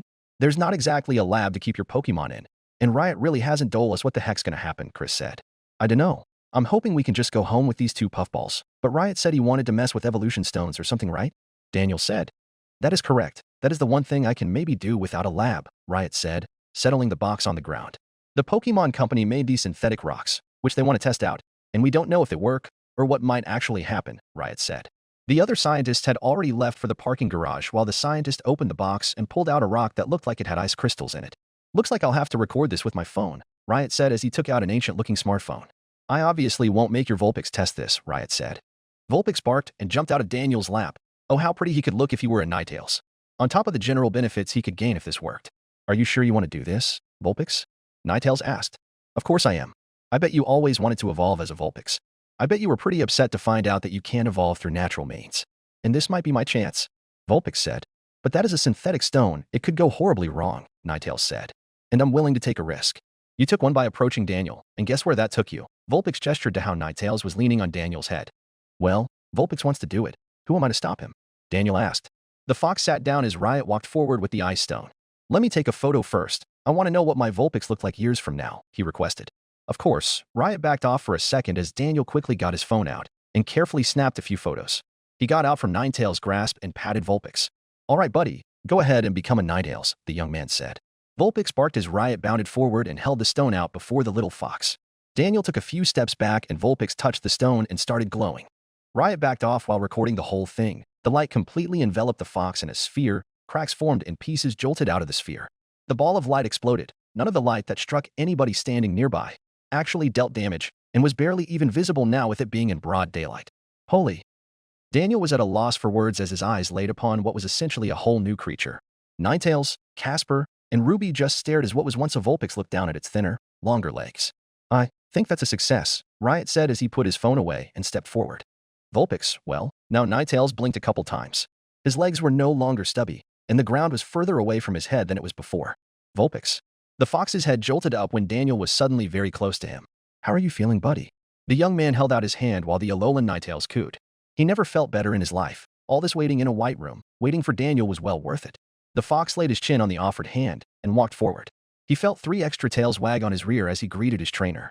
It felt kind of strange now. As a Vulpix, he could barely reach Daniel's knees while the man was crouching. Now as a Ninetales, he could see eye to eye with a kneeling Daniel, and it wasn't too hard. Obviously, with his body bent forward, he couldn't reach Daniel's height without being on his hind legs, but now he was a lot bigger and a lot less vulnerable if he was caught without Ninetales or Daniel around. I believe you're enjoying being a Ninetales, Ninetales said. Yeah, it feels so weird now. Like, I can feel just how much new energy is building up inside of me. The fox got interrupted when he found himself being dragged down onto Daniel's lap. I think somebody has some serious competition for the softest pelt, Daniel teased Ninetales and patted his Alolan one on the head a few extra times. He paused as started thinking about what he would have to call his Pokémon now. Both were technically Ninetales, so calling them that would be odd. I'm gonna have to call you Chili, Daniel said, pointing at the Alolan Ninetales. And you, Daniel pointed at Ninetales. I guess Soul would work. I just need something to call each of you so this whole 2 Ninetales thing doesn't get confusing, he said. Soul barked at the thought of now having a name. Sure, maybe it only came so he and Chili wouldn't get confused, but it was nice. Even if it really didn't matter at first. So, I guess I'm named after a bowl of that weird red stuff Daniel brings home from work. Chili rolled his eyes. That you ate while Daniel was showering? Soul said in a mock scolding voice. Chili was about to respond, but a hand cuffed under his jaw and damn near made him sleep. You'll all have to stay here for a week still. Just gotta make sure that the ice stone doesn't have any side effects, Riot said. So that means I gotta spend a fortune on a hotel room? Chris asked. No, I'm paying for our hotel rooms. You're my guests, even if my lab is kind of. He gestured towards the ruined laboratory. So I can finally stretch my legs? Casper asked as she stretched in a very similar manner to a dog. Even if it looked a lot smoother than a dog's stretch, which made sense as a Ninetales' whole thing was being graceful. Yes, you guys can stretch your legs. Just don't run on the streets. You already got a Pikachu lobbed at your head, Riot said. Hey now, that Pikachu caught me off guard. If it hadn't, it would have been knocked out in an instant. Chili stood up on his hind legs to look at himself in the mirror in the hotel he, Soul, Daniel, and Chris were staying. Now he could finally get a good look at what he looked like now. Instead of the small, rounded head of a Vulpix with big old ears, eyes, and a small puff of fur in between said ears.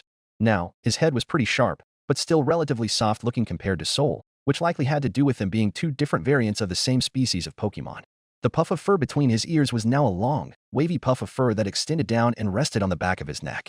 His once massive eyes were now significantly smaller, and so were his ears, which made him have a less innocent-looking face. Maybe he wasn't as cute as the Vulpix he once was, but he looked majestic. There was even a little man, not as glorious as any male Pyroar, but it helped out with his aesthetic. Standing beside him was Daniel, who was brushing his teeth while the Ninetales was looking over himself in the mirror.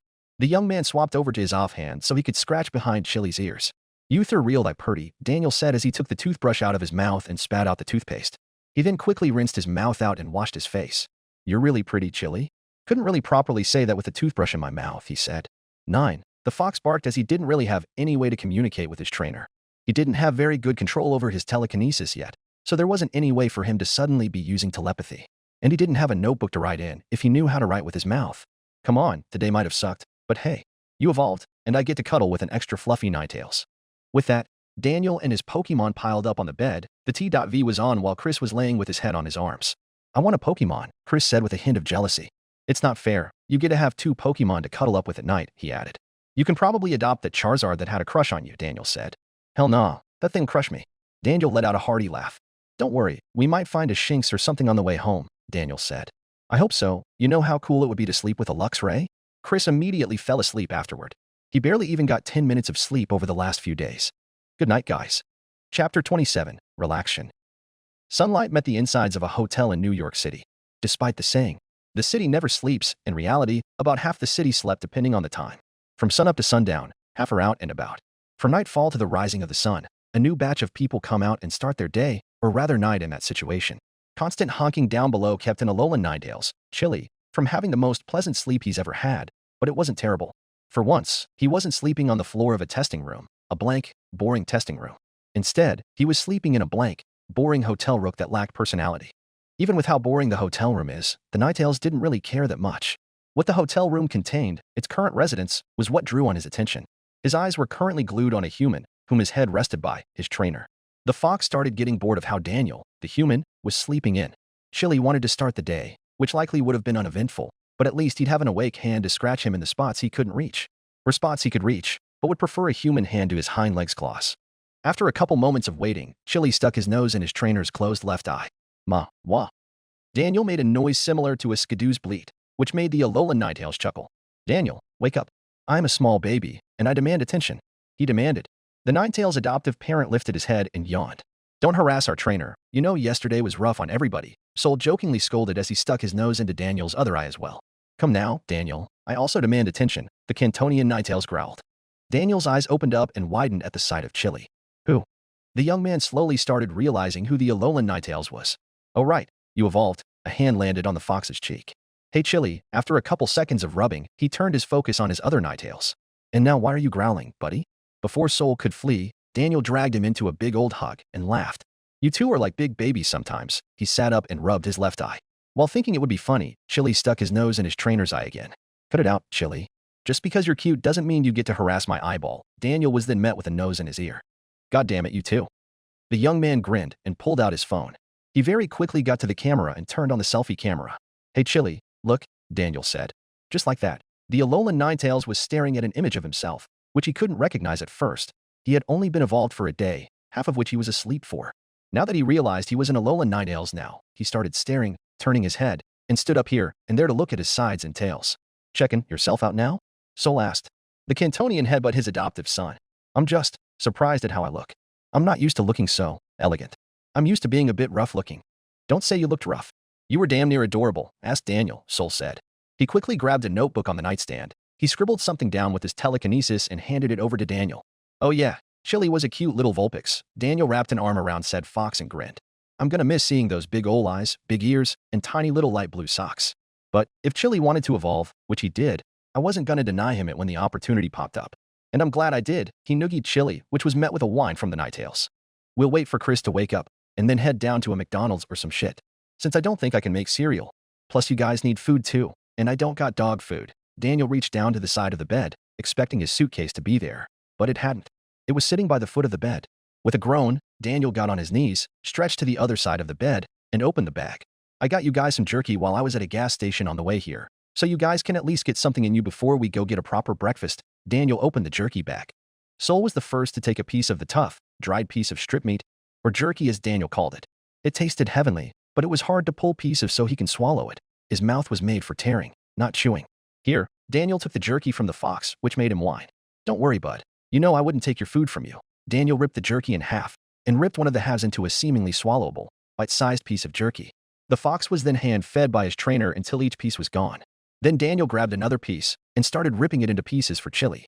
0-0-0-0. Riot lifted his head up to see Paws again, curled up to a Ninetales, with a Vulpix laying her head on top of him. Casper and Ruby were snuggled up to him last night as a human, but now his hands were Paws. Casper. The fox lifted her head. What? You do not have many responsibilities. So why not spend that time until the lab is fixed up as a Vulpix? Casper nuzzled him. Besides, I'm sure we can sneak into Daniel's hotel room if we are kicked out. We paid a fine price for a pet-friendly hotel for a reason, she said. I'll likely have a court case once we find the asshats that blew hundreds of holes into the lab. Plus, I gotta make sure that Daniel's Vulpix, when he evolved, didn't have any odd mutations because of the synthetic ice stone, Riot said. I can simply ask and sniff at him for the next few days. You'd be surprised at what a Ninetales Sync can tell you, she said and nudged her favorite little scientists. I swear to God, once I'm a human again, I'm going to tickle the shit out of you, Riot declared. So it is war then. Casper's face formed into a scowl as she got up. She moved Ruby's sleeping form gently before snarling and Riot. Casper. The little scientist, turned Vulpix started backing away as his friend didn't seem to be acting. In fact, it looked like she was fully ready to kill him on the spot. What? Do you think declaring such a thing would leave you unscathed? Suddenly, the snarl was gone as Casper realized she was scaring her trainer and grabbed him by the scruff. You declared a tickle war, Casper said as she flipped Riot onto his back. A moment later, she was licking the Vulpix's paws, which started making him draw them back to keep them safe. You cannot flee. This is your fate, my friend. You will be tickled until you are short in breath, Casper said. Riot couldn't retain his laughter. Chapter 28. A New Perspective. My body dropped to the ground as I entered my den, high up in the mountains, near a small village. It wasn't anything new. My species were used to being chased out of human villages. Often it's when we try to warn these villages of upcoming disasters, which slowly led to my kind being linked to them after a while. Luckily this time around, I wasn't hurt too badly, as the human's waste was thrown at me this time around instead of garbage. It still didn't feel good emotionally, but I'll survive. That's what we Absol do best, aside from becoming bad omens. I laid my head on my paws and let out a deep breath. I sighed in relaxation as the moonlit floor slowly turned into darkness. A bright, almost blinding flash of light made my entire body flinch. I didn't know who or what was causing it, but I knew I was doomed if humans had found me.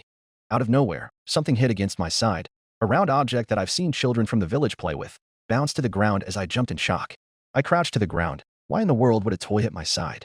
My heart sunk when I realized I was standing in a field where a lone child was standing. As if you weren't expecting an Absol to appear out of nowhere.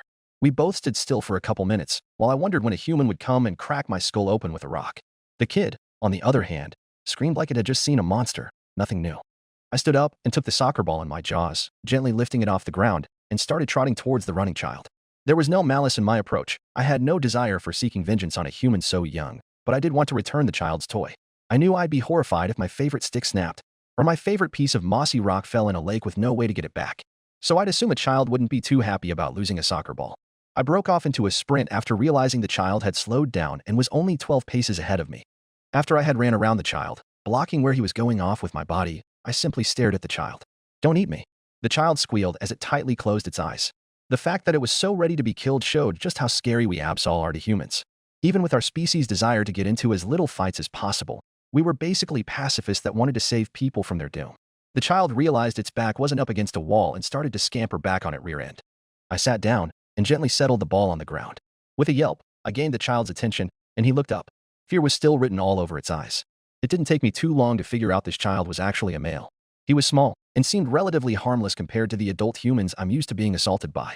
He had darker skin than what I was used to seeing, but not completely black. His hair, there wasn't a whole lot of it. His clothes were simple, some loose shorts and a loose shirt that lacked sleeves. I nudged the ball with my paw, making sure my paws did not penetrate its surface. I wanted to return the toy, not damage it. It rolled forward and stopped in between the boy's spread-out legs. For a couple seconds, he blinked and looked up at me. Thanks. The child clearly didn't know how to react to the actual nature of an Absol. I bowed respectfully, but flinched when the child reached his hand out to pet me. Just because it was a child, it didn't mean he wasn't dangerous to be around. I didn't want to risk being hurt again twice in one night. I broke off sprinting past the child, towards a tree line. The sun was still high in the sky. What on earth was I thinking? A human could have spotted me and have me killed for being so close to their offspring. Actually, when I got back to my cave, the moon was high in the sky. It was midnight. Now it looked like it was either noon or shortly after noon. I hid myself under a bush and panted. My eyes could barely hold themselves open. Hadn't I slept? That could be the only reason for the sun being so high. And there were a couple gashes when I went to sleep. I looked down and saw that I was still injured and my body felt weak. Did I not go to sleep? My body answered that question when my conscious mind slipped away from me. 0-0-0-0-0-0-0. My eyes shot open when a mass of human voices made my eardrums hurt. There was a group of people. A woman was standing facing a man who had an odd device on her shoulders. Next to the woman was the child from earlier, holding a bowl in his left and a soccer ball tucked under his right arm. The lady pointed over towards me and started speaking. This young man standing next to me was almost struck down by the dangerous beast in that bush, but was shocked to realize that the monster had a heart. I just saw it appear in front of me while I was practicing soccer and... The boy paused and shuddered. It chased me, it was going to hurt me, but then it gave me back my soccer ball and ran. Like it was actually scared of me and not the other way around, the boy said. Well, he wasn't wrong, but I knew we were scared of each other. He ran away from me. I ran the moment he tried to touch me. And now, we have tracked this monster down and brought food with us. We will see if the food can hold it still long enough for us to get a good look at it. With that, the boy approached my bush. He wasn't nearly as scared as he was yesterday. He had back up, I did not. The child knelt down. Hey there. He then tried to coax me out of the bush, offering his hand, putting his soccer ball down, and settled the bowl of food down. He backed up as I stepped out of the bush. My eyes stared deep into him, expecting the adults with him to strike me with that shoulder-mounted device. When I saw that there were no malice behind those eyes, I bowed again. It may seem odd for a Pokémon to bow, but for me it was important. It was the only real way I could convey my thanks, as I knew humans didn't know how to speak. I then stretched out of my bow to release the tension on my tired muscles and started eating. As I stood, the two other humans circled me, pointing the shoulder-mounted device at me while the woman spoke about some nonsense and comments on my appearance. Suddenly, a small hand made its way to the back of my head, which made me jump. My body didn't completely move, but I was in shock. The boy was crouching in front of me. His hand was now resting on top of my head, and I wanted to run away. I did not, however, as it was probably not a good idea to start panicking or attacking. The boy fed me. He had fed me, which was way better than how I've been treated by any human before. So I just stood and waited for my neck to possibly be twisted. That's when it felt like I was flying. The boy started coursing his fingers through my fur, scratching and petting me. Its fur is really soft, the boy said as I took a bit of pride. We Absol could be great cuddlers if given the chance to, and our fur was almost always nice and tidy. Unless a human threw mud at us, chased us away, driving a knife into our eyes or... I let those sorts of thoughts leave my mind. All those would do is distract me from how good this felt. I then lost control of myself and rubbed up against the boy like a Meowth would while greeting its trainer. The boy was almost shocked at the sudden contact, which was being brought on by me. W-hat, he said in shock. Suddenly must have realized I was being friendly and wrapped his arms around me. I've watched humans do this in the village as a sign of affection. For me, this boy was mine now, and I was going to keep him. Maybe not from his home. I had no right taking him away from his parents after all, but perhaps I can follow him home and hide near his house. As you can see, the beast turns out to be quite friendly and also seems to act like an overgrown house cat. It might be possible that this is simply a mutant cat that escaped from a nearby research facility, the lady said. What was a cat? Was that a Pokemon I did not know about? I wouldn't be surprised. That lady called me a mutant. That made me grumble, but then somebody started to scratch my back. I swear, human hands could be very dangerous, but oh so gentle.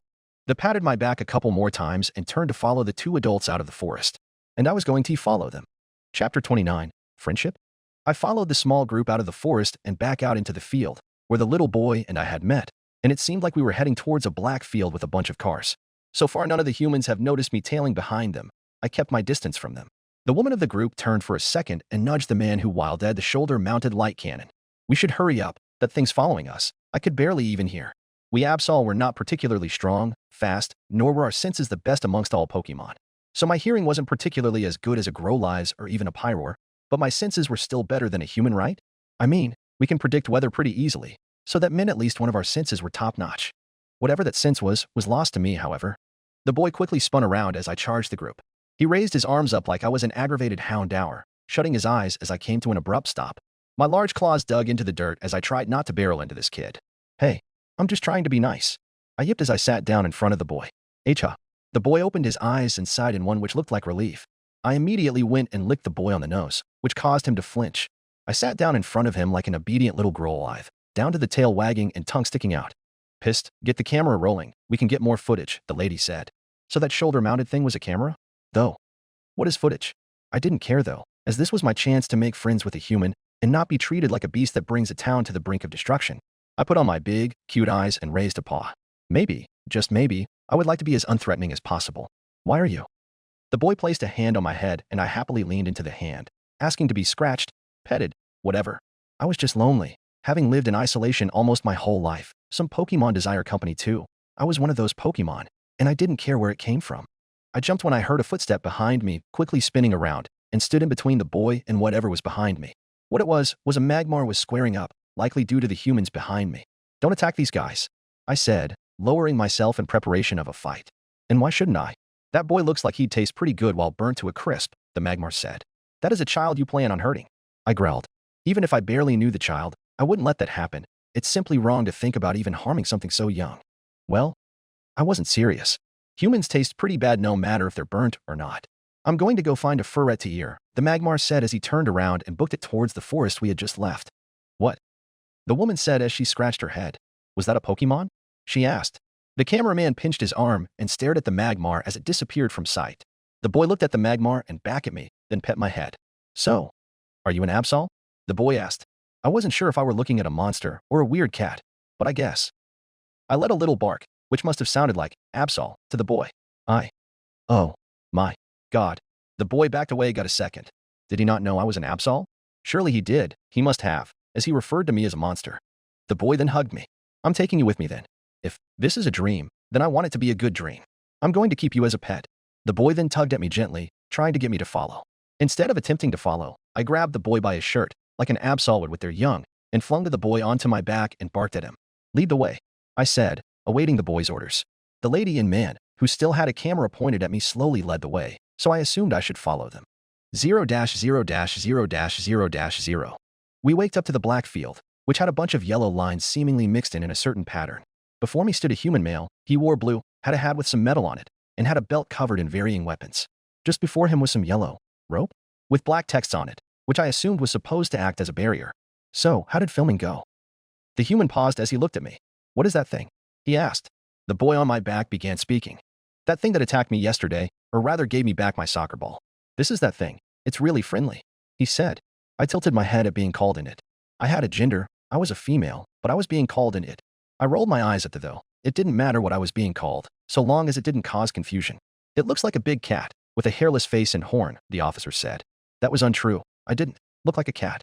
What was a cat? I had light, black fur on my face. That had to be kept warm as well after all. And why are you riding that thing, Michael? A woman's voice pierced my ears as I caught sight of a woman.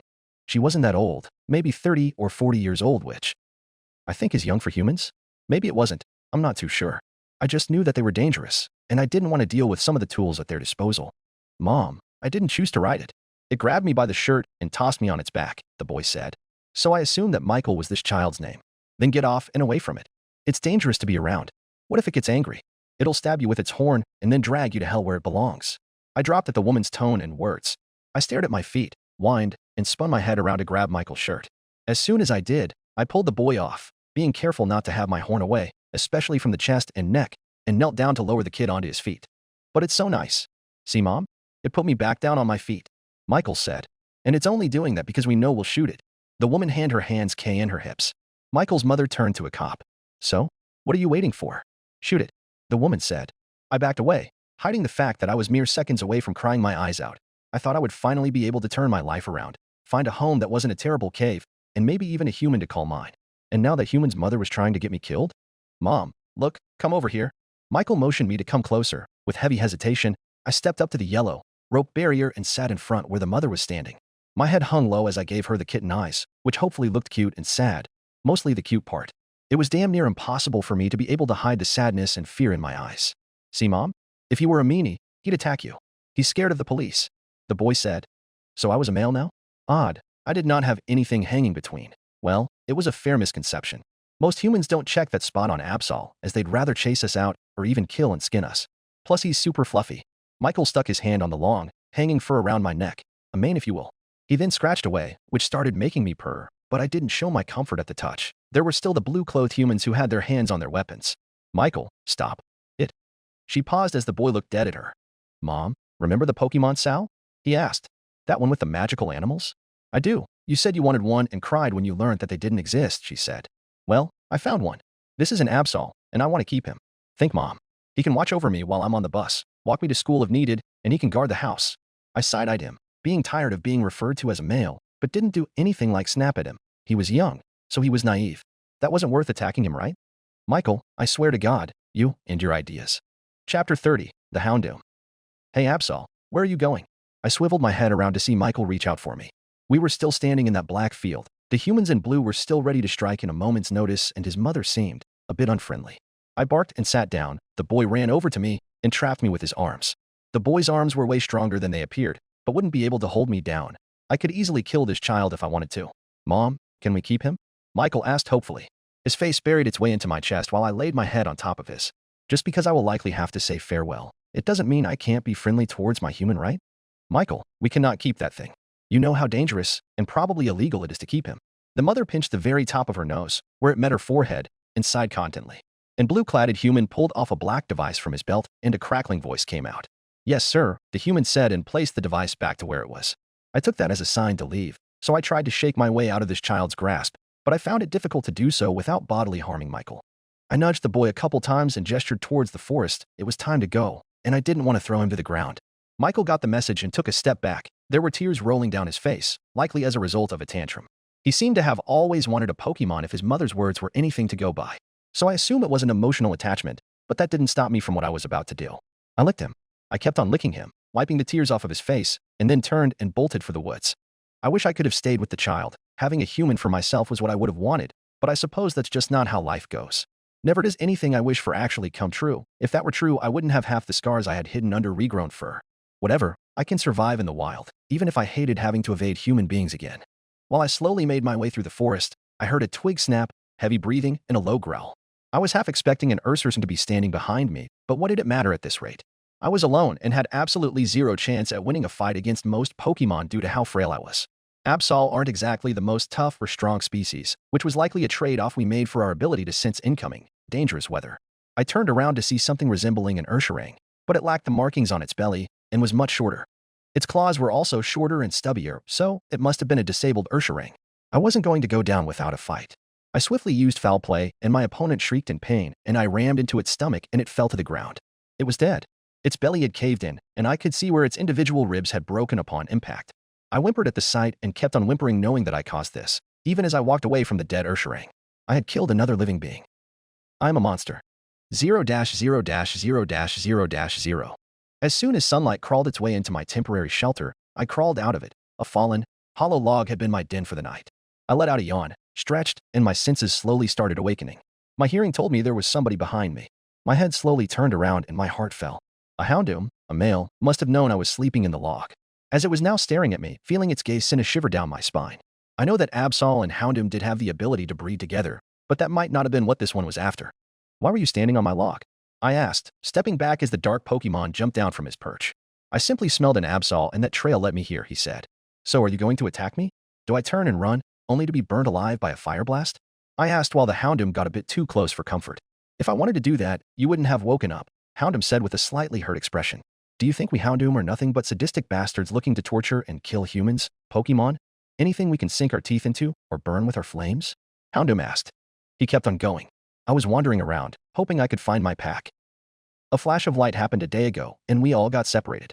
Now, humans are even more scared of me than usual, and I run into strange-looking Pokémon that run at the side of me, he said.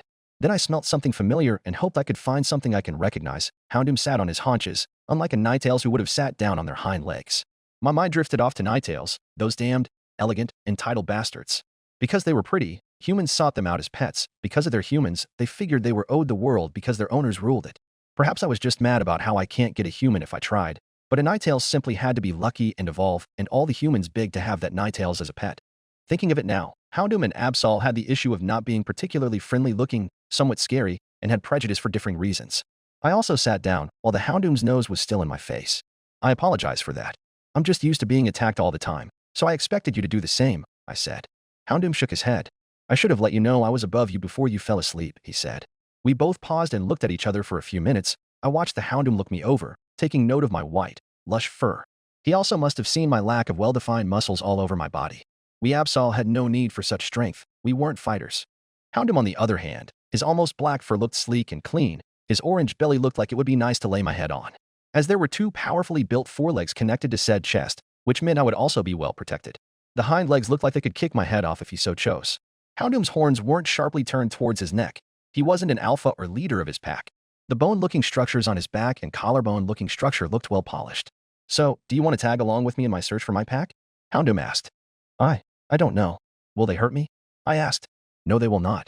I'll make sure of it. I won't hurt you. I will not hurt you. I'd just like to have some company. We Houndoom are pack Pokemon for a reason, and we love the company, Houndoom said. I'd like some company as well. I almost got to have a human of my own, but their mother and a few other humans made it clear that I wasn't welcome, I said. Then, when we find my pack, we will be your pack as well. Everyone deserves some affection and company. Come on, we need to get moving. We can talk along the way and get to know each other. Can't have a pack member I barely know, can I? Houndoom asked. Of course, I'd like to learn a bit about you as well. I hope we can be good friends, I said. Chapter 31, The Cave's Residence. I had no clue where we were heading. For about an hour I would lead the way, then the next Houndoom would lead the way. Most of the time we lost track of where we were heading simply because we kept on getting distracted by berries we've never seen before, strange-looking Pokemon that usually ran away from us, or even just something that smelled good. Honestly, I didn't mind the wandering. It was much better than sitting in a cave while solitary. On top of that, while I may not exactly have a friend, it's only been a few hours since I've met Houndoom. I did have company which was enough to appease my emotional state. So what is your stance on Ninetales? I asked out of nowhere. I was well aware of my own stance. They were stuck up, entitled pricks. I don't know. I mean, they're weak and fragile before they evolve, and basically need a human to become a Ninetales, Houndoom said. Which means they're pretty weak, because then they rely on their humans for everything. For food, for company, anything. Then they have the audacity to think they're so smart because they can understand human speech. Hey, guess what I can do? I can understand what people are saying. Houndoom started laughing. That must mean I'm smarter than an alakazam. We both had a good chuckle. I just think they're entitled because of their humans. And any wild Ninetales often have humans begging at their paws, asking said Ninetales to be their slave, I added in. Yeah, they get it easy, while Houndoom like us are shunned for looking scary. Houndoom said. And we Absol are shunned simply for being able to sense the weather and make warnings, I said. I shivered. It's going to rain, I said. It can't be that bad, Houndoom said. Oh no, it's going to rain pretty hard. It's no spiral of air, or giant storm, or even ground shaking. It's just going to drench our fur, dot. And I don't want my fur to get muddy, I added. Houndoom gave a small smile. You know, if you got muddy, I'd happily try and groom you. We're a pack now, even if we aren't the same species, Houndoom said. I nodded and rubbed up against him. Why did he say that? Why did I run up against him? It's been what? Maybe 4 hours since we met, and we're already a pack? Well, I wouldn't mind this outcome. At least I had somebody to rely on. A drop of rain hit my head. We should run, I said. Houndoom nodded, and we bolted through the woods. 0-0-0-0. We stopped just as soon as we reached a cave, padding in and huddled together for warmth. My fur was completely drenched, and so was Houndoom's. Neither of us were happy about it either. Houndoom grew a bit grumpy as his fur matted together, and I just felt relieved that only my paws got a bit muddy. This sucks, Houndoom said as he shot fire on the ground. Surprisingly, with no wood or anything to burn, the fire held its shape and burned strongly. I suppose that just showed how strong a Houndoom's fire was. Yeah, I'm going to be a puffball once all this fur dries, Houndoom said. Hey, at least you've got short fur. Think of how much of a puffball I'll be when I dry out. We both chuckled and stared out the mouth of the cave. Odd. I thought I would not see another Pokemon for quite a while, a soft voice said. It was coming from behind us, so I got ready to strike, and I could feel Houndoom's fire building in case he would have to fight.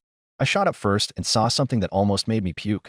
Sitting behind us was a snow-white Ninetales, likely from Alola, sitting on its hind legs, staring at us. I could tell it was a female. Her tails fanned out behind her, and it was quite hard to distinguish them from each other. Instead of red, soul-piercing eyes, she had blue, calm eyes. To my surprise, no human was with her, and no collar was wrapped around her neck. Get the fuck out, Houndoom demanded. I nodded in agreement to his statement and lowered down for a fight. Do not strike out at me. I don't want to get drenched in that storm just like you two. I get that Houndoom tends to be a bit hot-headed, and I don't know too much about Absol. The Ninetales sighed. But I am sure one night in a cave with me is not the end of the world. She laid down and settled her head on her paws. I could hear Houndoom grumble about how pretty she was, before he also laid down while facing our new guest. Where is your trainer? I asked. The Ninetales then started laughing hysterically. Her voice suddenly started filling the cave, making her seem like a maniac. Do you believe Vulpix cannot find ice stones on their own? Perhaps Cantonian Vulpix are a bit different, but I am sure you can find wild Cantonian Ninetales as well, she said. Plus, I'll be damned if I have a trainer. The damn beast separated me from my son, and a flash of light blinded me. I woke up in this cave and stuck around for a bit. If I find out my son is alive and has a trainer, I am slaughtering that damn human and taking my child back, Ninetales said. How do we know you don't got a trainer lurking back there, waiting to catch and enslave us? Houndoom asked. Ninetale shook her head with a grim smile. I was forced to leave my son alone and afraid because of humans. Do you not understand how damaging that is to a young Vulpix? To know that you won't see your mother again? What about both parents? I was all my son had, and the humans did not care. They still tried to kill me for my pelt, and they have failed. Dante T even fucking suggests that I would allow a human to rule over me after knowing what they did to my child. Houndoom grumbled something again, which made Ninetale's hackles raise. What did you just call me? She asked before shaking her entire body. I do not appreciate being called a bitch. I was hoping you two would be nice, as at least some company would help soothe my anger, but I suppose you two are like what the stereotypes say. Ninetales repositioned herself, her back towards us staring into the cave. Houndoom are loads of shit. Absol might not be too bad, but you align yourself with a mindless beast. I am pretty sure if my son were still with me, you'd kill him just to torture my psyche, Ninetales said. I could feel Houndoom jump, and before I could blink, he lunged forward at Ninetales. Only to catch nothing, as Ninetales had moved, just barely out of my friend's path. You don't fuckman call me mindless, when your kind will happily align themselves with humans without second thought. Your entire species is a bunch of. Houndoom stopped when he started staring into Ninetales' eyes. I followed suit, and we could tell there was nothing behind them. This one was simply a husk. She laid her head back down after closing her eyes. Ninetales must have dodged purely on instinct. I apologize for moving. I will let you strike at me. I may have hoped that my son was alive. Maybe a human had taken him in and was actually taking care of him, but I must be realistic. I left my son with a bunch of bloodlusting hunters who would have happily killed him. So chances are my son is dead, and I haven't even had the chance to teach him to hunt. He will likely die on his own, if he hasn't been killed by a human yet. I simply no longer care. What is the point of a mother being alive if she cannot protect her own child? I am merely a failure and nothing more. Ninetales' tails fell to the ground as she awaited for Houndoom to strike. Never before had I seen a Ninetales look so defeated. Then again, I haven't seen that many in my life, so perhaps there were more like this. Houndoom looked at me and back at Ninetales.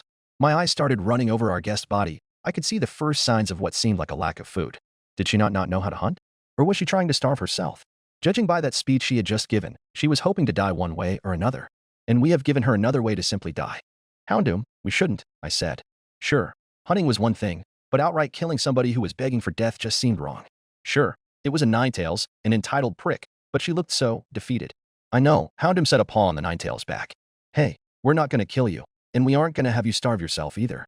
Come with us. We can use another pack member, and who knows? We might find your son while we're at it, Houndoom said. Ninetales raised her head and silently nodded. Out of nowhere, Houndoom dragged Ninetales over to where he and I were huddled, and laid her in between us. I apologize for calling you a mindless beast, Ninetales said quietly. Hey now, I called you a bitch. We're both at fault here, but let's forgive and forget. Then once the rain clears, we'll go hunt, Houndoom said. Ninetales nodded. Suddenly a layer of something laid over us. Ninetales' tails covered the three of us. I suppose we shall nap? There is not much we can do in this cave other than wait for the storm to clear, Ninetales said. A lick was planted on my head. Why'd you lick me? Houndoom asked. It is what wild Alolan Ninetales do with our pack of Vulpix. I don't know. It's like a mark. Ninetales' ears flattened. If you do not like that, I won't do it again, she said. No, this now marks that we are a pack. Come on, let's just sleep already, Houndoom said. I can probably guess who our leader is, and it wasn't me or Ninetales. Oh well, we have a depressed Ninetales, me, and Absol, and Houndoom. Surely our pack could not get any weirder, but I didn't mind. I laid my head over Ninetales' head and closed my eyes. Chapter 32, Progress.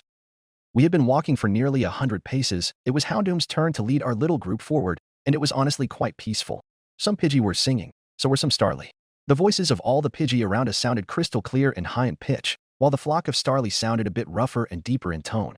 It mixed quite well, harmonizing into something to distract us from the monotony of walking through a forest where the scenery seemingly never changed. I glanced behind Ninetales, who had been following in the back, regardless of if we offered to let her take the lead for an hour. I often had found myself envying how pretty she looked. Ninetales in general were quite pretty, but Alolan ones were particularly beautiful. The Ninetales' ears perked, and she immediately broke off from our group, sniffing at the ground all the while. Where the heck are you going? Houndoom asked. He grunted when our new companion seemingly didn't seem to acknowledge him. Before either of us could go run after her, she vanished into the bushes, as if she just entirely disappeared. She didn't even leave behind a scent. Now, I knew that these nine-tailed freaks could manipulate what others' minds can see, but it still didn't put me at ease. Whatever, if she wanted to break off from our group, so be it. It's no fur off my hide at least. Fine. If you don't want to listen and stick with us, then it's not my problem. Houndoom growled before offering to let me take the lead. I happily took part, but kept going along the path we had been walking. No point in changing direction, right? That would only make it take longer for us to get somewhere. I happily started trotting along, Houndoom at my side, and the minutes slowly started blending into hours, and the sun was setting. Can we take a rest? I asked as I started to have a noticeable limp. My paws hurt from walking so much. In fact, I was generally just tired because we hadn't had anything to eat for a whole day. A severe lack of food can do quite a bit to the body after a long period of time. My stomach grumbled at how empty it was when Houndoom nodded. I can go look for food while you wait here. It's my turn to hunt anyways, and I know you're starving. Like any gentle hellhound, I'll get the lady some food, Houndoom said. Are you implying that you would like to court me? I asked. We both had a good laugh at that. There was no way Houndoom would find me attractive. There was also no way I could find him attractive, albeit he is quite well muscled, made for a good pillow, and wasn't too shabby in the looks. I shook my head of those thoughts once a bush started rustling. Somebody, or multiple somebodies, was stalking around us, and I shot up from my spot. I could almost feel Houndoom building fire up in his throat while I got ready to lunge at whatever was stalking us. Get out of the bushes. We know you're here. So if you don't want to be our dinner, you'll come out. Calm down, Houndoom. It is only I. Ninetails stuck her head out of the bush, then pulled it back in. I thought you wanted to go off and be on your own, I said. So why'd you come back? Actually, why'd you wander off? Did some human offer you a nice, comfy bed? I asked. Ninetails had popped back out of the bushes with a weird Pokémon's hoofed leg in her mouth. She had her rear to us as she dragged an entire corpse out into the clearing. Her coat was stained in blood that likely wasn't hers. The corpse was that of a weird-looking Sawzuk. Well, I've never seen one of those before, so maybe this could be an entirely normal Sawzuk. Either way, she had found dinner. Ninetails spat the leg out of her mouth and turned to us. I was only getting food. I could tell you two were hungry, and I know that I'm older than both of you. So it is my job to provide food. Ninetails sat down. There was a noticeable chunk of meat missing from the dead Pokémon. I already had my share, so do not worry about me. I highly doubt that you do anyways, but I would like it if you pretended to care about me being gone. You know, show an emotion other than disgust when I return with a catch, Ninetails said. I could feel the sarcasm slowly drip into her words as she spoke.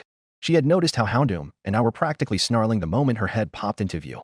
Now if you excuse me, that thing left a mark on my hind leg, so I would like to tend to my wound before it becomes infected, Ninetails said. With that, she turned her back to use and stretched out her right leg and started licking at it. The Sawzbuck's antlers must have nicked her there. There were a few noticeable whimpers as Ninetails presumably licked where her injury was. Houndoom and I took no concern in that. Licking wounds stung even if it did help to heal faster. Without second thought, we walked over to the carcass and started to dig in. 0000 Ninetails 0000. I sighed as I felt the blood on my leg begin to clot. The healing process had begun. Behind me, I could hear my new pack mates take their fill of the deer I had just brought back. Why humans called those that were beyond me. They were clearly a Sawzbuck that had lost their mane in the summer, and also lacked the distinctive leaves in its antlers. That thought left my head as I realized how filthy I was. My blood began to boil as I realized that I let blood get into my coat, so I stood up and wandered off to find water. While I could ask Houndoom or Absol to groom me, I highly doubt they would. That job was only reserved for mates or very close friends. At least, that's how Ninetails worked. Grooming was the ultimate, most genuine way to tell another Ninetails or Vulpix that you loved them. I wish I had groomed my son more before that horrible day. Now I will never ever get the chance, but there is that tiny hope that I will get the chance to. I stopped just before a pond, hopped in, and back out. I shook myself until my head hurt and looked in the water back at my reflection. Just like magic, the blood had washed out of my fur, and it made me smile with pride. While I didn't have a trainer, I did have pride in how I looked. What could Ninetails didn't? For those who had trainers, it was a chance to look very elegant for their beloved human, and cleaned fur meant that the fur was likely very soft and healthy. I know a few Ninetails that happily would let their trainers use them as a pillow, while using their tails as a blanket. The things captive Ninetails did for their trainers was disgusting. How could they let their tails be used as blankets? Something so sacred just to be used for warmth? I chuckled. I did the same, but for packmates who did not give a single damn about me. Well, for me at least, my newly clean coat would mean that there was an odd chance that I may be able to find a new mate. If I ever want another one, that is. I would love to have my first mate, to have my child with me, both at my side. My mate curled up around me while I curled up around our son. That was something I could only do in my dreams, but that simply won't happen. And I refused to have a new mate as we Ninetails mated for life. It seemed a bit odd that we were so loyal to our mates, even when said mate passed away, but there was no way I could betray my mate after promising I would always be his. Captive Ninetails were quite similar, except for with their humans who have a meager 80 to 100-year lifespan. They often would guard the dens, belongings, or graves of their beloved trainers, and I could not fault them for that. Our trust is not something we easily give out. I don't even fully trust my new pack mates yet. And when we trust somebody or another Ninetails, then that means that we love them. With love comes loyalty, loyalty that is very important to Ninetails and Vulpix around the world. To our loved ones, they were worth dying for, even when they pass away. I pulled away from the pond's edge and crept back to where Absol and Houndoom were. Both of them were piled together, their bellies facing the deer I had caught. The deer itself was mostly gone, excluding the bones and head, which would likely get the attention of a few scavengers. That didn't bother me as every creature needed food, even the trees do, so I would happily leave whatever remained of the dead animal so others may have a meal. I bowed my head towards the animal as it had served its purpose of feeding another being. One day everything dies, is broken down, and the young take over the world. That is how life works: eat, sleep, mate, love, die, and be washed away by time. So, are you two going to admit that you would like to mate with each other? I said, breaking the silence amongst our little camp. And would you just go away already? You nosy Ninetails, Absol said. I would, but we agreed to be a pack. So no, I will not go away. I laid down and laid my tails over myself. These two didn't deserve to be covered up while we rested. I only did so in the cave because they comforted me. Now it seemed like our little moment in the cave never happened to these two though. It is quite the shame. I'd happily consider them friends, maybe even love them and swear my loyalty to them had we just remained the way we were in that cave. Whatever, my purpose was to just get these two animals to eat, follow them around, and wallow in the fact that I don't feel any closer to finding my child. I was just a member of the pack doing my job to provide for the younger members among them, even if they didn't really like me. The sheer difference between Vulpix and these two was massive. My kit would have leapt at the opportunity to start cuddling with me after he had his fill of whatever I caught at the time. To groom me, to do anything to show his appreciation for caring and loving him. It was honestly kind of adorable how he would wrap his tiny little forelegs around my snout and start grooming the ridge in between my eyes. Now I was getting a stink eye from Houndoom. I would celebrate and praise Arceus every single day if I could find my Vulpix again. 0000 Absol 0000. We started back up on our way, with Houndoom leading us again. Our bellies were filled thanks to Ninetails hunting for us. I did feel a bit bad for sounding a bit harsh on the old Ninetails behind us, but we couldn't really apologize when said Pokémon started keeping her distance from us. This morning she was at either mine or Houndoom's flank, and now she stood two of Houndoom's tail lengths behind us. She very clearly was bored of walking, and it looked as though her mood wasn't in the greatest of shape. It hit me that I had cuddled with a Ninetails last night. Not just cuddle with her, but lay my head on top of hers in a protective manner. We were nice to her after hearing how she had been separated from her kid, how she loathed humans, how she'd give anything just to be with her child. We did that, and the very next day, she ran off to hunt for us, and we had not thanked her at all. We hadn't shown her any appreciation either. Houndoom and I were quite simply bad packmates to her. I peeked around my shoulder to see Ninetails staring up at the sky, either lost in its bright blue depths or lost in thought. She hadn't even noticed that I was staring at her. While her eyes and mind seemed elsewhere, her ears seemed to pan and point at even the slightest of noise. Out of the three of us, she likely had the best hearing. I simply didn't have the ear structure that she did to hone in on what was around us, and I know Houndoom definitely didn't either. Her mind slowly fell onto the path in front of her, and a small smile etched its way into her face. 0-0-0, Ninetails, 0-0-0. Even if I knew these two didn't like me, I did have an idea to make all this aimless walking a bit more bearable. I noted how Absol had been staring at me for a moment before she turned back forward. While I didn't mind, it was a bit unsettling. For all I knew, she could be mentally cursing me. For all I knew, I could get myself chased off or even killed for the idea I had in mind. I didn't care though. If this worked out, I could maybe grow a little closer to my packmates.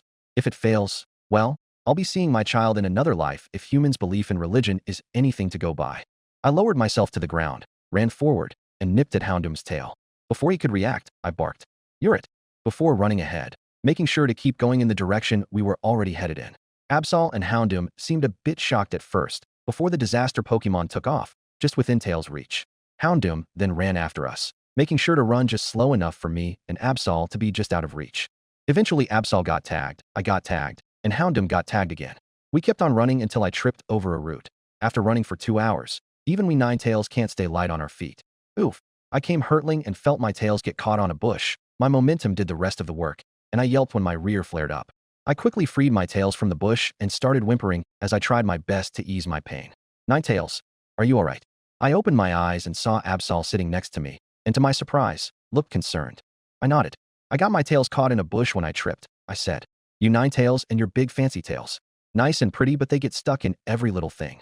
I wouldn't be surprised if they get stuck in between each other. Houndoom said in a joking manner. I would have appreciated the joke a bit more had my rear not been on fire from the tails being tugged on. When that happens, it is the absolute worst thing that can happen other than having my tails pulled out, I said. I shivered at the thought and continued licking the base of my tails. I will be fine. Us Ninetails just have very sensitive tails. Some humans believe we have them because our species was formed by 9 old guys and our tails are the spirits of said old guys, or that they have mysterious powers that allow us to live for so long. I couldn't help but chuckle. None of that is true. We just don't like having people or Pokémon tugging on our tails because it hurts more than a hyper beam, I said. Absol nodded. I can see that. You sure acted like you got hit by a hyper beam, drama queen. Absol shot at me. My ears flattened as I pretended to be offended. I'm going to turn you into a Ninetails and pull your tails out. Then we'll see how dramatic I am, I threatened. Absol backed away playfully. No thanks. I like not being in pain. We had a hearty laugh at that, and felt Houndoom sit down beside me, and practically forced me to lean on his side. You know, for a Ninetales, you aren't too shabby, he said. He then allowed me to nuzzle up against his shoulder while we all regained our breath. Also, sorry about not thanking you for hunting for us, Absol said. I let a small grin make its way onto my face. We weren't exactly best friends yet, but we were making progress. I hope this is the start of a beautiful little friendship. Maybe, this could be like a second family to me. That was a nice thought, something I hope this could become.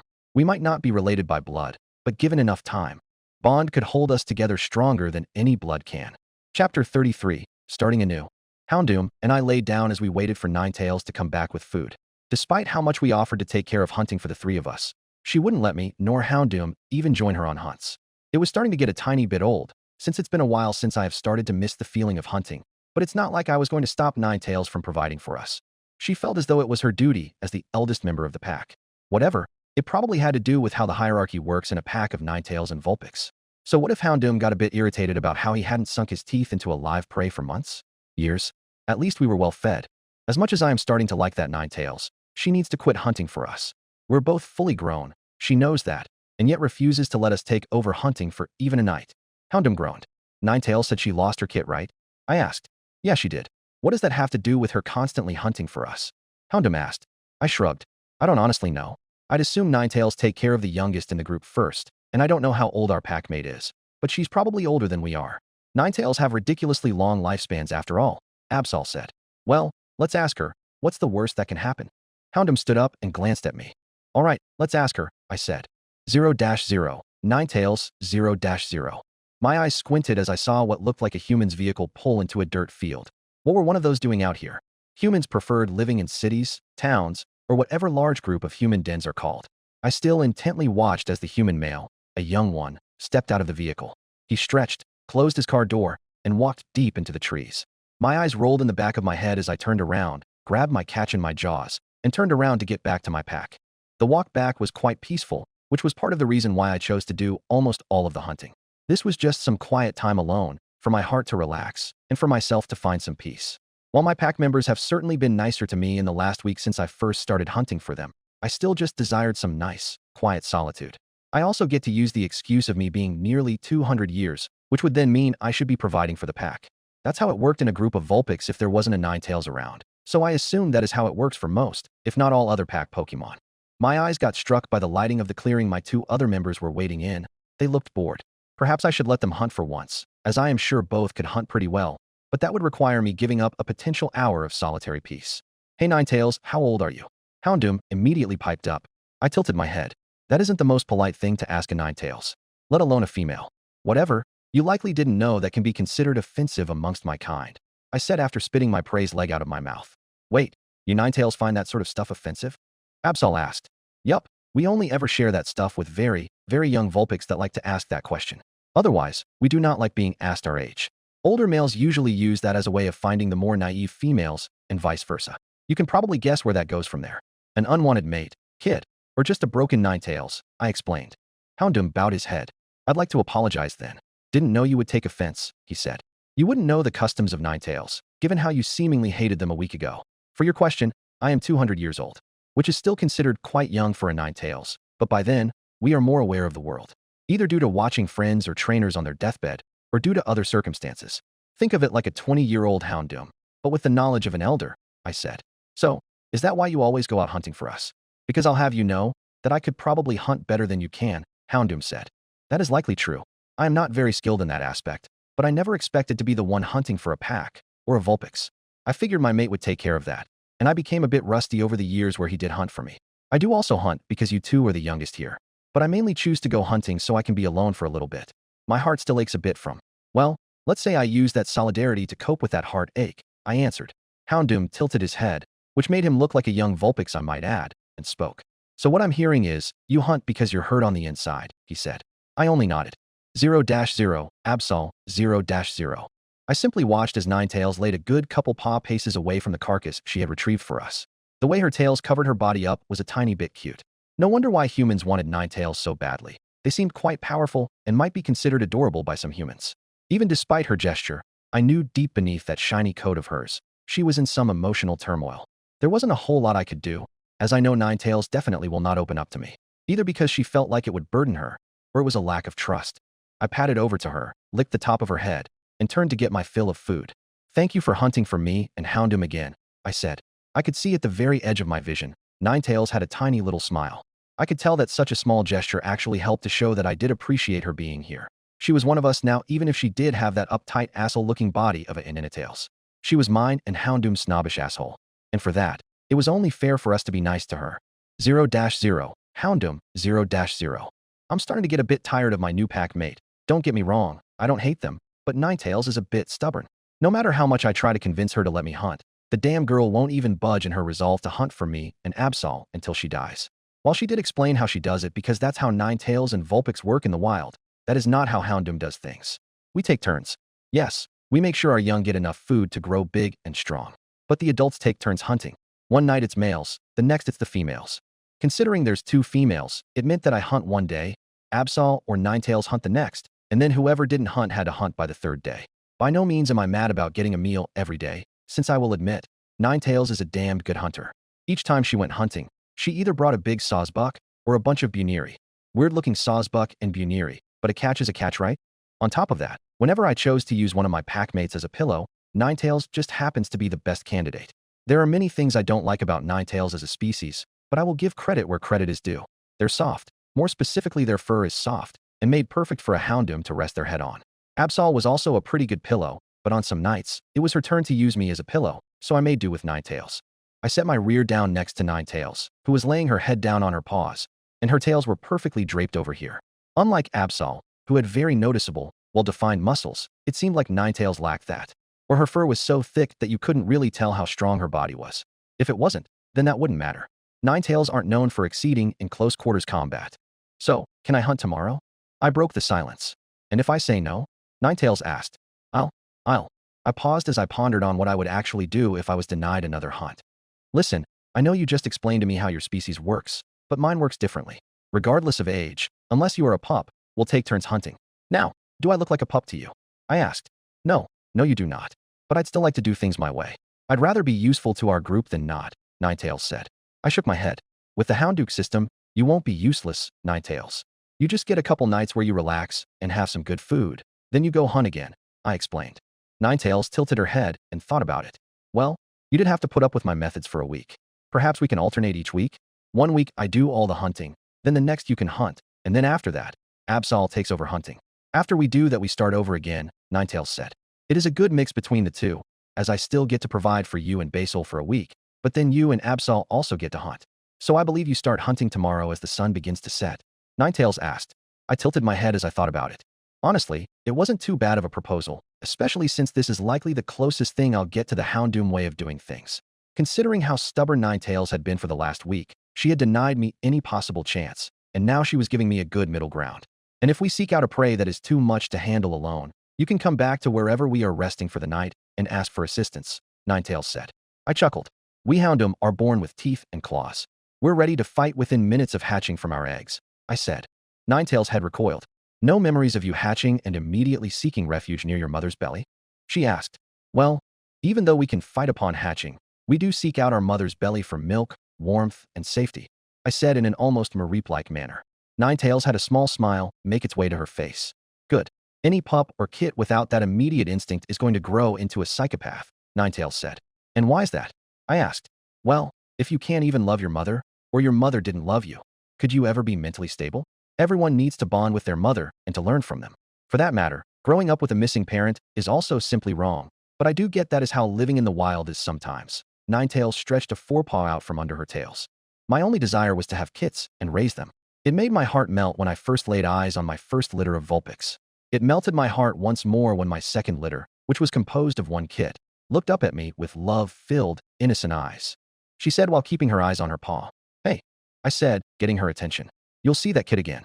For all we know, he's still alive. Heck, he might have found somebody to care for him in your absence, but he'll still be your son, right? Ninetales nodded. Then when we find your pup, you'll get to look into those eyes again, Houndoom said. Ninetales nodded before opening her mouth. May I lead our group tomorrow once we start walking? We can play tag along the way to make such a boring task go faster, she asked. Well, go for it. I ain't stopping you from leading when it should have been your turn after Absol's the day after we met you, Houndoom said. Ninetail's eyes sparkled a bit. Thank you, Houndoom, she said. I rolled my eyes and settled down next to her. Moments later, Absol rushed over and laid her head on my belly. Suddenly, a couple tails draped over the two of us. Sleep well, you two. Chapter 34, Courtship. 0-0, Ninetails, 0-0. I cannot recall how long it has been since I've met Houndoom and see Absol. I can safely say it has been well over 4 weeks, as after we had cycled through the three of us, it was my turn again to hunt for the week. I did not mind taking turns, as it kept Houndoom happy, gave me a chance to provide for my pack members, and let the three of us recoup our energy reserves. Overall, life has been pretty good. It wasn't anything extravagant, but just wandering through the forests and plains was an alright life for me. I have returned, I announced as I dragged my catch into a cave. It has been getting colder over the last month and a half. While I can very easily handle the cold, and so could Houndoom, Absol did struggle a bit. She didn't have fire or a natural resilience to the cold. So Houndoom and I both volunteered to take over her week of hunting until it had gotten warmer. Hey Ninetails. Absol made an attempt to walk over to the mouth of the cave, and I glared at her. Stay where you are, it is cold outside. I can handle dragging a dead animal into our home, I ordered. The disaster Pokemon's body cringed. But I want to help. I want to help, but it's too cold for me to help out, she whimpered.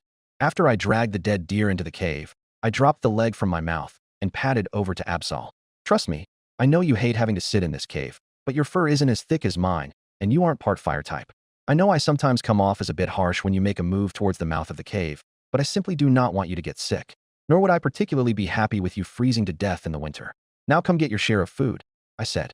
Absol nodded in a manner that an upset Vulpix kit would, and stood up to retrieve her portion. Houndoom was already at the deer carcass. His muzzle was covered in blood. He had just taken his share. So, how was the hunt? Houndoom asked. His head tilted as his eyes rounded out and focused on me. Well, it went well. An Ursharang, an actual Ursharang and not some weird-looking one, lended a paw in helping me find the deer. In return, I froze our catches into place. Then we went our separate ways. I think that Ursharang is getting ready for hibernation while we are all preparing to bunker down for winter ourselves, I said. I gestured towards a pile of meat, leftovers from previous hunting trips after we had chosen this den to call home. I had covered the whole thing in a very thin, but cold sheet of ice and the pile was getting bigger and bigger. Just because Houndoom and I were resistant to the cold, it didn't mean that we were immune to it. We are simply living creatures, and like all life, we have our limits.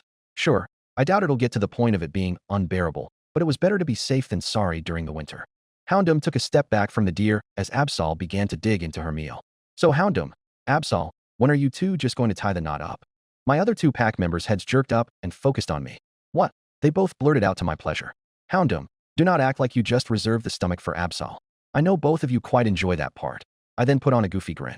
And I know Absol certainly also leaves the stomach for you in case you're crush. Houndoom's hackles rose as I finished that sentence. Listen, sure I use Absol as a pillow a lot. And the part where I stare at I also stare at her a bunch. But that does not mean we're in love. You. Houndoom paused as Absol planted a kiss on his cheek. Daw. Big scary Houndoom is frozen into place by a kiss. Both me and Absol had a good laugh at that. I turned to the other female, and she shrugged. I suppose I wouldn't mind trying this out. Absol then pushed the poor dog to the ground and curled up into him. Hey now, I'm a Houndoom and you're an Absol. Houndoom managed to get out before promptly burying himself in his friend's fur. How adorable. And you two can technically breed. So it'll work out if you two become mates. I rolled my eyes and placed a paw on the Houndoom's back.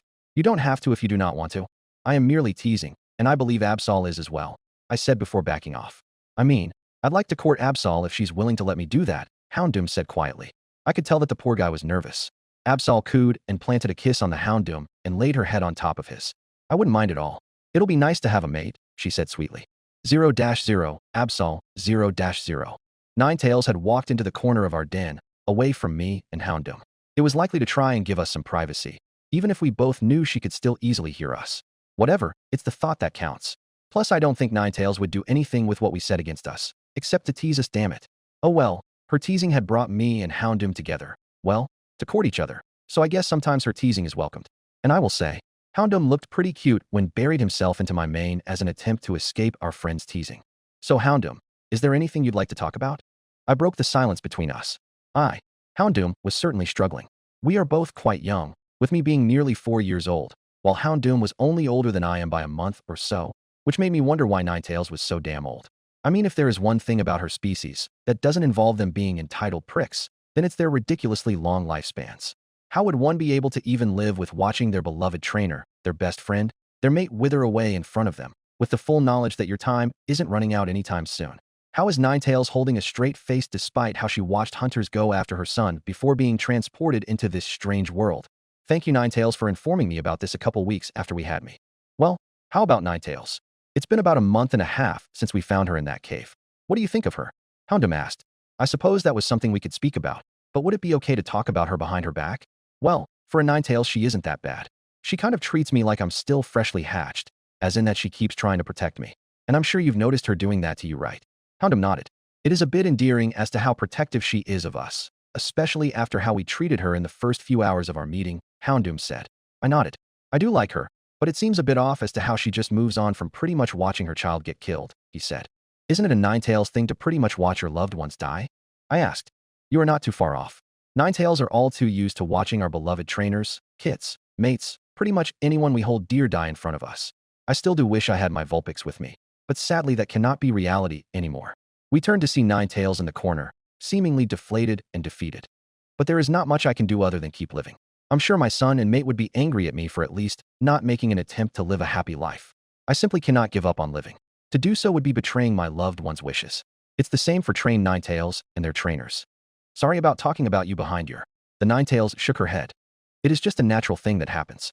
Don't worry, my feelings are not hurt. Now you two go to sleep. I'm sure you two love bugs would love to enjoy your first night together as a couple, she said before laying her head down, facing the cave. We couldn't help but notice Ninetales sob in the corner. 0-0-0-0-0. A car pulled into a parking lot of a campsite. It wasn't anything fancy, as it was clearly a first car, with it being old and worn down. A door opened, and 2 sets of paws and 1 set of shoes touched the gravel road. Finally, we can go out camping again, a young man said. A journal floated into his hand. He grinned as he read what had been written into it. Soul, you definitely remember this campsite. Come on, let's go get registered, and let's head back to that spot where we met. Daniel allowed his Ninetales to lead the way through the trail. Chili, another Ninetales, was walking beside him. The Pokémon in the group were happily prancing around, running ahead, doing anything while their trainer simply enjoyed the walk. It wasn't every day that he could escape the city for the wilderness, thanks to his job in fast food simply not paying enough to do this so often. Whatever, 5 days was plenty of time to be out here, and this time he won't be running into an unexpected guest to ration food with. The only thing he wished he did was choose to come out during the summer. It was getting cold. Well, it was pretty chilly out, but it wasn't unbearably cold. Nothing that cuddling with a fire-breathing fox can't handle, can it? He at least didn't come unprepared. He had several changes of hoodies and long pants due to how much colder it was. And here we are. Daniel's backpack dropped to the ground as the tent came floating off.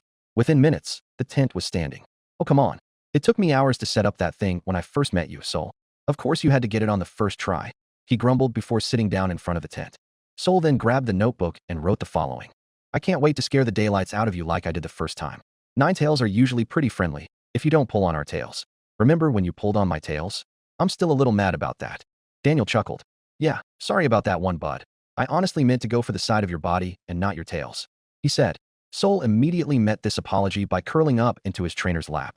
The young man let out a hearty laugh and wrapped his arms around his beloved Ninetales. You Ninetales and your grudges. That happened a year ago. The journal then landed in his lap. Well, be lucky I chose not to curse you. I'm glad I didn't, by the way. I now get a constant feeding and scratching machine. Daniel groaned. Come on, I'm more than that, right? His Ninetales laughed and rolled over in his trainer's lap. The young man then realized what else was missing. Chili was sitting on the opposite side of where the fire pit would be. Chili, what are you doing over there? Come on, join the dog pile. Daniel offered his hand out, and the Alolan Ninetales scampered over much like a dog would. Oof, Daniel grunted as both of his Pokémon piled up on top of him for the night. Both foxes curled their tails up and around the trio as they began to drift off to sleep. They all knew there'd be a whole day of exploring tomorrow and wanted to get a lot of rest for the hike. Daniel forgot to set up a fire, but it simply wasn't needed. Chapter 35, A Blizzard. The first thing I felt when I opened my eyes was something nice and soft underneath my chin. What was before me was a black head with an orange snout. Horns protruded from the back, which began to curve back towards its neck, ending in a sharpened point. Good morning, my dear, a familiar voice said softly. Houndoom. I lifted my head, remembering yesterday's events, where Houndoom had courted me. In other words, we were a couple now. How did you rest, Houndoom? I asked. Pretty well, but how did you sleep? Houndoom asked. Well, I had a nice pillow to sleep on, I said with a slight stutter. I see that you two are still a happy couple. We both sat up to see Ninetales laying in the corner. In between her paws was a rock. What for? I had no idea. Why are you holding a rock? Houndoom asked. I wanted to see if I could freeze it, Ninetales said flatly. In an instant, the rock was covered in a coat of ice. It looked like a pretty gem that any human would happily take. Why did you want to freeze it? I asked. Well, it is a custom to offer a frozen rock to one who holds my interests. I have decided that I will try to find a new mate, as living in the past has only caused me emotional strife, Ninetales said with a small smile on her face. So, I will be leaving our pack temporarily in order to find another Ninetales. I will not be abandoning you, as I will return as soon as I find a mate, but I must go out on this journey for myself. Who knows? Once I return, a little Vulpix will be following me, along with my new mate at my side, she said before standing up. What happened to this unyielding loyalty towards your past mate? Houndoom asked. Simply put, watching you two court the other and become a couple has made me realize something. I do not just want to sit by and watch others be happy. I have a life I must live, and I cannot live it by watching you two live it, she said with a whine. I got up and slowly padded over to Ninetales, keeping my eyes locked on her lower head. A few years ago, I would have happily seen this Pokémon off. I really don't like Ninetales as a species, especially their Vulpix. But this Ninetales has become one with me and Houndoom's little pack, so I walked up and rubbed up against her. You'll come back eventually, right? Ninetales nodded at my question. I will miss you both, as when we met. It was a very friendly meeting, Ninetales said. Both Houndoom and I snorted.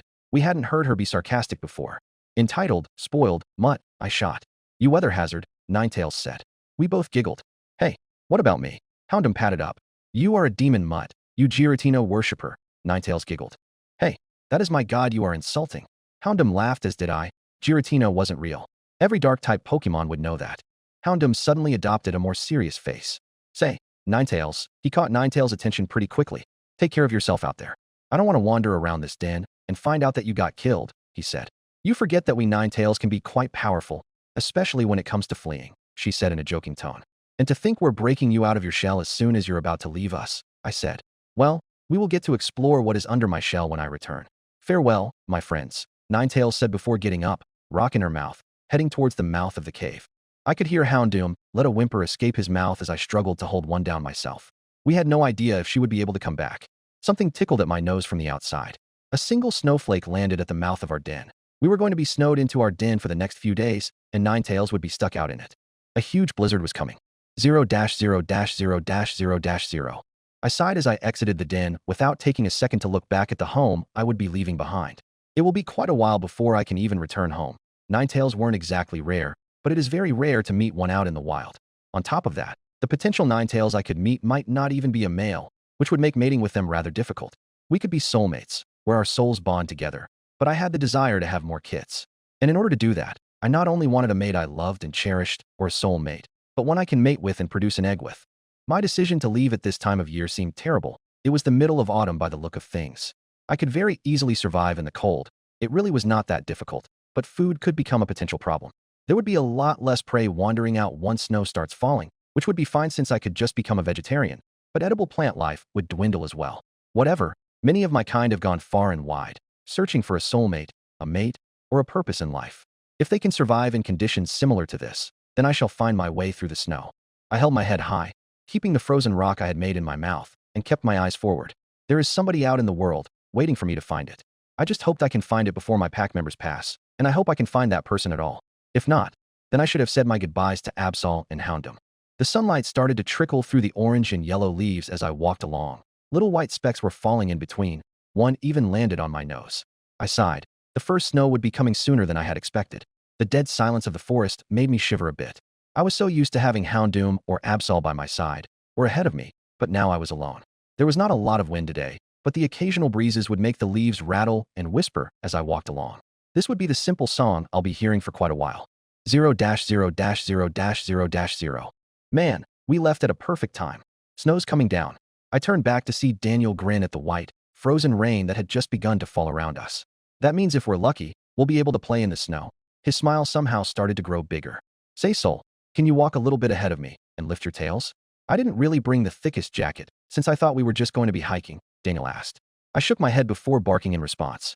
Daniel knows it's the middle of fall, right? Chili asked as we both began to inch closer and in front of Daniel. Our tails raised a little higher to block some of the snow befalling upon us. He knows, but you know our trainer. Plus, I didn't even know it was going to snow today. Hell, I am pretty sure only an Absol would know that snow would be falling today, or was that a cast form? I am not sure, but one of those two can predict weather, I said while taking a peek at our trainer. His arms were wrapped around himself as the snow started getting worse and worse. I think if a cast formed since the weather, then snow would be falling like this? Chili caught a snowflake in his telekinetic grasps. It was nearly the size of a golf ball. Well, come on. Let's get Daniel in between us. We need to find shelter right now. I know that hoodie isn't going to hold up very long in the cold. And if Daniel keeps standing out in this, we will be losing him today, I said, before stopping. Yo, Soul, is something wrong? Daniel jogged towards me, expertly whirling around Chili and in front of me. Is there a bear out here? Or did you step on something? Daniel picked my paw up to check for anything that might have gotten stuck in the pad. I am so sorry for this, Daniel. I lowered my head into his arms as he hugged me, and then I yawned. When I woke up today, I didn't expect to be kidnapping my own human today. The next thing I knew, Daniel slumped over my body, fast asleep, and then I stood up. Daniel was fast asleep now. My tails moved on their own, acting as an umbrella and blanket for my trainer. Did you just use yawn? Chili asked. Yes, I did. Now let's find somewhere to bunker down for the night, I ordered before taking the lead. 0-0-0-0-0. We reached the mouth of a cave, which was really just a hole in the side of a little cliff we had found. Daniel was securely held in place by my telekinesis and was finally coming out of his slumber as I slowly laid down in the cave. Daniel slurred as I laid his head down on the side of my stomach. Chili, help me keep Daniel warm. The Alolan Ninetales nodded and laid his tails over mine, where our trainer was under. So, it looks like I am going to have to share my den with 2 human lovers for a couple days. My head snapped up as Chili quickly got to his feet. An Alolan Ninetales, a female, was standing closer to the end of the cave. Her tails were laid out over her, and her head was resting on her paws. She had her eyes wide open with a scrunched-up snout. She stared at the still awakening form of our trainer with daggers in her eyes. If looks could kill, then Daniel would be a bloody pulp on the ground. Is there anything wrong with us caring for our trainer's well-being? I don't know if you've noticed this, but making sure our trainer doesn't freeze to death is quite high on our priority list, I growled. Hey bud, what are you growling at? I felt an ice-cold hand begin to caress my cheek. Daniel was now fully awake, but hadn't attempted to sit up until now. He was just on his knees as I growled at him. You mister, you're going to lay back down. It is cold, and we have an angry guest in our cave, I said mid-growl. I know he couldn't understand me, but it made me feel a little better when I said that to him. All right. I'm laying back down. He did just that as he grumbled about me at least making for a good pillow. That's when I noticed that Chili hadn't spoken a word since he spotted the Alolan Ninetales. Could be he attracted to her? That was a possibility, even though I had to admit that our guest was very pretty. Even if it seemed like she wanted to kill our trainer right now. Quit staring at me, you freaks. Just focus on your trainer before I rip your eyes out. I could tell that comment was focused on Chili as he still had his eyes on Ninetales. Hey Chili, can you lay down? I want to pet you. Daniel butted in, reaching his hand out for my surrogate child. To my surprise, the Alolan Ninetales didn't move. He just kept his eyes locked on our guest, ignoring Daniel's desire to smother him in affection. Hey bud. Daniel got up on all fours and peeked over my back and saw the Ninetales. Chili's got a crush. He elbowed me jokingly as I chuckled as well. If that human makes another comment like that, he will be leaving this cave without a head, the wild Ninetales said. And if you lay a paw on him, I will roast you alive. I almost snarled, before making Daniel lay back down. Then Chili opened his mouth and finally spoke. Mima, is that you? Chapter 36, The Wild Fox. 0-0, Ninetales, 0-0. I lifted my head as soon as I heard 2 sets of paws enter my cave. It had begun to snow quite hard, to the point that I couldn't even see my nose. So, instead potentially getting lost, or freezing to death. Ice types are freeze-resistant, not freeze-proof, so I had taken shelter in the first cave I could find. Luckily for me, there was seemingly no recent activity when I did a quick inspection of it. Well, hopefully my new visitors would be friendly, if they were Pokémon at all. My gaze landed onto 2 Ninetales, neither of which had noticed me yet, which was fine by me. I needed information about these 2, and I could very easily figure out what these 2 were like if they did not know of my presence yet. One sniff was enough to let me both know that they were males, but it didn't take more than a glance to know that neither of these 2 were related. One was a Cantonian Ninetales with well-groomed, wonderful golden fur with piercing red eyes. I noted that his muscles were not particularly well-defined, but he likely wasn't weak despite this. Said Cantonian Ninetales had his tails curled over his back, as if to cover something up. He immediately laid down as soon as he was all way from the mouth of the cave, and whatever was on his back slid off. It was a human. Perhaps they disliked humans and found that one dead? If so, then what were they doing with it? My focus then slid onto the other Ninetales in the cave, while the first seemed occupied with their haul. This one looked like he was freshly evolved. He still had that innocent little look that most Vulpix have, which sticks around after they evolve for a while. And he was an Alolan Ninetales. This was quite interesting, since it could mean that he led a pack of Vulpix, which meant the possibility of more Ninetales in one place. I could find a mate much quicker if this were the case. But the next thing I saw made my blood boil. The Cantonian Ninetales stood up and walked around the human, who I had just noticed was merely incapacitated, and laid his tails over the downed human, as did the Alolan one. So, I am sharing my cave with human lovers. Both Ninetales' heads jerked up. The Alolan one shot up to his feet, as if he were ready to fight to the death for his trainer. Disgusting. Though his eyes widened and locked onto me, as if he found me to be beautiful. Such a compliment meant nothing coming from such a poor excuse for a Ninetales. The Cantonian Ninetales looked ready to fight as well, but seemingly was more willing to be a last line of defense for his human. Said trainer was slightly flabbergasted by why his Pokémon were acting like this. Is there anything wrong with us caring for our humans' well-being? I don't know if you've noticed this, but making sure our trainer doesn't freeze to death is quite high on our priority list. The golden one growled. Hey bud, what are you growling at? That must have been the human. I watched as the foul monkey brought his hand to his Pokémon cheek, who immediately stopped growling, but kept his glare on me for a split second. Then he growled at his trainer, who was making an attempt to sit up to get a better glimpse at what was inside the cave. Then the Cantonian Ninetales scolded his human for getting up, which made it sound like he was talking to a kid. I want to skin that human in front of him. All right, I'm laying down. The human then snuggled up into the fox's fur. Said Ninetales then nuzzled his human before the Ninetales looked up at the Alolan one. The damned pervert hadn't taken his eyes off of me since he became aware of my presence. Quit staring at me, you freaks. Just focus on your trainer before I rip your eyes out. The Alolan Ninetales didn't budge. What did happen was the human getting on his knees and peeking over his companion's side and taking a glimpse at me. Hey, Chili's got a crush, eh? The damned fool said. If that human makes another comment like that, he will be leaving this cave without a cave. I growled, which was reciprocated by an equally friendly comeback. Then the Alolan Ninetales opened his mouth. Mima, is that you? I froze up, as did the Cantonian Ninetales. There was no way my child would happily and willingly become this trainer's pet. Last I saw, my child had not evolved, and there was a low chance that he could have found an ice stone, if he could even get away from those hunters. Yo, what's going on? The human fully sat up, having no Ninetales to tell him to lay back down. Shit, I left the journal at camp. Well, if there's anything left of camp after.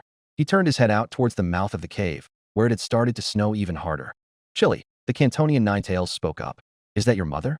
The Alolan Ninetales turned back shrugged. She sounds like my Mima, she also looks like it. I don't know. I thought she would have recognized me by now if she were. Or I might be mistaken. Chili looked up at me again. Chili, you told me your mother hid you in a bush to keep hunters from getting you. You were a Vulpix back then, and now you're a Ninetales. There's no way she could immediately know who you are, the Golden One said. I know, Soul, Chili said, almost in a whimper. Mima, the Ninetales then started padding towards me, keeping his gaze locked on me, while I remained silent. He sat down just before me with his ears held against his head. He then started sniffing at me from a forelegs distance, while I did the same. At afar, I could only really make out that this Ninetales was a male, but up close, I could get a good idea of who this was. It was my son, all grown up and evolved, and enslaved to a human. My son, what has happened to you? 0-0, Chili 0-0. Well, I got away from those hunters at least. Then I ended up in this strange world, and then I almost got hit by a car. I stood up and happily padded over to Soul, who was now sitting beside Daniel, and rubbed up into his side. Then I met Soul here. He's been keeping watch over me while we were separated. My best friend nodded. Nice to meet you. Do you have a name? Soul tilted his head. Just call me Ninetales for now, Mima said. Now my son, please tell me why you were helping that filth. Mima asked, gesturing towards Daniel. What do you mean by filth? That's my trainer. I then chuckled. He nearly hit me with that car, Mima. Then Soul convinced him to keep me, which I am still very grateful for. I then nudged Soul, a silent way of asking if I could hog the human for a bit. He got the message, and I then found a way to tuck myself in and under Daniel's armpit, which I could tell made him silently cheer. Man, Soul, you gotta step your game up. Chili's fluffier than you are, Daniel teased. This elicited an eye roll, but I knew what this meant. You'll pay for that comment. So you opted to stay with a human, Chili? Do you not know what those foul things have done? Mima asked. They hunt and kill Ninetales just for their fur. Not even for food, which would be far more forgivable. And some have farms meant for raising and killing us for the same reasons. Don't forget that humans are the reason you and I had gotten separated in the first place. Mima looked furious, who then snapped her eyes on Daniel, who had a small smile on his face. He wasn't fully in on what was happening, so he stuck to simply scratching my chest and humming to himself. Mima, this human's nice. I love him. He treats me quite nicely. And yes, I am not very trusting of many beyond him. But I do trust him with my life, and he doesn't make me do anything. I get to lounge about in his apartment, eat, and sleep, while Daniel just asks for love and affection from me, which can be given tenfold. He's not that bad. I tried to reason with Mima, who had gotten up and started padding over to where my human and I were sitting. How are you sure he is not trying to get something out of you? Mima asks. He spends most of his time out of the house, working a job, so he can keep me well fed. In return, I cuddle with him if he wants me to. He loves me, and I love him. He goes through the afterlife and back at his job, so I make his day better for him. Are you forgetting who helps you with that? Soul butts in, while I simply chuckle. I know. You help out a lot when it comes to keeping Daniel mentally stable. For that I'm grateful, as I don't think I could stand seeing Daniel depressed. I then looked up Mima, who had her face up in my trainers, eyeing him closely. Hey there. I don't have anything for you to snack on, if that's what you want. Please back up a bit. Daniel lifted his hand to try and push my mother back. 0-0. Daniel, 0-0. This Ninetales is kind of creepy. The first thing I saw when waking up, after Chili and Soul, was this Ninetales that was no more than maybe 6 inches away from my face. Now I felt kind of dumb for leaving behind Soul and Chili's notebook at camp, since now I was out of the loop of what was happening. Chili seemed to know who this Ninetales was, but I don't know how or why this Ninetales knew him. Maybe this Ninetales was friendly now that it knew who I was with? Well, I'm definitely not making an attempt to pet a wild animal, even if it might be friendly. That'd be a good way to be a hand down, or a death wish. It depends on how generous this Ninetales is. Chili said something that I could never hope to decipher, but I hoped it meant something good. It had to, right? Chili licked my cheek right after he had said whatever he had said, so I'll just assume it was good. Ninetales, the fox backed up a second and sat on its haunches. So are we chilling now? I asked while beginning to relax. 0-0, Soul, 0-0. I sat a reasonable distance away from Daniel and Chili while the latter's mother inspected my trainer. It did make some sense to me as to why the female didn't like people. She hadn't seen her son for a year because of some hunters. But I don't get why she would despise Daniel. She was still glaring at him, if her son very clearly enjoyed his company. In fact, Chili had just managed to curl himself up into a little ball of fluff in Daniel's lap. This was likely to keep his own mother from mauling Daniel, while also stealing some cuddles. That cute little bastard. Say Ninetales, why not let Daniel pet you a bit? He's really not that bad. Your son likes him. So why wouldn't you like him? I ask. Well, no son of mine would happily do this. She gestured to all of Chili, who was now being distracted by Daniel finding the sweet spot to scratch. You're going to disown your child because he loves something you hate? I asked. A small fire was building up in my throat. If what I asked was true, then I'll be pissed the fuck off. I will give this human a chance, but if he attempts to hurt me, he is losing an arm, Ninetales said before patting up to Daniel and nudging him with her nose. So now you don't want to put me in an ice cube, Daniel said jokingly as he reached out and started scratching Ninetales' chest. Okay, I will say this. For all their flaws, humans tend to find spots that I cannot reach that itch, Ninetales said as she sat down and closed her eyes in contempt. Does this mean you like him, Mima? Chili asked. A small sparkle of hope shone in his eyes. Perhaps.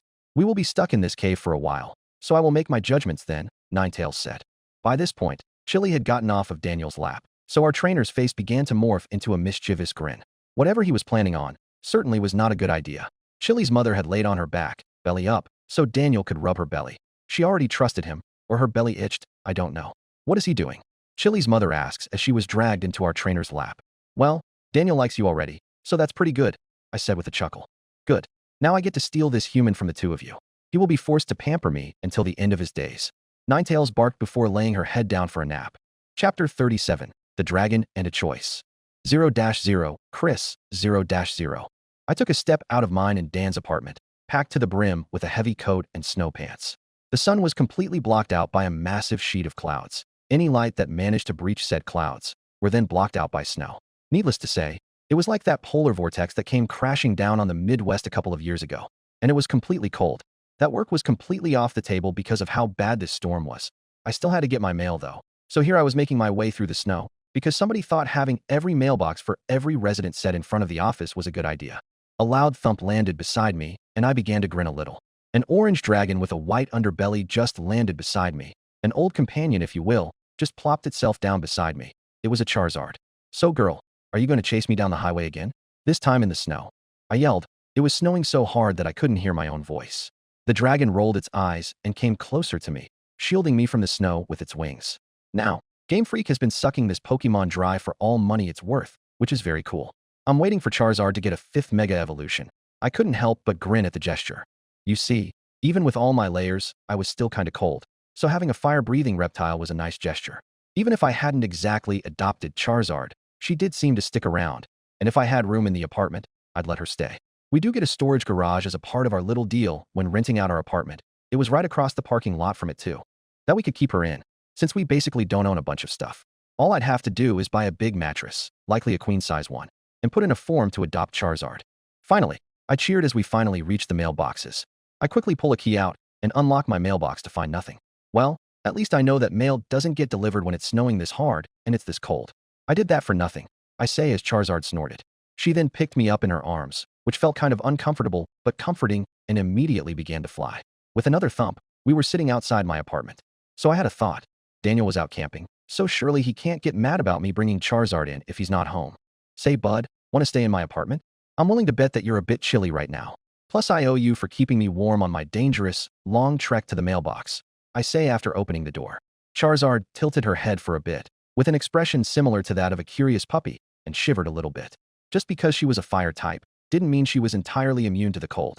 She then nodded and followed me inside, not before making sure her paws weren't covered in snow, and she waddled into the apartment. Charizard really wasn't much taller than the average man, and she was, well, a female, so she was probably a bit shorter than the average Charizard in terms of height. In other words, she could easily fit and move around our apartment. And to my surprise, her tail doesn't seem to catch anything on fire, which must have to do with her wanting to burn something to the ground or not. Charizard then laid down on the ground, swinging her tail around and up to her face, and let out a sigh. I sat down beside her side, almost tempted to just lay down into it. Say, bud, did you ever make up your mind on me adopting you yet? You're pretty friendly and very clearly live around here, if you knew when I stepped out of my door. Hell, you know where I work and have flown me there whenever you see me in uniform. So we could be really good friends, but I can't legally keep a fire type without registering that you exist and that you're my Pokémon, I asked, while gently scratching the base of her neck. To this, Charizard began to fucking purr. Who knew that a dangerous dragon could make such a cute sound?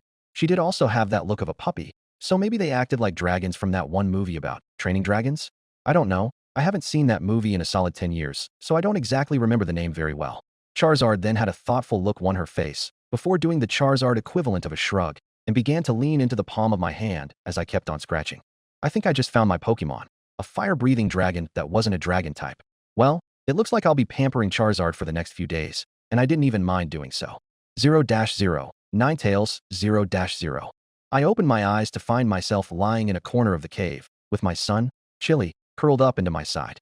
It was odd to see a Ninetales cuddling with another when neither were mates, but this was a special occasion. I had been reunited with my son, albeit he is now enslaved to a human, which I do hope to change by the time we leave this cave. As for the Cantonian Ninetales in the other corner of the cave, Trainer wrapped up in his tails, he could make do for a good mate once he sees how much better his life is without having to look after a human. While yes, I will admit that my son's trainer is not too bad, he is still keeping 2 Ninetales captive. So I might not harm Daniel unless I have to do so. After all, I did willingly leave myself in his lap until I was moved into this corner in my sleep. So what are you thinking about? My eyes snapped up to the Cantonian Ninetales, soul, wide awake. It was kind of funny, seeing such a proud Pokémon happily acting as a bed for his trainer. Well, I was hoping if I could get you and my son to leave. I got cut off by Soul's glare. You want me to leave my human behind once all of this is over? I've been separated from Daniel before, your son has as well. And let me tell you, we do not want to go through that again. I know Daniel wouldn't either. All I want is to simply spend as much time as possible with my trainer, as I know just how short his lifespan is compared to mine. So please, do not attempt to convince me to leave Daniel behind, and please do not try and make Chili do the same. My trainer says he wants to come out to this area once a year, so just stick around, and you can see your son at least once a year. Before I could respond, his trainer got up and stretched his arms with a big yawn. A couple of grunts and stretches later, Daniel's hand fell onto Soul's cheek, almost on instinct. Hey buddy, did you get any sleep? Soul nodded and barked a couple of times. I hope you slept well. Daniel sighed and looked at the ground. Why did I have to leave that journal back at camp? He said with a defeated look on his face. While it certainly wasn't as good as telepathy, we could at least talk to each other, in a sense, and I could know what you're saying. The young man took a deep breath and a small smile formed on his face. Ninetales had just closed his eyes and started humming in content as his head was resting in his trainer's palms. There really was not a whole lot to do while being bunkered down and waiting for a snowstorm to pass, especially considering that I did not feel the desire to seek out interacting with the human in my temporary den. A weight that had been lying on my stomach, Chili's head, was now absent. The Ninetales had gotten up, and his first course of action was to trot over to his trainer. A fire built in my chest as I watched my son happily meld away in Daniel's arms, who seemed to struggle with giving both of his Pokémon attention and also nip at Soul. He wanted to play. My son, I can play with you if you'd like. I was hoping that my son would listen to my request. While I did not directly say it, I did want to play with him. It has been far too long since I've gotten the opportunity to play with my pup. Chili got up and happily ran over to me, tongue hanging out the side of his mouth, much like a young Vulpix. He is still technically a pup even if he's evolved, and we began to wrestle. 0-0, Daniel, 0-0. I simply sat and watched as Chili bounded over to the wild nine-tails, much like a puppy would, and started playing with her. It was, for lack of a better word, adorable. After he had evolved, he simply didn't bound over like that very often. Only if he was very, very excited about something. Perhaps he did love this nine-tails in a certain way that I couldn't pin down. Suddenly, a pile of snow floated into the cave, and I looked down to see Soul staring at the snow in deep concentration. The nine-tails' tails were fanned out behind him, despite him lying down, which told me he was doing this. Slowly, but surely, the snow began to shape into words, one at a time. The first was wild, the second word gave away who Soul was talking about. Nine-tails. Then after a few more words, the snow melted away, but I now knew what was going on, and Soul had just thought of a way to communicate with me despite his lack of anything to write on. He was smart as hell. So that wild nine-tails is Chili's mother? Soul nodded before I pulled him into a hug. I swear, you're smarter than I am. I'd never think to use snow to communicate, I said with a small smile on my face. With that, Soul simply melted into the hug, while I slowly lifted my eyes onto Chili, who had just pinned his mother onto the ground. Say, Chili's mom, can you come over here when you and Chili had your fill of playtime? I asked. Both nine-tails nodded, and both gained composure despite the puppy-like joy I could see in their eyes. They clearly missed each other. Was I doing the right thing by keeping Chili? I'm sure my nine-tails does love me, but I know he isn't that old for a nine-tails, and he also loves his mother just as much. Maybe Chili only felt obligated to like me because Soul did, and because I kept him well fed. I mean, how do you almost immediately begin to love and get along with the same guy that nearly ran you over with his car? Hell, I only ended up keeping him because Soul gave me puppy eyes when we first met Chili as a Vulpix. Chili was the first to greet me, tails wagging furiously, when he came up and licked my cheek. Soul realized what was happening and had managed to slip out of my arms. Chili's mother sat before me. I could tell that she was a little agitated about me interrupting precious time with her son, but still seemed willing to give me the time of day. Alright, so, I guess I'll first start off with giving you a name, since I don't want to constantly be calling you nine-tails, I said while bringing my hand up to my chin in thought. Quick A/N. Thank you Karama the Platinum Zoroark for the name. I'll call you Aurora for now, I said with a small smile on my face, before a frown replaced its place. Alright Chili, I know this will seem like it came out of nowhere, but do you want to leave me and be with your mother? I asked. Chili looked shocked for a second, before whimpering. Because I don't think I really earned your friendship? Hell, I almost killed you when we first met, and only ended up keeping you because Soul begged for it. I said, keeping my eyes off my friend. If you want to go with your mother, I'll let you go with her. My gaze then landed on Aurora, who looked nearly as shocked as her son did. And if he does end up going with you, can you take extra good care of him? Tell him you love him. Simply be a mother to him. This earned a nod and bark from the female nine-tails. 0-0, Chili 0-0. I had zoned out after I heard the question from Daniel. Then it almost broke my heart when I heard the reasoning. Does he think that I don't truly love him? Sure, he did almost run me over, but he didn't, which was the important part. Yes, Soul begged him to let me stay with him, but Daniel ended up warming up to me anyways, and loving me very dearly. So why was he questioning if I reciprocate the feeling or not? Yes, I do love my mother, but the time for us to eventually separate would have come at some point anyways. And I simply couldn't leave Daniel again. I just loved him. Love really doesn't need an actual reason to exist, and my reason for loving Daniel doesn't exist. I simply love him, and if he didn't feed me, then I wouldn't mind since I could hunt. If he was just happy to be my friend, without petting me once, like a monster, then I wouldn't mind either, since I just love him. Well, there is no better way to show your love than this. I walked up, right into Daniel's face, and began to smother him with licks. My tails had a mind of their own while I did my best to show my trainer that I wanted to stay with him. Chili, come on. I can't wash that off for at least another 4 days. He complained, but his tone told me to keep going. He loved me just as much as I loved him. Chapter 38, Departure. Soul blinked a couple of times after sticking his head out of the cave he and his trainer had been confined to for days. He took a couple seconds to bask in the sun's warmth on a very, very cold autumn day. Everything was white, covered in snow that was at least a paw's length deep, which the nine-tails took no time in testing. The snow went up way past his forepaw's ankle. Well, getting Daniel back to his car is going to be tough, Soul mused. Holy hell, looks like Mother Nature took a massive shit over our hiking trip, a human said as he took a step out of the cave. Daniel hunched over and started shivering. The young man wasn't prepared for a blizzard. His simple white t-shirt and sweatpants weren't enough to keep Daniel warm. Soul rolled his eyes, pawed at Daniel like he usually did if he wanted to be carried, and was promptly lifted up by his trainer. Soul wasn't one to protest when he was carried. It was kind of relaxing when the person carrying him didn't seem like they were struggling to hold him.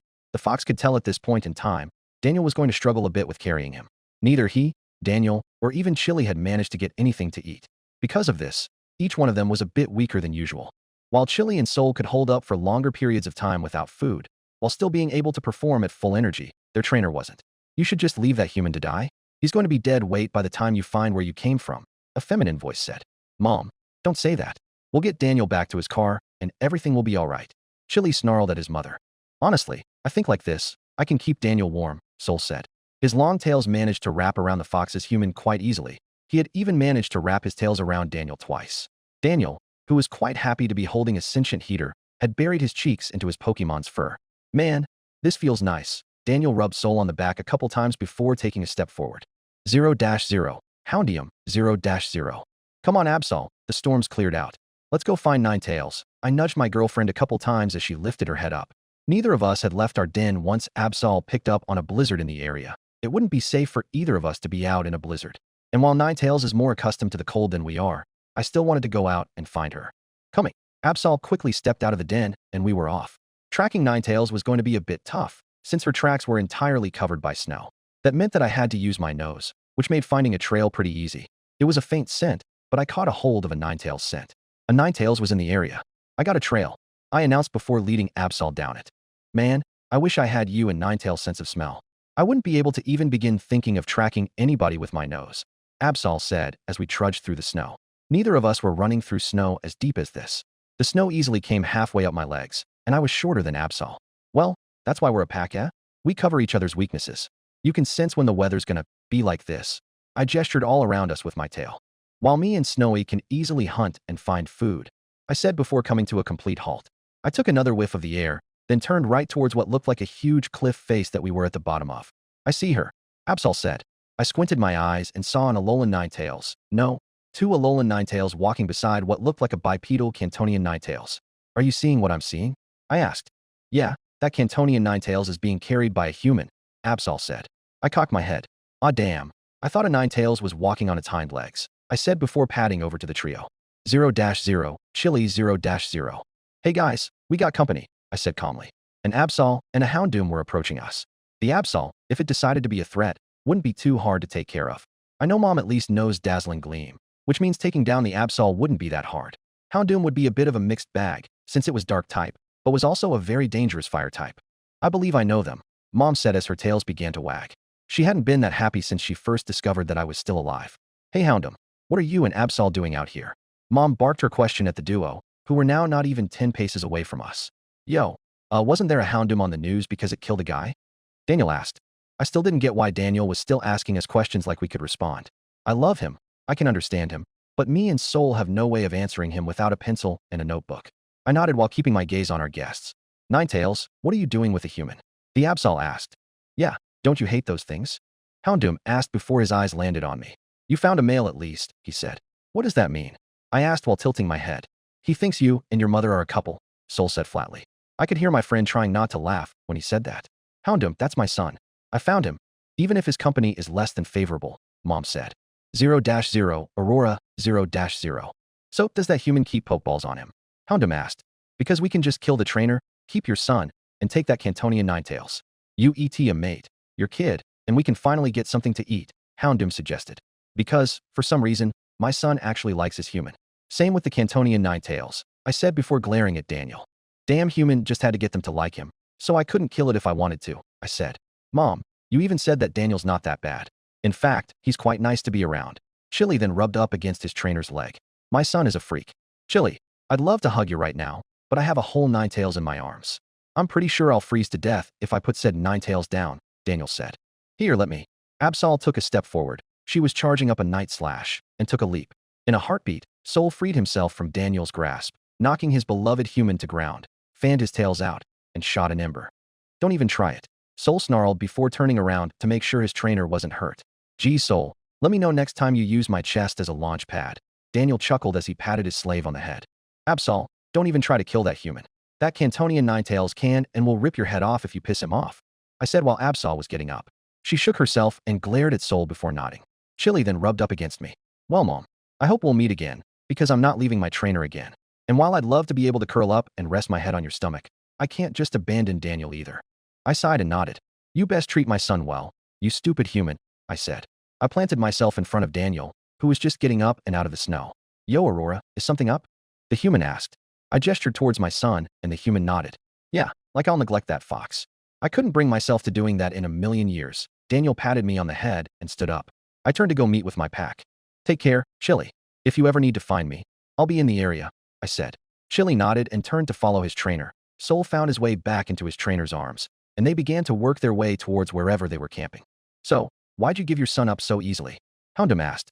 I now know that my son's alive. Sure, he's a freak for enjoying being with a trainer, but I still love him. After spending a couple days with that human in the cave, I can say that he isn't bad, and I couldn't convince him or Soul to leave the trainer for any reason. So either I kill the human and horrify my child, make him resent me, and he'll leave. Or I let the human live. Me and my son separate, but separate on good terms. I took a deep breath. Besides, I can set my hatred for humans aside, if it'll mean my son will be happy. I nudged Houndoom and Absol. Come on, let's go hunt and head back to the den. I'm starving, I said, gesturing for Houndoom to lead the way. I turned my head in the direction where Chili, his trainer, and Soul were heading. My son was taking a last glance at me, like I was taking a last glance at him, and we both nodded. We both knew what this meant, but I wasn't as heartbroken as I thought I would be. Take care, my child. I hope we will meet again one day.